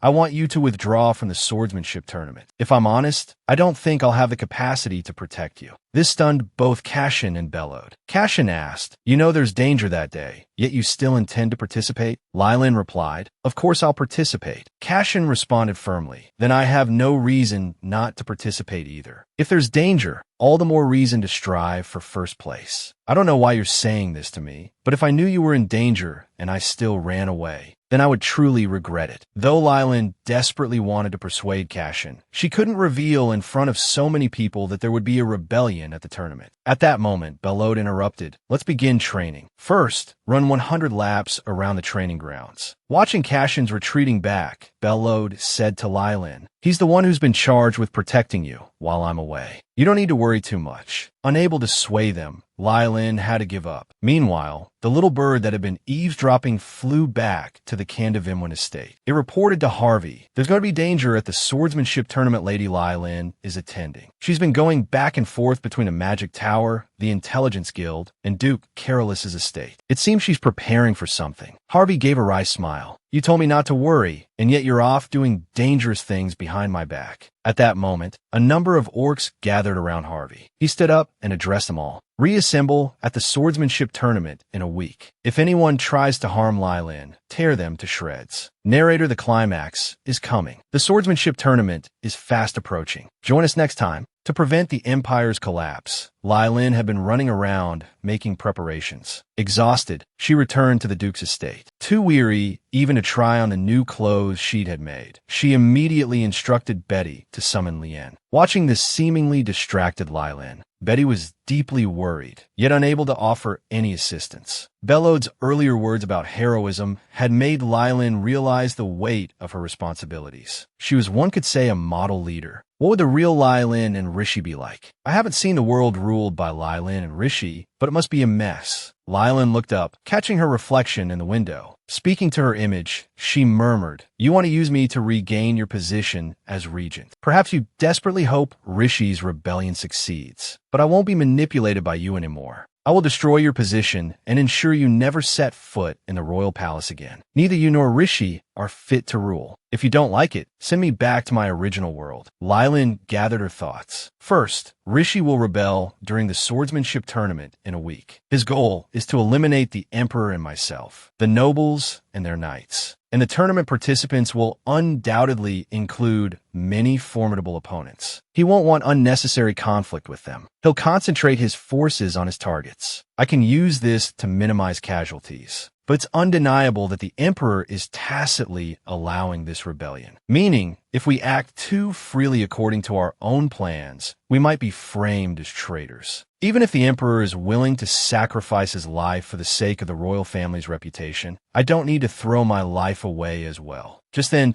two small blue birds tapped at the window, carrying a small bag. It was the intelligence Lucas had gathered for her. Inside were the information and portraits of the rebels. Reading Lucas's encouraging words in the accompanying letter, Lylin's confidence surged. A while later, Lien finally arrived. Lylin quickly took him to the magic tower. To prevent the deaths of innocents and protect those she cared for, she needed Lien to lead the mages and fight alongside the Kandavimwa knights. A week later, the day of the swordsmanship tournament arrived. Lylin stood in her family's training grounds, assigning tasks to the knights. She demanded they swiftly locate the individuals depicted in the portraits and detain them. As for Ethel, the master swordsman from the kingdom of Milo, she continued, her expression serious. Try to keep him occupied. And remember this above all else. Do not concern yourselves with the Duke or myself. We are perfectly safe. The knights assigned to our protection need only maintain appearances. Do not get injured, and certainly do not sacrifice yourselves. You'll be docked pay if you do. Though the knights were baffled by her instructions, they responded in unison with a resounding affirmation. The arena of the swordsmanship tournament buzzed with a cacophony of noise. It was the first time Lylin had attended such a grand event. Yet, her gaze constantly searched for Cashin. She knew he wouldn't lie to her, but she still hoped he wouldn't come. At that moment, Duke Carolus appeared beside Lylin. "Do you have anyone you're supporting? You seem to be looking for someone," he observed. Bellowed, the young man he's been mentoring like an apprentice lately, will also be competing. He asked me to tell you that you can look forward to his performance. The news of Cashin's participation filled Lylin with a mixture of joy and apprehension. Just then, Emperor Kevin and Crown Prince Hoppard made their entrance. Kevin cast a cold glance at Lylin. Lylin, undaunted, returned his stare with equal intensity. With the official commencement of the tournament, Cashin finally stepped into the arena. Watching him, vibrant and full of spirit, Lylin felt a surge of pride despite her worry. Duke Kandavimwan spoke softly. "There are rumors that you introduced him to Duke Bellowed. Even if it was only at the young lord's behest that you persuaded him, for that young man, it was because of you that he gained this opportunity. He likely wants you to see this more than anyone. It's truly a shame, in the end." After the announcer declared the official start of the matches, Lylin said calmly, "The competition has begun. Shouldn't we be leaving as well?" Duke Kandavimwan replied with a smile, "Indeed. From now on, we truly must focus on our official duties." Lylin then produced a magical artifact. After a brief flash of light, Lylin and the Duke's figures began to blur. After a moment, their images stabilized. How will Lylin handle this crisis? Find out in the next episode. To avoid assassination,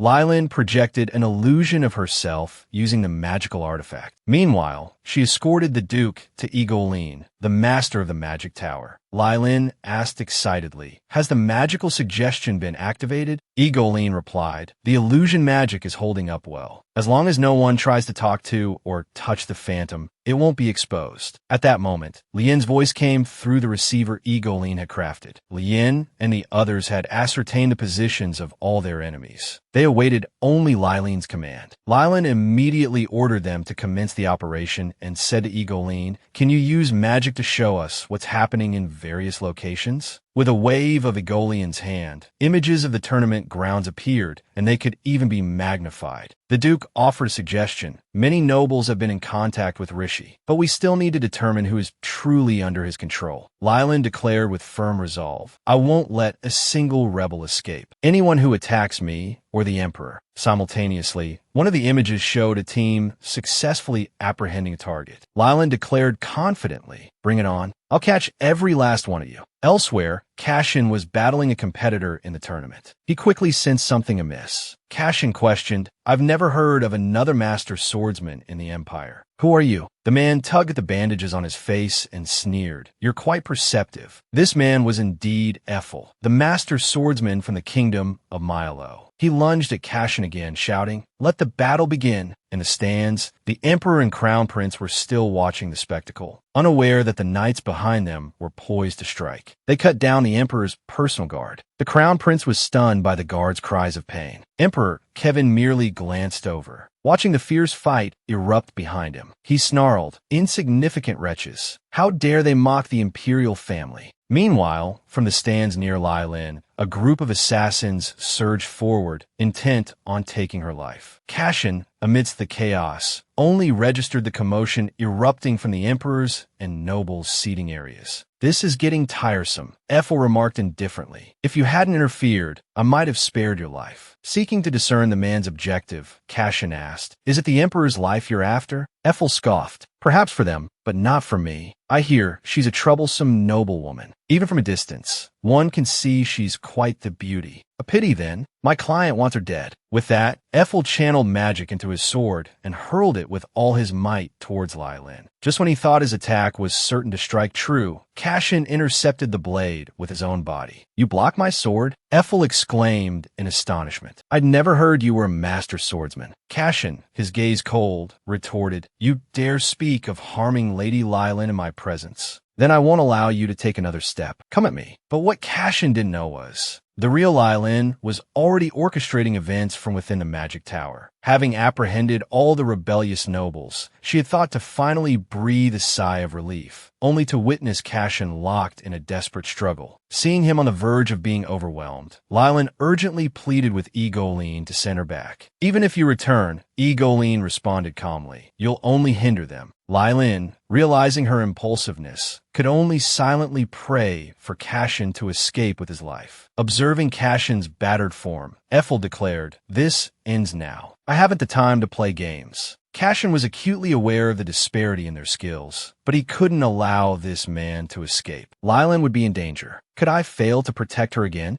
Am I destined to watch Lilin die? Is this happening again? Have I failed to protect her before? Did I lose her at some point in the past? This feeling of loss, it's agonizing. I have to protect her. I can't endure this again. If I had another chance, I would protect her. I won't let myself regret this again. In that moment, something within Cashin ignited. With a single, swift stroke, he blinded Ethel. "You bastard!" Ethel shrieked in agony. "You were hiding your true strength." Abandoning all semblance of a master swordsman's composure, he charged blindly. In the next instant, Cashin cut him down. Cashin had achieved a stunning reversal. This time, he had protected Lilin, but the cost was immense. Unable to support his weary body any longer, Cashin collapsed. With the tournament in chaos, how would Lilin bring this to a close? Find out next time. Driven by his resolve to protect Lilin, Cashin had awakened a hidden power, grievously wounding the master swordsman Ethel. From the magic tower, Lilin witnessed the scene unfold. Though Yin and the others had apprehended the key conspirators and awaited further instructions, Lilin couldn't focus on giving orders. Beside her, Duke Carolus offered comfort. "Don't worry. I'll see to it that Knight receives the best care. You must concentrate on the task at hand." Gently touching Cashin's image projected before her, Lilin whispered, "Thank you." Regaining her composure, she began issuing commands with renewed focus, urging Lien and the others to remain vigilant. With the Padian forces still at large, the rebellion was far from over. No sooner had Lai Lin spoken than numerous soldiers in the tournament grounds drew their swords and charged towards the emperor. "Kill the emperor," they cried, signaling the true start of the uprising. Witnessing this through the magical projection, Lai Lin instructed Lien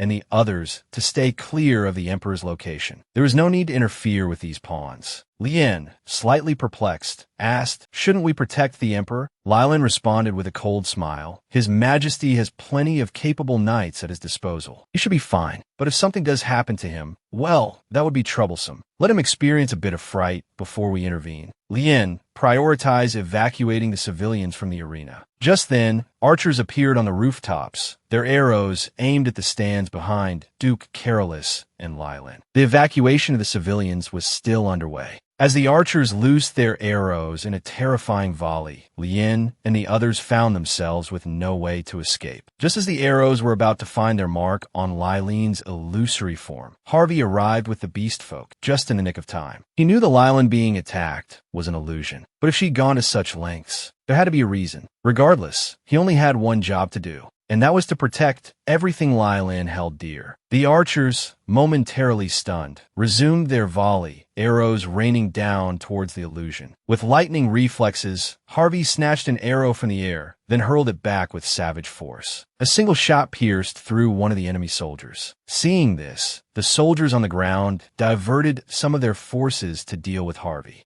They were no match for him. Just then, Harvey sensed it, a profoundly irritating presence. From the Emperor's seat, Kevin watched Harvey, muttering to himself, "Despicable beast folk, protecting Candavimlin. I thought they were only bribed for information. To think they had a secret weapon hidden away. These creatures will interfere with my rewriting of the royal history. How utterly vexing." The scene shifted. Lai Lin, seeing Harvey at the tournament grounds, felt a wave of unease wash over her. Lien reported again. "The beast folk are helping us. If you tell me which nobles are involved in the rebellion now, we should be able to apprehend them on the spot." Lai Lin's heart was heavy with worry, fearing Harvey would be injured like Cashin. Egolene, standing beside her, said calmly, "Don't worry. Awakened beast folk rarely lose in a fight against humans. That beast folk has the blood of a ferocious beast flowing through him. His strength is comparable to a master swordsman." Lai Lin countered. "Then why did they face the brink of extinction?"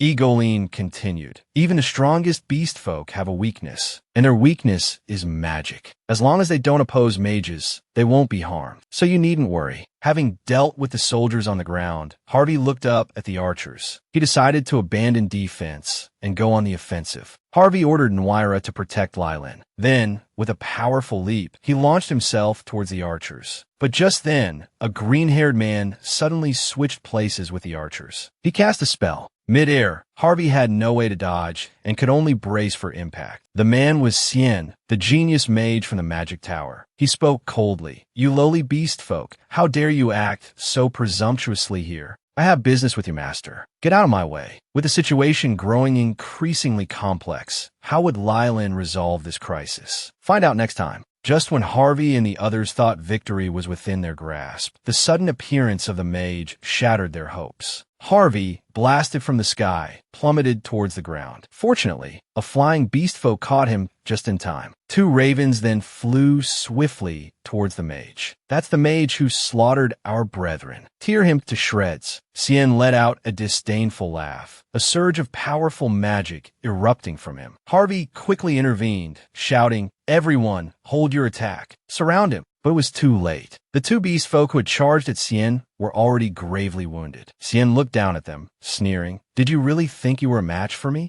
You worthless creatures. Know your place. Loose the arrows." Xian then imbued each arrow with explosive magic. Many beast folk were injured under this relentless barrage. The beast folk guarding Harvey urged him, "Lord Harvey, escape. We'll hold him off here." Harvey ignored them, focusing on recovering from his injuries. Meanwhile, back in the magic tower, Lai Lin was astonished. A mage was involved in the rebellion? Who is he? Egolene didn't answer. The previous master of the magic tower, on his deathbed, had given him a specific warning. Magic possesses the power to destroy this world. Therefore, There will surely be future generations who forget the sins we committed and attempt to rebel. If we make the same mistakes again, mages will forever be trapped in the cage of guilt. Rage filled Egolian's heart. The magic tower had endured a century of shame, and they were finally on the verge of redemption. But now, this man threatened to ruin everything. His eyes burned with killing intent. Just then, a magic arrow shot towards Lylin. Harvey shielded her just in time. As time wore on, the situation in the arena grew increasingly chaotic. Fear began to grip the hearts of many beast folk. And Wyra's voice rang out, a desperate plea. Pull yourselves together. Everyone, protect Lord Harvey. We've already lost our Lord, Lord Armin, and Lord Shuha. We can't lose Lord Harvey too. Harvey listened to the beast folk, his heart heavy with a bitter resolve. I can't lose the comrades who followed me into this fight. I have to protect everyone. The burning desire for strength surged within him, a second awakening. He launched a surprise attack on Cien, but the mage anticipated it and dodged. Cien unleashed a barrage of magic at Harvey, now transformed into a panther. Every spell struck true, yet seemed to have no effect. Harvey seized the moment Cien paused, lost in thought. With a vicious swipe of his paw, he connected. Cien crashed to the floor, the force of the blow leaving him helpless. The rebel soldiers, witnessing this display of raw power, retreated in fear. The beast folk and knights breathed a collective sigh of relief. Harvey, cloaked in a long cape, approached the fallen mage. Why did you attack Lylin? He demanded. Cien remained silent.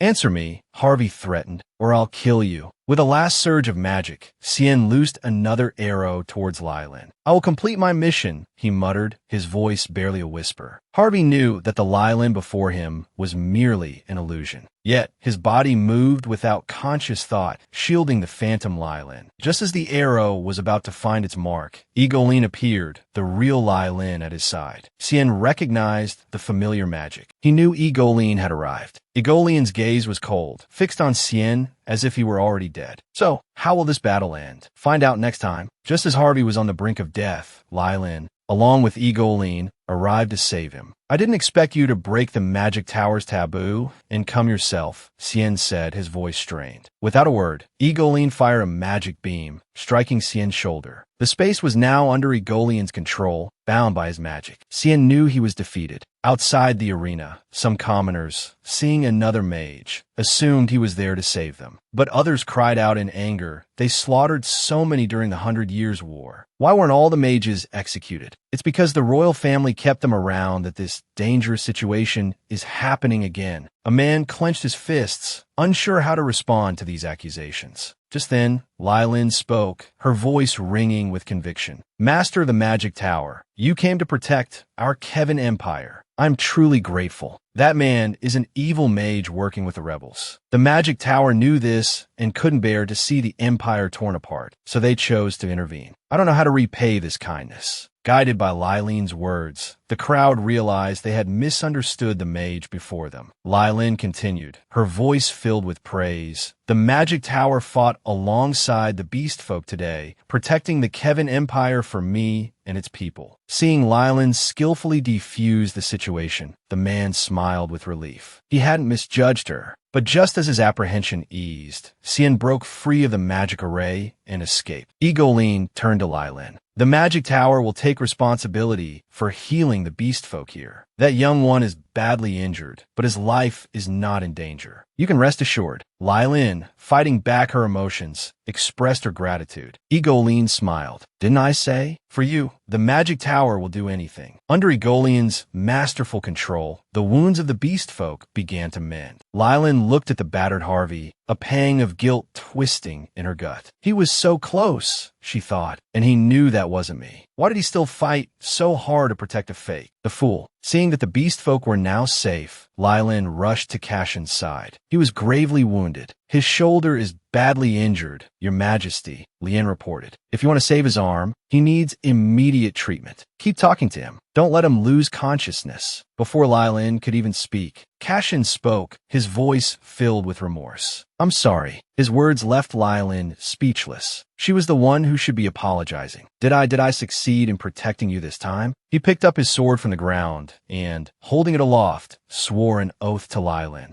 I pledge this sword, which bears my heart, soul, and body, to you. I swear, with this blade of victory and honor, I will serve you with unwavering loyalty. Please allow me to stay by your side." At that moment, Lylin saw a flash of Cashin's sealed memories. She saw a vision of Lylin, the original Lylin, seated on the throne. Cashin stood before her, blocking Bellard's path. Bellard's voice dripped with scorn. "You've gone mad. Even your supporters have abandoned you." Lylin's reply was calm. "I have simply chosen my own path. Even if it leads to condemnation, even if it leads to death, I do not care." Suddenly, a child emerged from behind Bellard. "Mother," the boy cried, "did you ever truly consider me your son?" Lylin rose, her voice cold. "Do not raise your voice. I did not teach you such behavior. I told you to stay put, to be a mindless puppet, just like your father who died by my hand." Bellard, unwilling to parley further, gripped his sword. "Cashin, Knight of the Queen, if you stand down now, out of respect for your knighthood, I will grant you a swift death." Lylin echoed the sentiment. "Cashin, don't be reckless." Seeing his unwavering resolve to protect her, Lylin added, with a bitter laugh, "If there's a next life, please don't choose me again." But for Cashin, there was only one person worthy of his soul and his sword, Lylin. At that moment, the original Lylin appeared, her gaze soft as she looked at Cashin. "You made the same choice again," she murmured.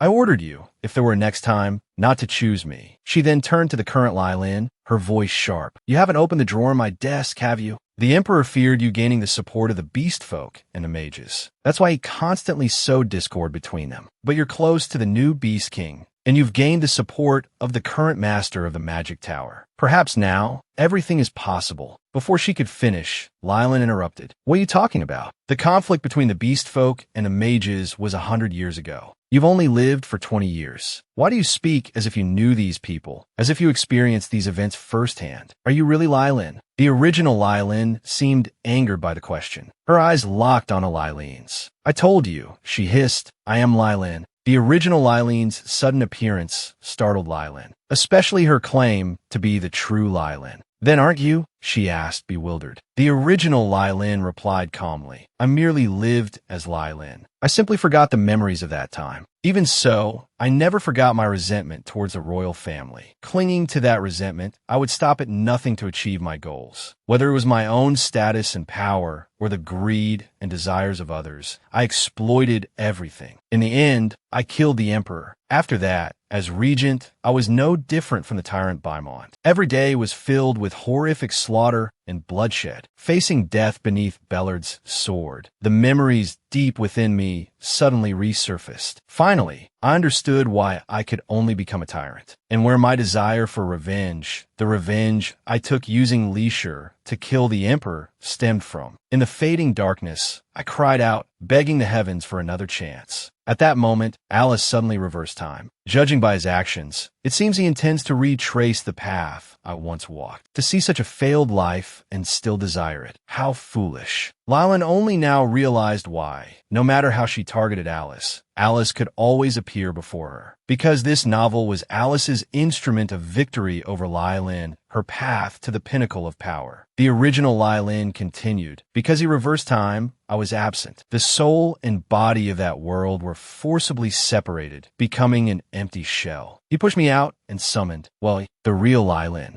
I merely stole your body to achieve my own goals. And your soul, carrying my memories, went to another world. Me losing my memories and becoming a tyrant. In a way, that's also your fault. Lylin retorted angrily. What does that have to do with me? And I already told you, I'm not from this world. Before Lylin could finish, the original Lylin interrupted. Lylin, you have no way back. So stop with the nonsense about returning. Help me here. Helping me is more beneficial for you, since you have to live here. Lylin asked, do you mean you want me to force the emperor into a corner? What exactly do you want me to do? The original Lylin said calmly, the emperor forcibly ripped my soul from my body and then occupied that body. If the royal family is driven to desperation, the body possessing my power will surface. That's the moment I've been waiting for. Having killed the emperor without achieving my goal, I eventually went mad. I need to repay the debts I incurred here in the past. Bellard executed me when I went mad. Tassivin sacrificed himself to protect me. The beast folk and a magic tower did not coexist harmoniously under my rule. As for Lucas, he's exactly the same as now.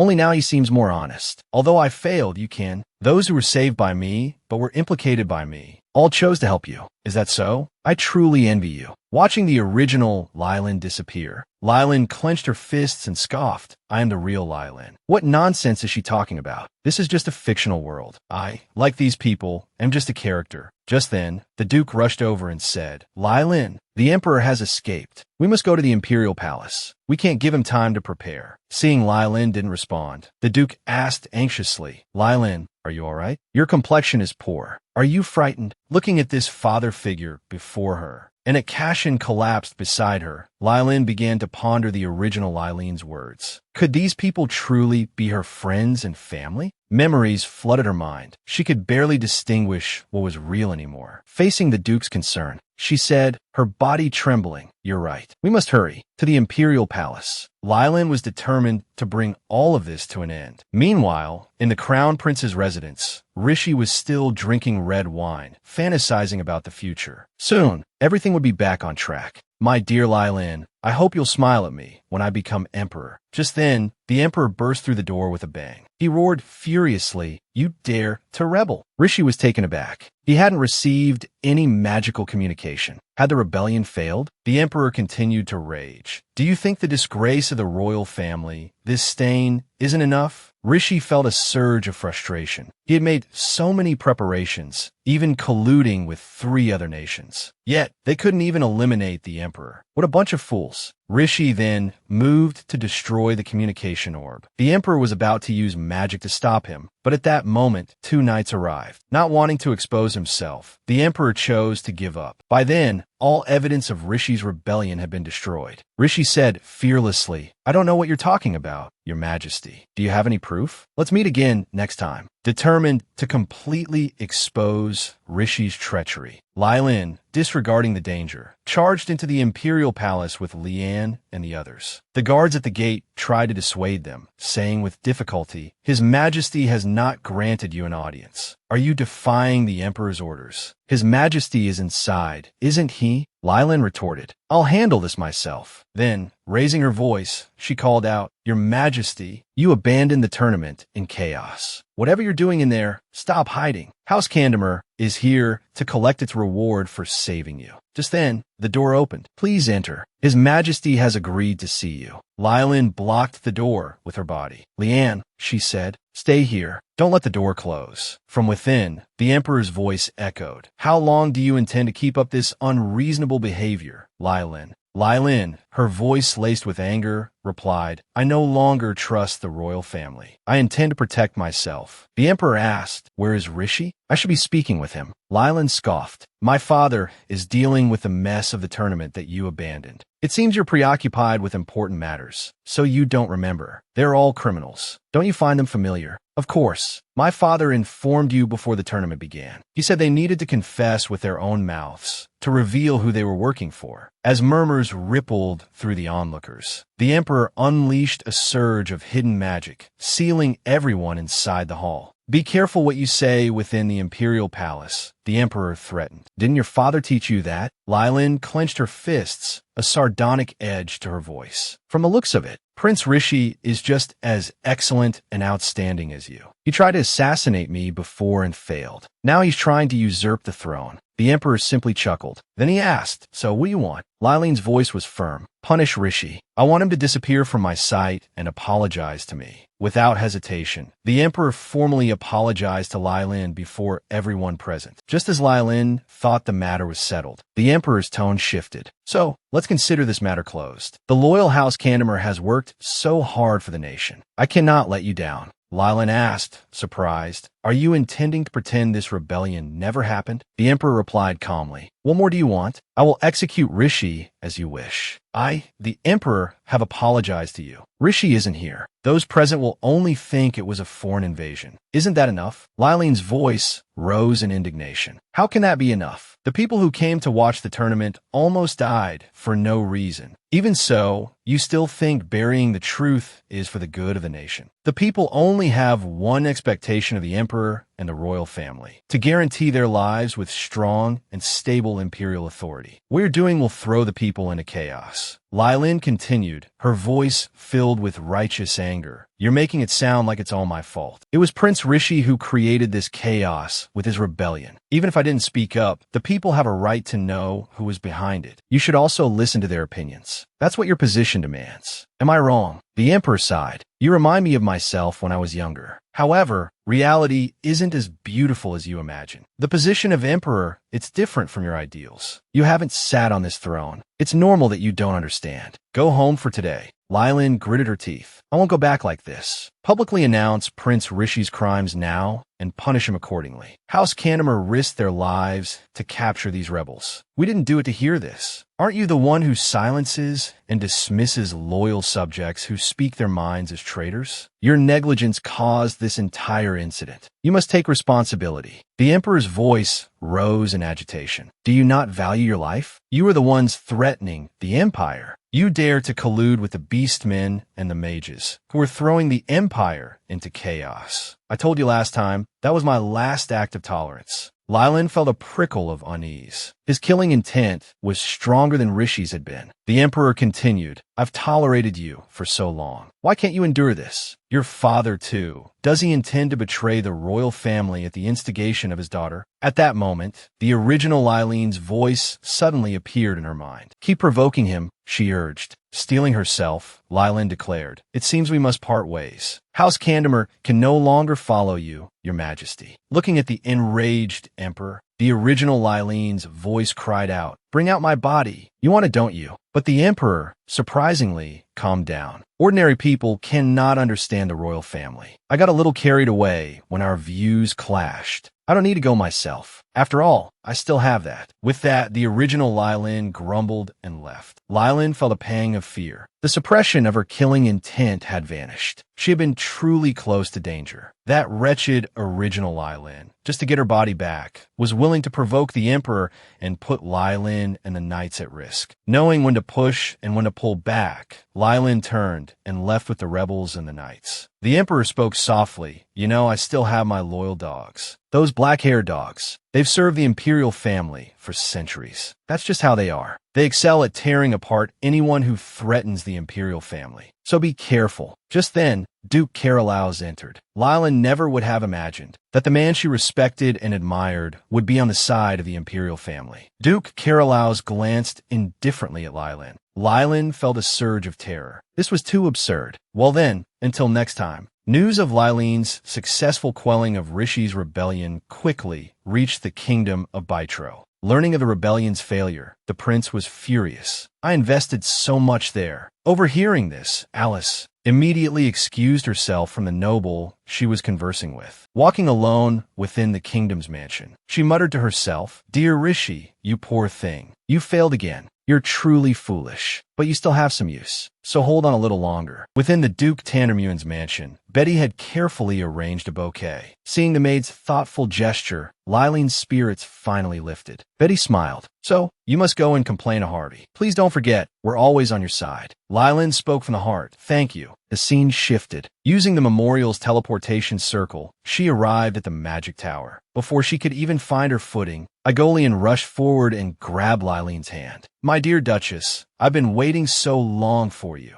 Lylin was startled by his sudden action. Just then, a black cat bit him on the head. However, he wasn't the only victim. Not only him, but many mages suffered the retaliation of small animals. Aegolian explained, We brought these beastmen back to the magic tower for treatment. But as soon as they recovered, they started biting us like this. Ignoring the bleeding wound on his head, he hurriedly said, Please calm those fellows down first. Lylin was a bit troubled, but I don't know magic, and I'm not very strong. Can the all-powerful master of the magic tower really push this onto someone else? Aegolian said with a worried look, I'm allergic to furry little things. At that moment, the Beastman's commander bowed respectfully. Greetings, Lylin. My name is Nuala. I would like to speak with you privately. Lylin felt uneasy. Just the two of us. Nuala glared at Aegolian and said coldly, I don't want to speak anywhere near a mage. After a moment of silence, Igolian tactfully led all the mages away. Only then did Lylin understand. The major incident at the magic tower that Igolian mentioned in his letter was this. Facing the powerful Beastman, Lylin broke out in a cold sweat. Please calm down. Those mages are actually very kind people. Hearing this, Nuala growled low, then bit her lip and said, We need Lord Harvey. We hope you can persuade him. Looking at Nuala kneeling on the ground, Lylin was puzzled. Persuade him? What do you mean?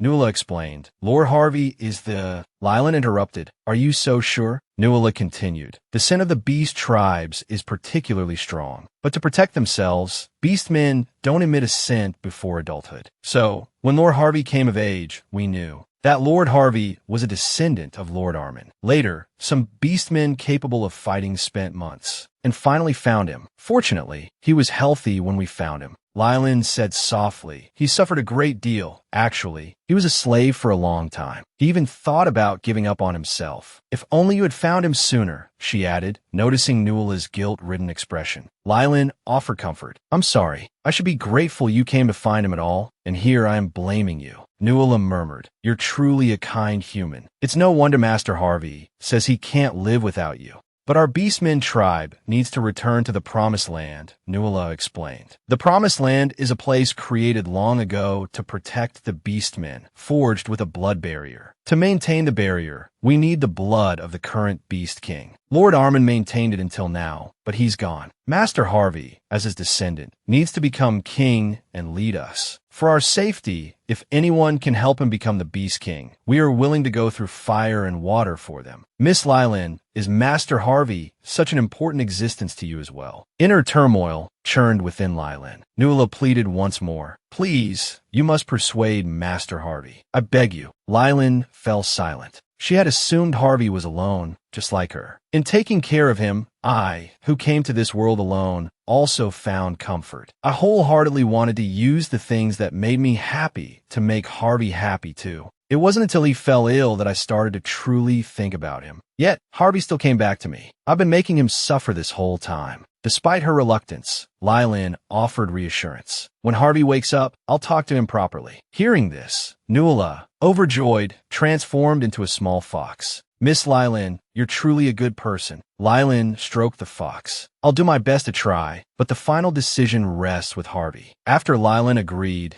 to persuade Harvey to return to the Promised Land, all the Beastmen quieted down, watching the sleeping Harvey. Lylin felt a pang of sympathy. Is he really just asleep and not unconscious? Nuala explained. After all, he's barely slept for nearly a month. He goes to school during the day, and late at night, he still makes time to go to that tournament venue. We told him the list of participants in the tournament, and he's been investigating their whereabouts late into the night. Lylin looked at Harvey tenderly. If I had told you sooner, you wouldn't have acted so rashly. Then she murmured, Wake up soon. I miss your eyes. The other Beastmen whispered amongst themselves. Missing someone is equivalent to a proposal in our culture. Nuala had a sudden thought. If Miss Lylin and Master Harvey were to marry, perhaps they could return to the Promised Land together. Nuala declared loudly. Miss Lylin might become Harvey's partner. We must treat her well. Lylin felt a shiver down her spine. Igolian asked, Are you going back now? Just then, Lylin suddenly asked, Master of the Magic Tower, will you come home with me? These words surprised both the Beastmen and the mages. Before Lylin could finish, the mages erupted in excitement. As expected of Miss Lylin, she's even stolen the heart of the Master of the Magic Tower.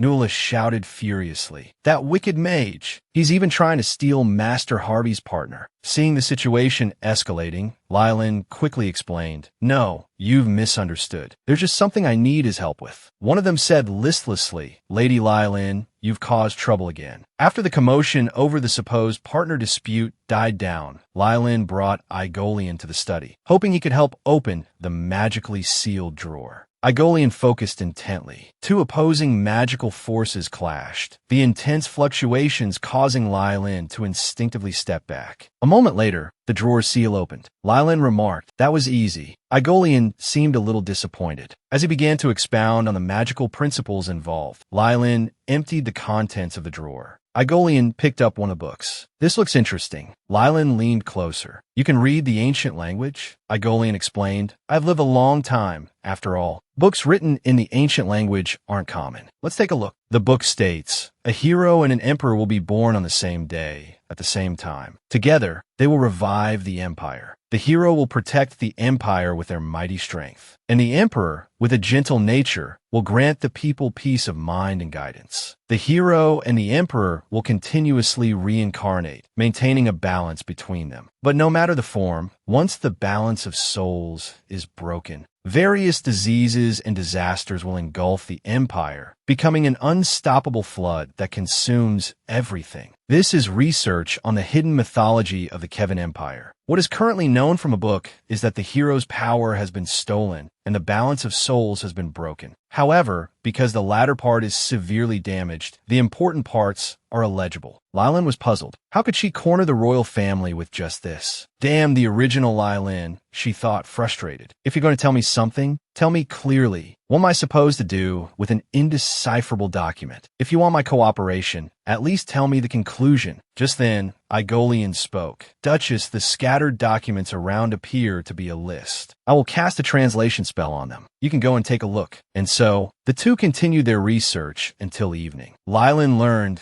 that it was a document containing the identities of the deceased. These individuals had either spread new ideologies, possessed exceptional abilities, but refused to submit to the royal family, or had researched the empire's history. They had all, at some point, attempted to oppose the royal family. I was just thinking about how to deal with the emperor, Lylin mused. This information needs to be put to good use. Lylin turned and said, Master of the Magic Tower, please continue deciphering that myth. I'll investigate the empire's history. Igolian, his face etched with exhaustion, replied, You dragged me into this. It was supposed to be a simple unsealing, and now it's turned into this. Lylin, however, was brimming with excitement. Aren't you curious about the erased content? Let's get to it. Unable to argue, Igolian reluctantly followed Lylin down this rabbit hole. When Alice learned of the rebellion's failure, she feigned indifference. However, within the kingdom of Bytro, every noble was discussing her, hoping to hand her over to the empire to appease their wrath. Alice was acutely aware of the shifting opinions of the nobility. At that moment, Lucas asked with a smirk, I heard your lover failed. What are you planning to do? Surrender? Alice replied calmly, That was just Rishi's plan. Mine hasn't even begun. As long as Rishi is alive, that's all that matters. Lucas countered, And what will you gain from that? The current crown prince is nothing but an empty shell. Is that what you desire? Alice smiled. The pinnacle of the empire. I will stand taller than that woman, so she can never look down on me again. Lucas asked, puzzled, Is that all? Alice simply replied, Is there a need for anything else? Lucas sighed. How boring. How are things so different now? Alice stopped and asked, Who are you comparing me to? Lucas whispered in Alice's ear, When you meet with the Bytro nobles, you imitate Lady Lylin. It's quite comical. Even so, you'll never be the real Lylin. Alice flung open her door. What's different? Those arrogant nobles are nothing special. As long as you have the means to flaunt yourself, they'll come crawling like stray dogs. If you're referring to her paltry wealth, I've earned enough. I have more expensive jewels than that woman. The nobles of the Bytro kingdom are the same. Before, they looked down on me because I was just a viscountess from another country. Now, they imitate my every move. Everything I do causes a stir in the Bytro kingdom. Now, I'm the envy of countless people. They don't envy Lylin, they envy me. Lucas said nothing more, but led her to a mirror. Do you see? He asked. At the last party, you said her dress looked like a dancer's. But now, you're wearing the same thing. You called it vulgar, didn't you? Alice, losing control, shattered the mirror before her. Lucas continued, You, who have always followed in her shadow, can never be her. Never.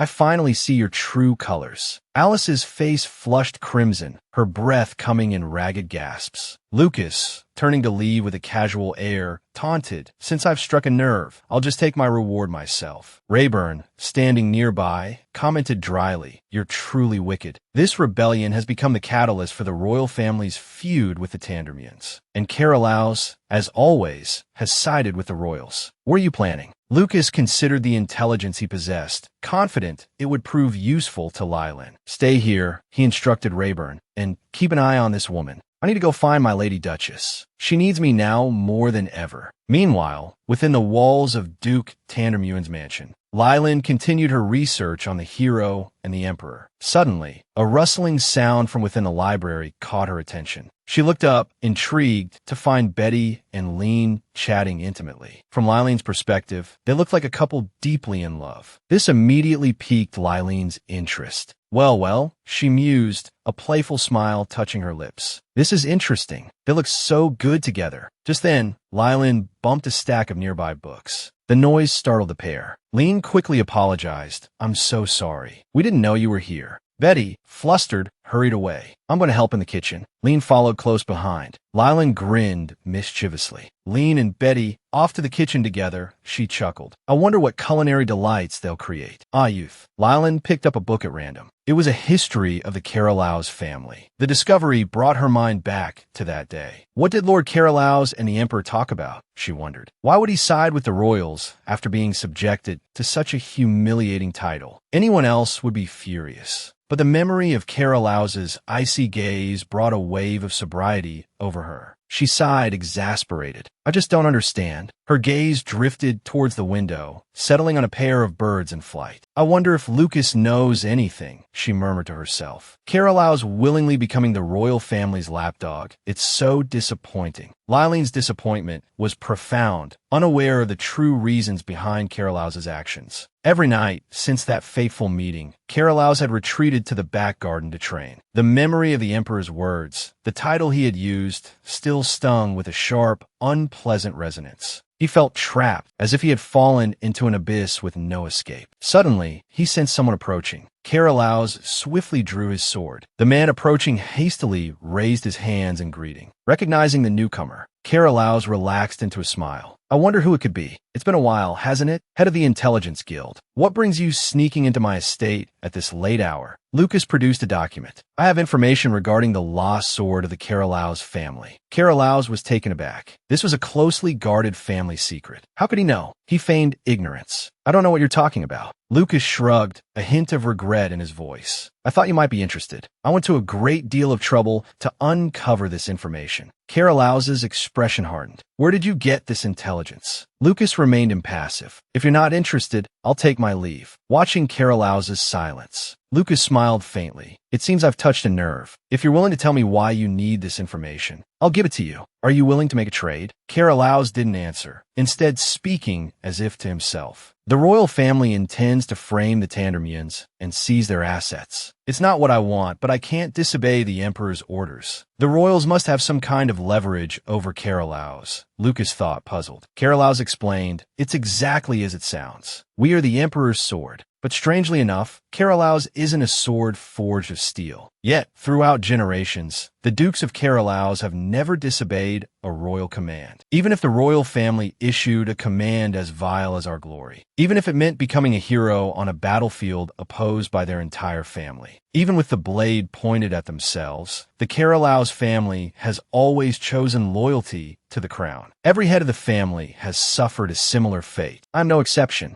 But that day, in the palace, when I brushed past Duchess Tandermuen, I felt something shatter within me. It was then that the head gardener appeared. He whispered to Carolow's, find my other half. That is how you will lift our curse. But just then, the Emperor's roar startled him awake. It is time for you to act for your master once more. Obey the royal family, Carolow's. In that instant, I understood. The reason we, the Carolow's family, are manipulated by the royal family, the reason the royal family can control us so easily is because the royal family stole the sword passed down through generations of our family. If being the Duke means being a puppet of the Emperor, then I have no intention of yielding to Betty. This matter must be settled in my generation. Lucas couldn't believe it. No matter how he looked at it, it sounded far-fetched. Carolow's didn't know how to respond either. Lucas continued, I don't deal in blind faith. How can you guarantee that what you just said is true? Carolow's spoke earnestly. Everything I said is true. I swear it on the hero's sword, on the honor of Carolow's, and on my life. If the information I just gave you isn't true, you can take my life at any time. Lucas smiled. The head of the Intelligence Guild swears here to exchange information with Carolow's with complete sincerity. Meanwhile, within Duke Tandermuen's mansion,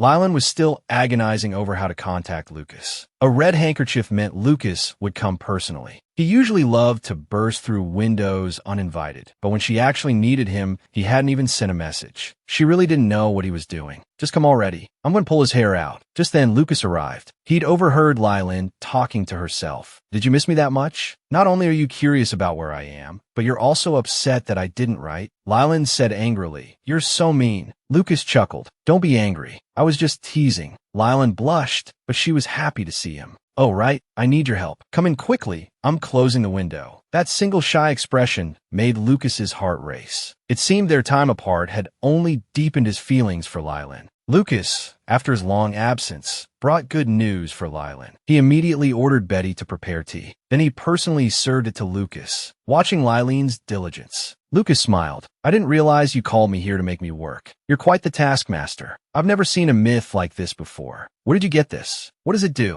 Lylin's face glowed with pride. This is the secret weapon that will allow me to repay the Emperor for every humiliation he's inflicted upon me. Lucas was taken aback. Are you really going to make an enemy of the Emperor of this country? Lylin stated firmly. He started it. Lucas didn't know how to respond. Then he asked, aren't you curious about what happened to the traitors? Alice has completely fallen out of favor in the kingdom of Bytro, and Prince Baytro has been imprisoned in the royal dungeons. Lylin flew into a rage. That bastard deserves it. The Emperor, why didn't he send me the official document about imprisoning Leisure? I only just found out. I heard you captured all the traitors at the tournament. You're truly amazing. Lylin blushed slightly. Well, you did tell me their plan. I thought I was completely prepared, but Cashin and Harvey were still seriously injured protecting me. I was so focused on dealing with the royal family that I didn't even consider that they would worry about me. I'm so selfish, and yet they still call me a good person. I don't deserve it. I saved Harvey before simply because I wanted to. Helping Cashin was just because I couldn't stand to see a handsome knight being bullied.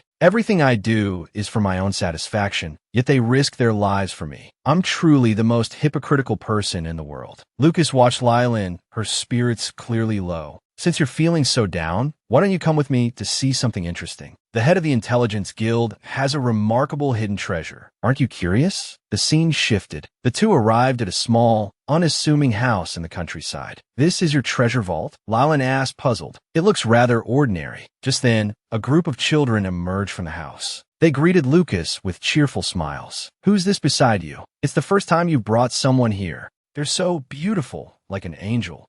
Lylin laughed, warmed by their joyful atmosphere. After spending so much time with Lucas, this was the first time she had seen a truly genuine smile grace his lips. Lunchtime arrived. Lylin collapsed onto a chair with a relieved grin. Finally, freedom. Lucas chuckled. It's a shame that only I get to see this expression of yours. He sat down beside her. Who are these children? Lylin asked curiously. They're all like me, Lucas explained. Homeless. I realized something back when I was getting beaten up while gnawing on a piece of bread. Money can solve everything. So I sold everything I could and used the money to take these children in. Others might have discarded them as worthless, but they're the reason I live. They're my protection, so you don't need to feel guilty. Even if your actions weren't purely altruistic, the act of lending a hand is what matters most. Do you think they didn't realize your intentions? They risked their lives to save you because they like you. You saved that beast child out of self-interest. But to me, you're like the sun. After seeing such a dazzling light, I doubt anyone would want to leave. Being with you must bring so much happiness and joy. Don't you think? Lucas's sudden praise caught Lylin off guard. She quickly covered her blushing cheeks. After a moment of silence, Lucas's expression turned serious. I met with Carolaus. I learned some information about the royal family. They plan to eliminate the Tandermune family. Carolaus will lead the operation. Not only that, but I also found out that the royal family possesses the power to control Carolaus at will. And that power comes from his family's lost sword. Lylin was incredulous. A sword with that kind of power? Lucas explained, it's hard to believe, but the Duke swore on his life. In any case, Carolaus and the royal family aren't on the same side. So, you should show the Emperor what you're made of. Just standing there and letting them bully you doesn't seem like you. Lylin smiled. That certainly wouldn't be me. After all, I'm not some kind, fragile lady-in-waiting. Lucas teased. With such a dashing intelligence broker on your side, this is a war you can't lose. Lylan laughed. I'm honored to have such a capable person helping me. While waiting for their meal, the children gathered to pass the time with storytelling. Lucas suggested they go and watch. The children had prepared props and a makeshift stage. A long time ago, in a certain village, lived a young boy and girl blessed by the gods. The boy had the power to cultivate the land and grow crops. The girl possessed a sword with mystical powers. She used the sword to protect the village, and everyone praised her. However, the boy felt that the girl was stealing the villagers' affection from him. He watched her return, thinking to himself, if only I had that sword, then I could have all their adoration for myself. But no one could lift the girl's sword except for her, because the sword was her friend. Suddenly, the boy had a brilliant idea. He just needed to get rid of the girl. Lylan was a little shocked. Was this really a story appropriate for children? The gods warned the people that if they dared to harm the children, they would incur divine wrath, and the entire village would be plagued with disease and disaster. To deceive the gods and obtain the sword, the boy tried to turn the girl into a puppet. Lylan was surprised. The story felt strangely familiar. The boy led the girl into the forest, and then shoved her hard from behind. The girl fell into the swamp. She begged the boy to help her, but what came instead were the devil's minions. He seized the girl's power for himself. Now in control of the sword, the boy began to help the villagers, earning their adoration. Because the boy claimed to carry out the will of the gods, he was called emperor. However, as punishment for deceiving the gods and stealing the girl's body, the village was soon struck by a terrible plague and disaster. The story ended. Lylan asked Lucas, "Did you teach them this story?" Lucas denied it immediately. "I heard it somewhere." Don't you think this story is very similar to ancient mythology? I wonder if it came from someone who studies mythology. Like Count Berlant Tancaven, he's a leading expert in mythology. Do you know anything about it? Lucas asked, puzzled. That's the same as my father's name. Lylan was astonished. Lucas asked incredulously, "What did you say? What did my father do?" After the story, the children said goodbye to Lylan. She waved goodbye with a smile. As the carriage rolled away, Lylan asked, a little perplexed, "Lucas, you're the head of the Intelligence Guild. Haven't you ever investigated your own father?" He stared out the window, his voice low. "I spent years searching the entire empire, but I couldn't find any information about him. I only remember what happened when I was a child. One day, the royal knights burst into our home with official documents, claiming my father was the mastermind behind a rebellion. I escaped through a secret passage, but I heard my father and mother were executed on the spot. After that, the Tancaven family disappeared from history. If the royal family deliberately concealed information about the Tancavens, it's no wonder I couldn't find anything. They must have silenced everyone involved." Lylan felt a pang of sympathy. So Lucas had always believed his father was a rebel. It seemed that myth had dealt a significant blow to the royal family. That's why they had deliberately framed Count Berlant for rebellion and swiftly eliminated him. But it was just a myth. Didn't the royal family go too far? But what if the story was true? What if the current emperor truly possessed immortality and had absorbed the hero's power? Lylan dismissed the thought. It was too absurd.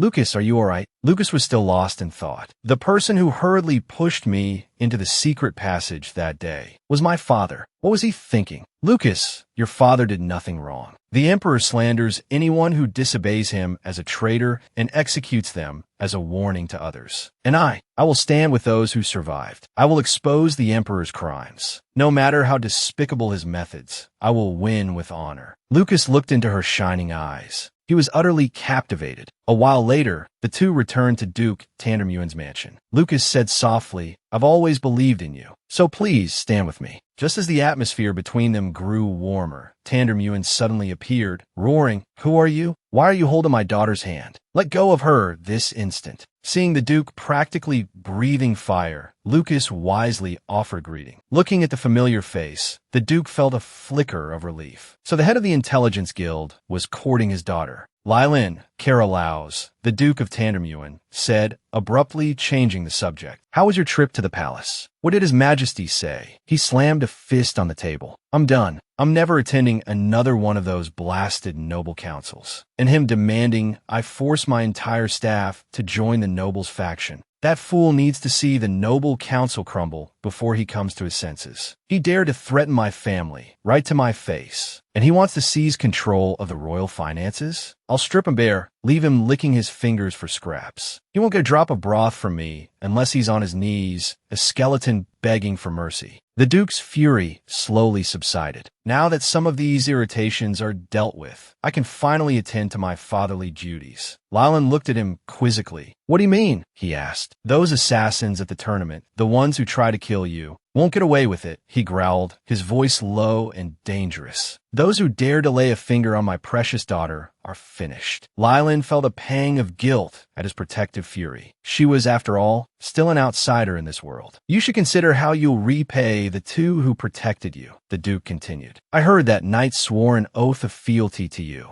Doesn't that make him your knight? Lylan explained. He didn't swear it to me exactly, but looking at her father's softening gaze, a resolve solidified within her. I will gather all the strength I can, she thought, to protect those I hold dear. Original Lylan, I'm sorry, but I'll be accepting Cashin's oath. Aloud, she said with newfound determination, Father, please leave the traitors captured at the tournament to me. I will show the Emperor what becomes of the rot he so desperately tries to hide in the name of protecting the royal family. I will show him how his actions are tearing it down. The Duke raised an eyebrow, a hint of amusement in his voice. And how do you propose to do that? If the celebrated sword master, in the full view of the public, exposes the corruption that festers within the empire, the treachery of Prince Beitro, and the royal family's complicity in covering it up, they won't be able to escape the consequences. If the emperor wants to use slander to destroy House Tandermuen, we will use undeniable truth to dismantle the royal family. Lylene's hesitation was gone, replaced by a steel-hard resolve to confront the royal family head-on. The next day, within the Tandermuen mansion, Lylan requested that Lucas find a newspaper willing to publish news critical of the royal family. Lucas looked puzzled. Regarding the truth about the royal family, he began, you could easily give an interview yourself. Why involve the knight? Lylan patiently explained, he's the new sword master and a commoner. He'll gain the public's trust more easily. And with Cashin's striking looks, the illustrated papers should sell quite well. It will also prevent accusations of us manipulating public opinion due to our strained relationship with the royal family. Of course, this all hinges on Cashin agreeing. His family will be in danger if he does. Lucas, who had been quietly observing, suddenly spoke. So, you prefer the knightly type? That vulnerable, handsome look? Lylan stared at him, exasperated. What are you talking about? And why are you here every day? Do you think this is your home? Lucas replied calmly, I want to be available whenever you need me. Isn't it more convenient if I'm here? I have the Duke permission, so you needn't worry. Lucy, standing nearby, looked at Lylan with open admiration. To have the head of the Intelligence Guild on your side, truly worthy of the Duke's daughter. After the meeting concluded, Cashin arrived at the Tandermuen mansion. Lylan expressed her gratitude for his presence. This is the first time you've come to me of your own accord. Thank you for accepting my request. Cashin bowed deeply. It is my duty to answer your summons, my lady. Sir Cashin, the knight, the House Knights of Tandermuen called out, drawing their swords in salute. Present yourself to the Lady Lylan. Lylan smiled, a genuine warmth spreading across her face. In the name of Tandermuen, she declared, I bestow upon you the name Ben, along with the title of Earl and the lands that come with it. Consider this my sincere response to your oath of fealty. Cashin knelt on one knee, overwhelmed by the unexpected honors. You deserve it, Lylan insisted. I know you are a knight of unwavering integrity, but the granting of territories and titles, it was all done without the emperor's permission. Do you understand what I mean? It wasn't this nation's emperor who bestowed this honor upon you.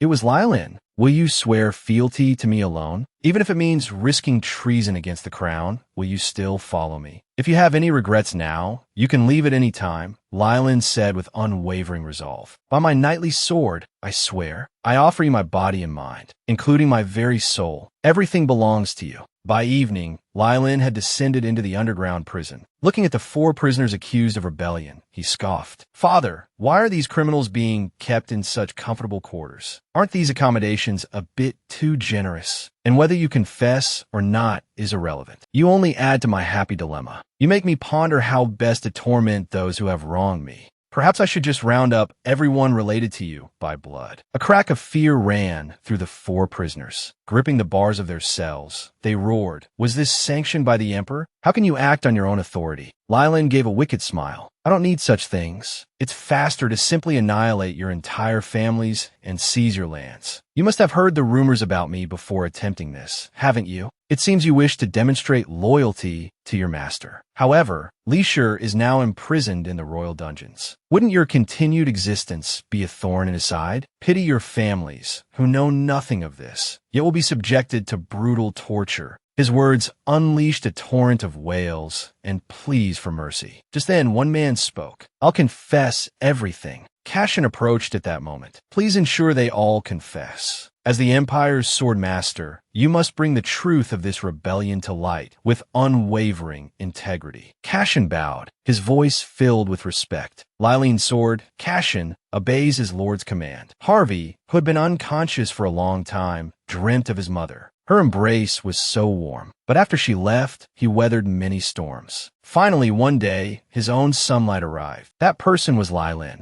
Harvey wanted to stay by his side forever, willing to give everything he had. But as the Beast King, he also had duties to fulfill. He was torn between his choices. Lylin had told him to live for himself. But how could he do that? Just then, a beam of light illuminated his dream. Finally, he opened his eyes and awoke. Harvey, he greeted the beastmen who had been watching over him. Lylin suddenly spoke. I'm so glad you're awake. I'm sorry I didn't tell you about those things beforehand. But Harvey asked with concern, were your wishes fulfilled? Regardless of whether or not that person at the assembly was you, there's only one thing I can do, and that's to protect you. Nothing more. Just then, Nuala nudged Lylin. Lylin looked a little embarrassed. It's probably not the best time to talk about this, since you just woke up, but they really need you. Harvey interjected, I know. So, I'll protect them from now on. After all, it's what I should do. Lylin looked surprised. This was the first time Harvey had expressed a desire of his own. Nuala pleaded, Lady Lylin, please come with us. Harvey quickly stopped Lylin. What you need to do can only be done here. We have to live on our own from now on. Hearing these words, Lylin felt a pang of sadness and reluctance. Just when she thought they might never see each other again, Igelin offered a suggestion. Why don't you just live nearby? There's a lot of abandoned land around here. There's even a forest that no one but you would go to. Just as Lylin was about to introduce Igelin to Harvey, Harvey suddenly went on high alert. We can't trust what a mage says. Lylin quickly pushed Igelin away. He still carried the guilt of the mage's past mistakes. The orc's injuries from the swordsmanship tournament, the ones the mages had tended to, still weighed heavily on Harvey's mind. He remained resistant and withdrawn. Lylin patiently coaxed him. If the mages ever try to hurt you again, I will protect you. Harvey's guarded demeanor finally softened. You haven't changed a bit. I choose to believe in you, not them. When you're finished with your duties, you can come visit me anytime. I'll be here waiting. A wave of complex emotions washed over Lylin. She stepped forward and embraced Harvey. I'll come often. Harvey gazed at her tenderly. If I could, I'd stay with you always. His touch, as he reached for her hand, was hesitant. He pulled back, knowing he wasn't worthy yet. I'll strive to be, he vowed, just like you taught me. Deep within the royal dungeons, the defeated rebel, Li Shi, sat in stunned silence, the light gone from his eyes. A beam of light suddenly pierced the darkness. He looked up, seeing a figure that resembled Lylin. He began to speak, desperate to explain himself, but in the next instant, a blade sliced across his throat. The dark mage, Zainan, collected the flowing blood in a vial. The plan is still in motion, Zainan addressed the fallen prince. Wait patiently until we return for you, deposed Prince Li Shi. Meanwhile, in the queen's chambers, Alice offered soft words of comfort. Your Majesty, you must regain your composure. The queen muttered incessantly. My perfect son imprisoned. Everything has gone wrong. What was it all for? Alice interrupted her despair. This is precisely why you must act. It's not over yet. If you can leverage your homeland's power, Prince Li Shi can still become emperor. The queen lamented, the plan I sacrificed my entire youth to create, it's failed. Alice's face twisted in disdain. Did you truly believe such a haphazard scheme would succeed? You, a seductress who clawed her way to the throne by ensnaring the emperor. Can you hear their mocking laughter now? Don't you want to show them what you're truly capable of? To make them grovel at your feet? Those who once swore their false love will beg for your forgiveness. Haven't you always craved this power? Let them witness your triumph as you crush them all beneath your heel. Back at the Duke's mansion, Annalene reported her findings to Lylin. The souls of the Emperor and the hero grow stronger through the faith and trust of the people. Having absorbed the hero's power, the Emperor now requires even more to sustain both souls. It seems that to defeat him, we must exploit the public's growing suspicion of the royal family, driving a wedge between them. Annalene remained skeptical of this approach. Lylin's gaze was resolute. I believe it. Trust me and follow my lead. I will expose the royal family's secrets to the entire empire. And for that, I need your help. Annalene replied formally. I misjudged you.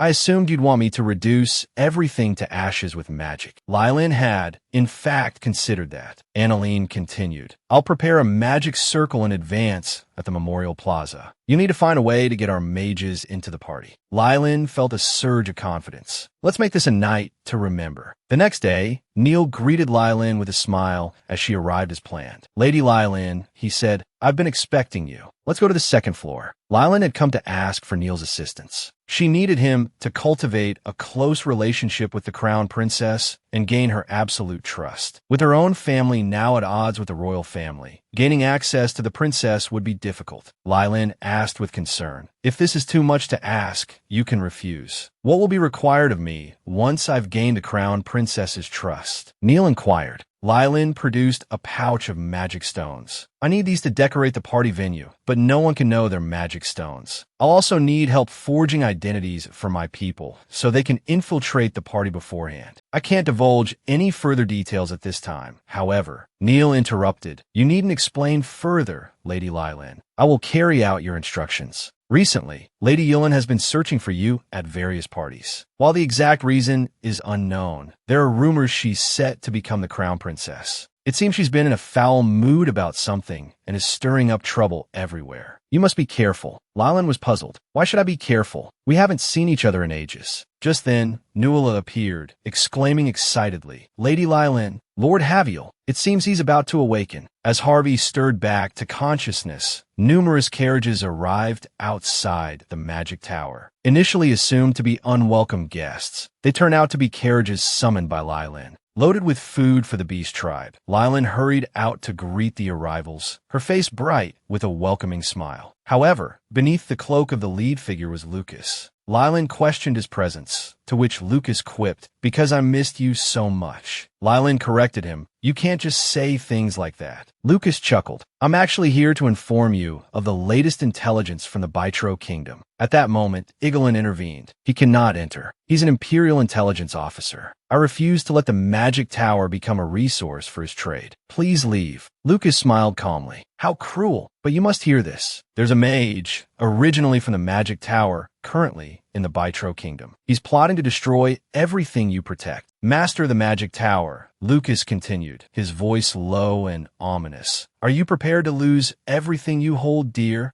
Igelin hesitated for a moment, then allowed Lylin and Lucas inside. Lylin was still fuming. How dare you threaten the master of the magic tower? Lucas remained unfazed. I'm merely maximizing the value of my intelligence. Besides, I was curious to see what the master of the magic tower looked like. Upon seeing the handsome, youthful Igelin, Lucas's imagined image shattered. I expected a wizened old man. Then Lucas got down to business. Currently, the royal family has no intention of inviting the Tandermuin family to the Founding Day celebration. Lylin wasn't surprised. Furthermore, Lucas continued, Alice, who's been absent for some time, will make another move on Founding Day. They not only intend to usurp the throne, but also to capture you alive. Lylin was bewildered. Why are they targeting me again? Do they see me as some kind of punching bag? The truth was, they planned to use Lylin as a sacrifice for a dark magic ritual. Igelin, after a moment of silence, explained, it's black magic. That magic might actually be possible. Lylin pressed him. What else do you know? Lucas continued. Alice has eliminated the nobles who oppose her. And with the Queen's permission, some sort of experiment is being conducted in the kingdom's underground prison. It's filled with screams and an ominous, dark red glow. Igelin offered an explanation. Black magic that uses human sacrifices. There are only two possibilities: spatial manipulation or human transmutation. But the former is incredibly difficult to achieve, so it's most likely human transmutation. Lylin was shocked. What is that madwoman doing? Lucas's expression was grave. They won't hold back this time. What do you plan to do? Do you intend to walk into that fiery pit? If you hide before then, you might be able to ensure your safety. Lylin didn't hesitate. If I hide, will they leave me alone? The only place where His Majesty the Emperor, Li Shi, and Alice will all be present is the Founding Day celebration. No matter what happens, I have to go there and put an end to this. Seeing Lylin's unwavering resolve, Lucas shifted his tone. If mages appear there, even the magic tower you protect won't be able to stay out of it. Even so, do you intend to hide behind the Duchess's skirts? I'm telling you this to give you a chance. Igelin spoke softly. I once wanted to abandon everything and become a demon. If I'm never forgiven, then I'll destroy everything. After all, the magic tower possesses that power. Lylin interrupted, but you didn't do that. Igelin smiled faintly. I couldn't. My teacher didn't want future generations to bear the stigma of a sinner. And who knows, he continued, perhaps you are the one who can lead us to the light. Seeing Igelin's resolve, Lucas beamed with satisfaction. Igelin declared solemnly, I will join you on Founding Day. With Lucas's help, Lylin successfully brought the magic tower master, Annaline, into her fold. Within the Duke Tandermuen's mansion, Cashin, the Empire's sole swordmaster,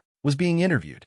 Meanwhile, Lylin was indulging in the simple pleasure of petting her cat. Harvey suddenly asked, Can we really stay here? Lylin replied, Of course. This is your home. Feel free to stay here. Just then, Cashin, finished with his interview, approached them. Lylin rose and asked, How did the interview go? It couldn't have been easy for you. Thank you so much. Cashin offered a gentle smile. It was my duty. Lylin looked at him with warmth in her eyes. At that moment, Celia, a newspaper reporter, excitedly greeted Lylin. She expressed her gratitude for the exclusive news the Duchess had provided. It was a photograph of Cashin in casual attire, meant for the article. Lylin's eyes lit up. Even in everyday clothes, Cashin was dazzling. With such a photo for the newspaper's cover, coupled with the report on Li Shi's treason, she would utterly crush the royal family. Just as Lylin was reveling in her triumph, Lucas appeared behind her, whispering in her ear, The Duchess certainly has a type. Startled by Lucas's sudden appearance, Lylin retorted, How hurtful. It seems I'm the only one seriously working for the Duchess, while she collects photos of handsome men. Isn't having me enough for the Duchess? He added, but was met with silence. Lylin introduced Lucas to Harvey. He helped you a great deal after you went into the egg. Lucas glanced at Cashin. This handsome knight speaks beautifully. Thanks to him, proving your innocence is practically a sure thing. The preparations are complete, Lucas continued. Unlike certain idle individuals, I've been running around for the Duchess, wearing the soles of my shoes thin. Harvey simply offered a dismissive chuckle. It seemed Lylin had many dependable subordinates.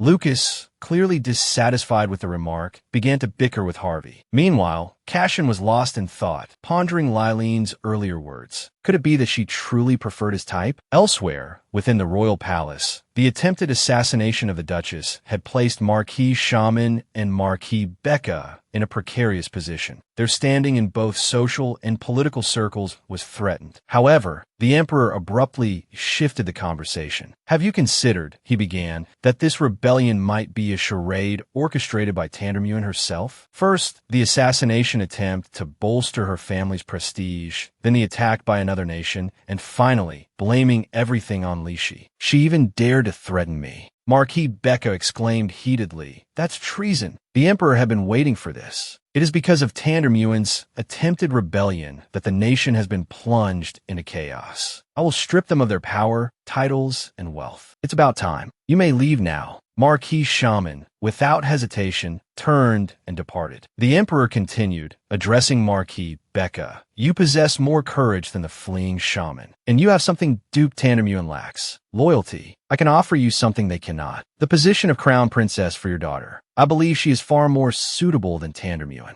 And as it happens, he added, a ducal title has just become available. The emperor's confident smile suggested he had everything under control. To reward Lylin for her hard work, Lucas brought a gift to the duke's mansion. Upon entering the study, however, he found it empty. Lucas stepped closer, peering inside. He's fallen asleep, Lucas murmured, gazing at Harvey's peaceful face. A pang of sympathy struck him. He must be exhausted from overworking. The man never complained, never admitted to tiredness. When he woke, he'd undoubtedly feigned normalcy, boisterously demanding more work. It's endearing, really, Lucas thought, how he regains a bit of energy after something sweet, even if it's just a sliver. Still, I want to see you happy, he whispered, gently poking Lylin's cheek. Sleepyhead, he teased. Aren't you going to wake up? Lylin, still adrift in slumber, heard a faint, rhythmic pulsing. A wave of tranquility washed over her. Then, her eyes fluttered open, only to find herself sprawled on top of Lucas. She had rolled onto him in her sleep. My, Lucas said, a playful pout on his lips. Aren't you a fierce one?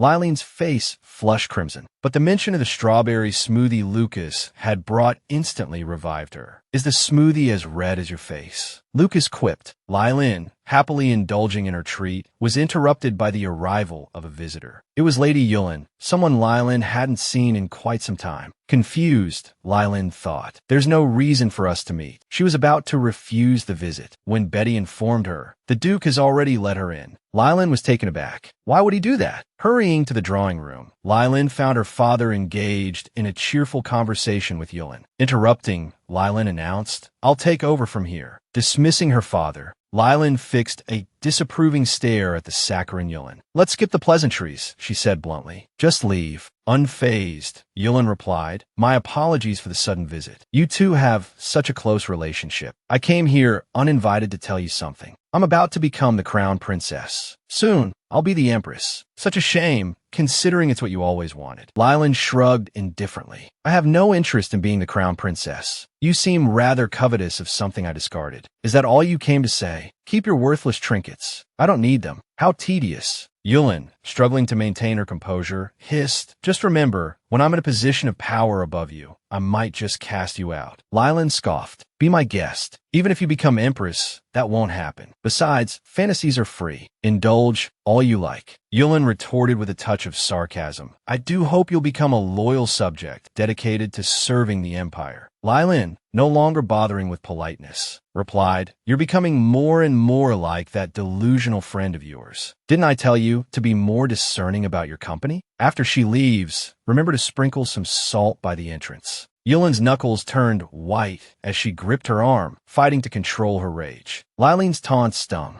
Humiliated, Yulin paused at the door.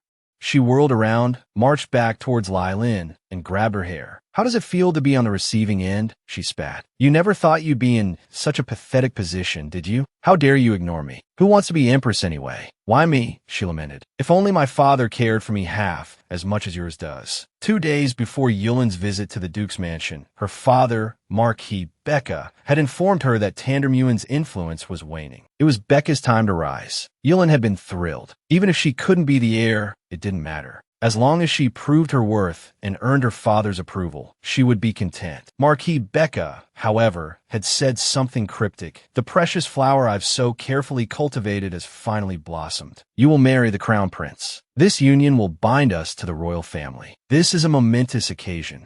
Yulin clutched at her father's coattails, pleading, I don't want to be the empress. I won't be greedy anymore. I'll support my brother like I used to. So please, don't send me away. Her plea was met with a stinging slap and a torrent of abuse. You fool, get a grip. This is your time to shine. You'd better start thinking about how to win over that wet-behind-the-ears crown prince. Yulin gently touched her stinging cheek, recalling the news she'd overheard. They say Lylin has become the Tandermuen heir. Jealousy and envy gnawed at her. What makes her better than me? Why does she get to inherit the family, while I'm sold off for its benefit? Her thoughts snapped back to the present. Lylin, her hair gripped in Yulin's hand, had been urging her to calm down, but Yulin wouldn't listen. Lylin finally resorted to kicking Yulin in the leg and delivering a sharp punch to her chest. The two were finally separated. Watching Yulin kneeling on the floor in apparent pain, Lylin quickly said, This was self-defense, you know. To Lylin's astonishment, Yulin burst into tears. Lylin was speechless. My precious time off. What is all this? Yulin wailed. I'm clearly more capable than my brothers, but I don't even get a chance. Why do you get to have everything so easily? Annoying, Lylin retorted impatiently. Why are you taking your family issues out on me? I'll give you a chance to explain. If you can't convince me, you won't be leaving here peacefully. Yulin finally composed herself. I enjoy the feeling of accomplishment from my own efforts, but my father values beauty and ladylike behavior more than intelligence. I don't like flashy jewelry, I don't like wearing dresses, and I don't like putting on a fake smile at social gatherings. But as the Marquis's daughter, I'm forced to. Lylin looked puzzled. If you don't like it, tell the Marquis. Yulin continued. Do you think everyone has a father like yours? He only cares about which powerful family I marry into so he doesn't lose face. I'm tired of living according to my father's wishes, and I hate you even more. I thought seeing your frustrated face would make me feel better. We used to compete for the title of Belle of the Ball, and now you're saying you're going to be the Tandermuin heir, abandoning everything you used to strive for. Why is your life so easy? Lylin cut to the chase. So, you're causing a scene here because you've lost your value?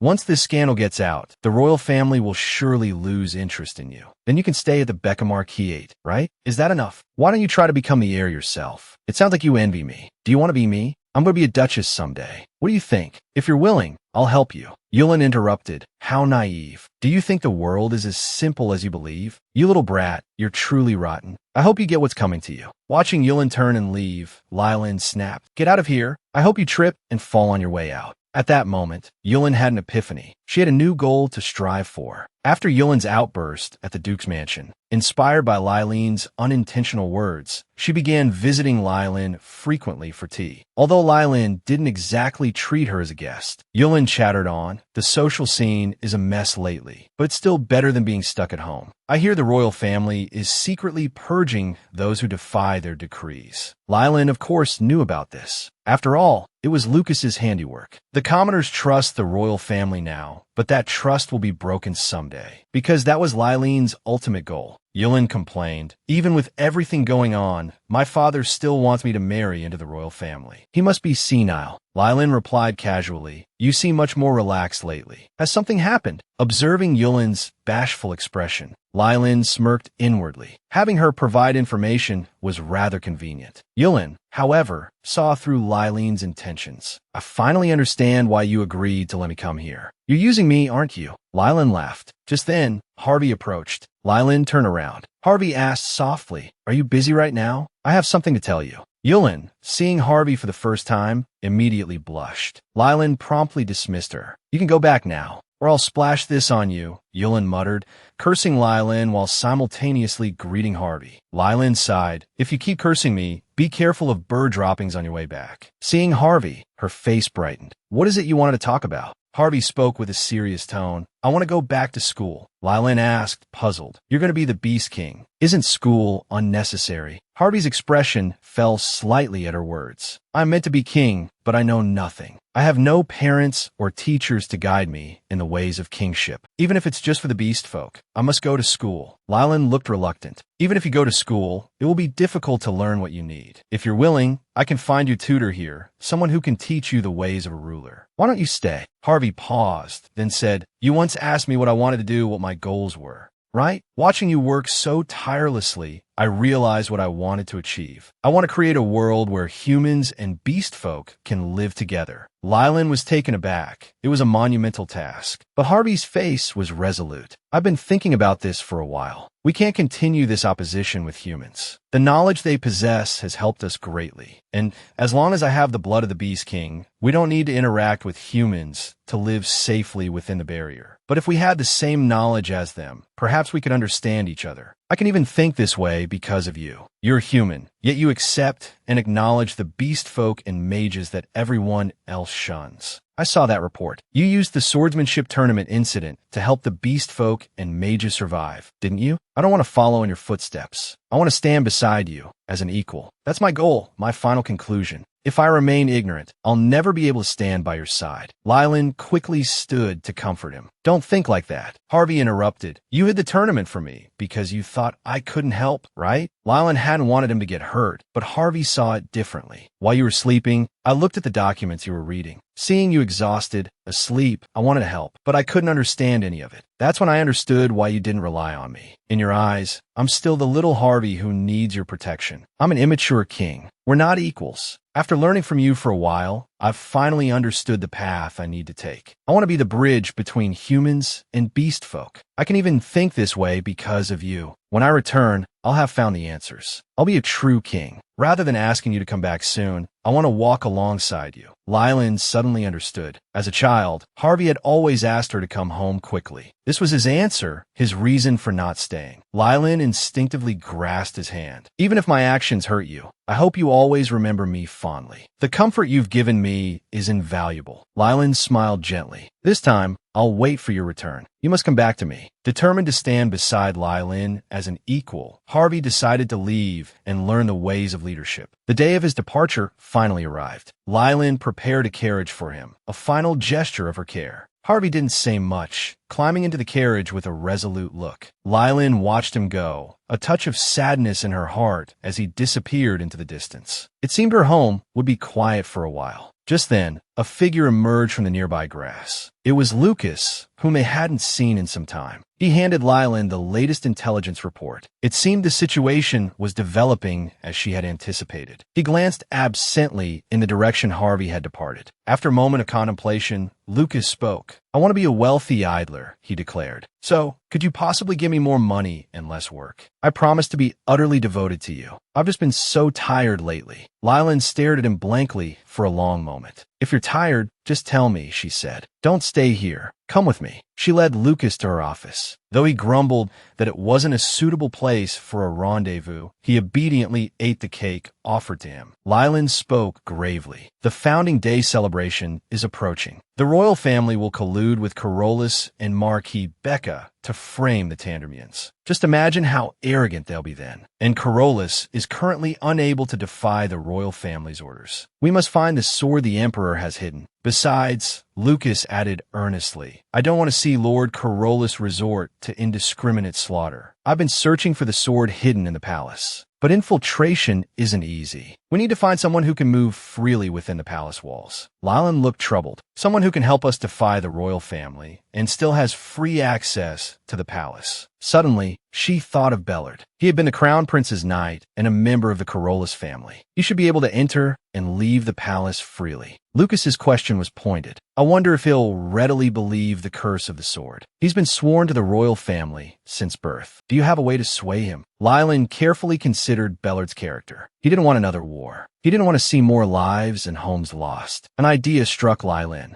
The royal family's secret funds flow to the border every year, she mused, and then war breaks out. If we can figure out the true purpose of that money, we might be able to persuade Bellard. He wouldn't stand idly by while the royal family threatened the safety of the people. Meanwhile, Bellard, guarding the border, suddenly received orders to return to the capital. But the bodies of his soldiers hadn't yet been laid to rest. Why had his mother turned against the Tandermians? How was the maid doing now? Numerous questions plagued him. Then a soldier informed him of another letter, this one with no signature. Upon seeing the seal on the envelope, Bellard immediately guessed the sender was the maid. Lylan didn't resent Bellard or Carolus. She knew they were also forced into their positions. She wanted to eradicate the evil that ran rampant in the empire. Therefore, she had to make choices that differed from those of the privileged class. I don't know how to convince you, the letter began, so I'll be blunt. I need your strength. Please lend me your aid. This letter could be intercepted by the royal family. If you decide to help me, please sign your name. Bellard felt, deep down, that the maid had a way of stirring one's blood. Just as he signed his name, the letter began to glow. Bellard instantly drew his sword, ready to defend himself. Just as the blade flashed out, the maid appeared. I apologize for startling you, she said. The situation is urgent, so I had to come to you myself. As for why I'm here, I'll explain later. Let's discuss the important matters first. To successfully recruit Bellard, Lylan had journeyed to the border herself. She surveyed her surroundings as she spoke. The commander-in-chief's tent is rather Spartan. You really don't seem like a noble at all. I mean that as a compliment. You signed because you were intrigued by what I said, right? I'll explain my plan in detail.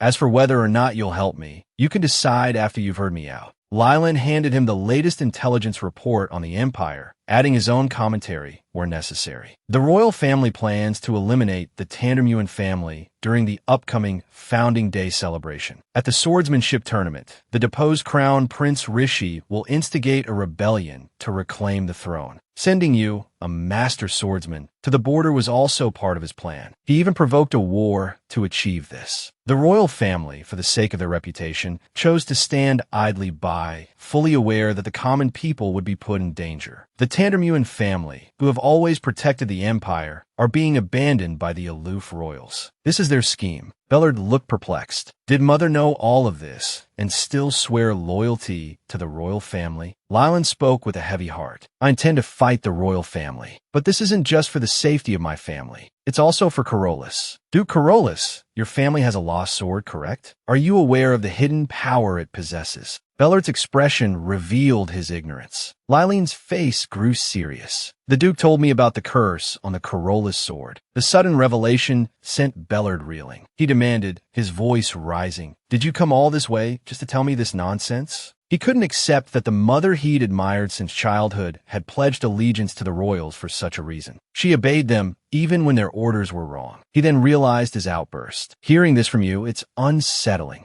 I can't simply believe this. Lylan nodded in understanding, but reiterated his need for Bellard's help. He wanted to find the sword, regardless of whether the curse is real or not. If what I say is true, and we retrieve the sword and lift the curse, how will you feel about this senseless war? Bellard immediately objected. If you knew how many soldiers have died because of this, you wouldn't be able to say such a thing. Lylan explained, the Empire's borders have seen constant conflict from a certain point onwards, and only in specific areas. Did you know that? And vast sums of royal funds have been secretly flowing to the border nations. Why aren't these transactions recorded? Investigate it yourself. Find out the true meaning of this war. The border marquises will tell you the truth, because you're someone they can trust. I ask that you keep this from the royal family as much as possible. Can you promise me that? Bellard didn't hesitate. He would uncover the truth. Lylan, having laid everything bare, smiled. As the heir to Tandermuin, I serve the people of the Empire. Who do you serve? If you change your mind, come find me. Then, Bellard slowly asked, Lady-in-waiting, do you really trust me?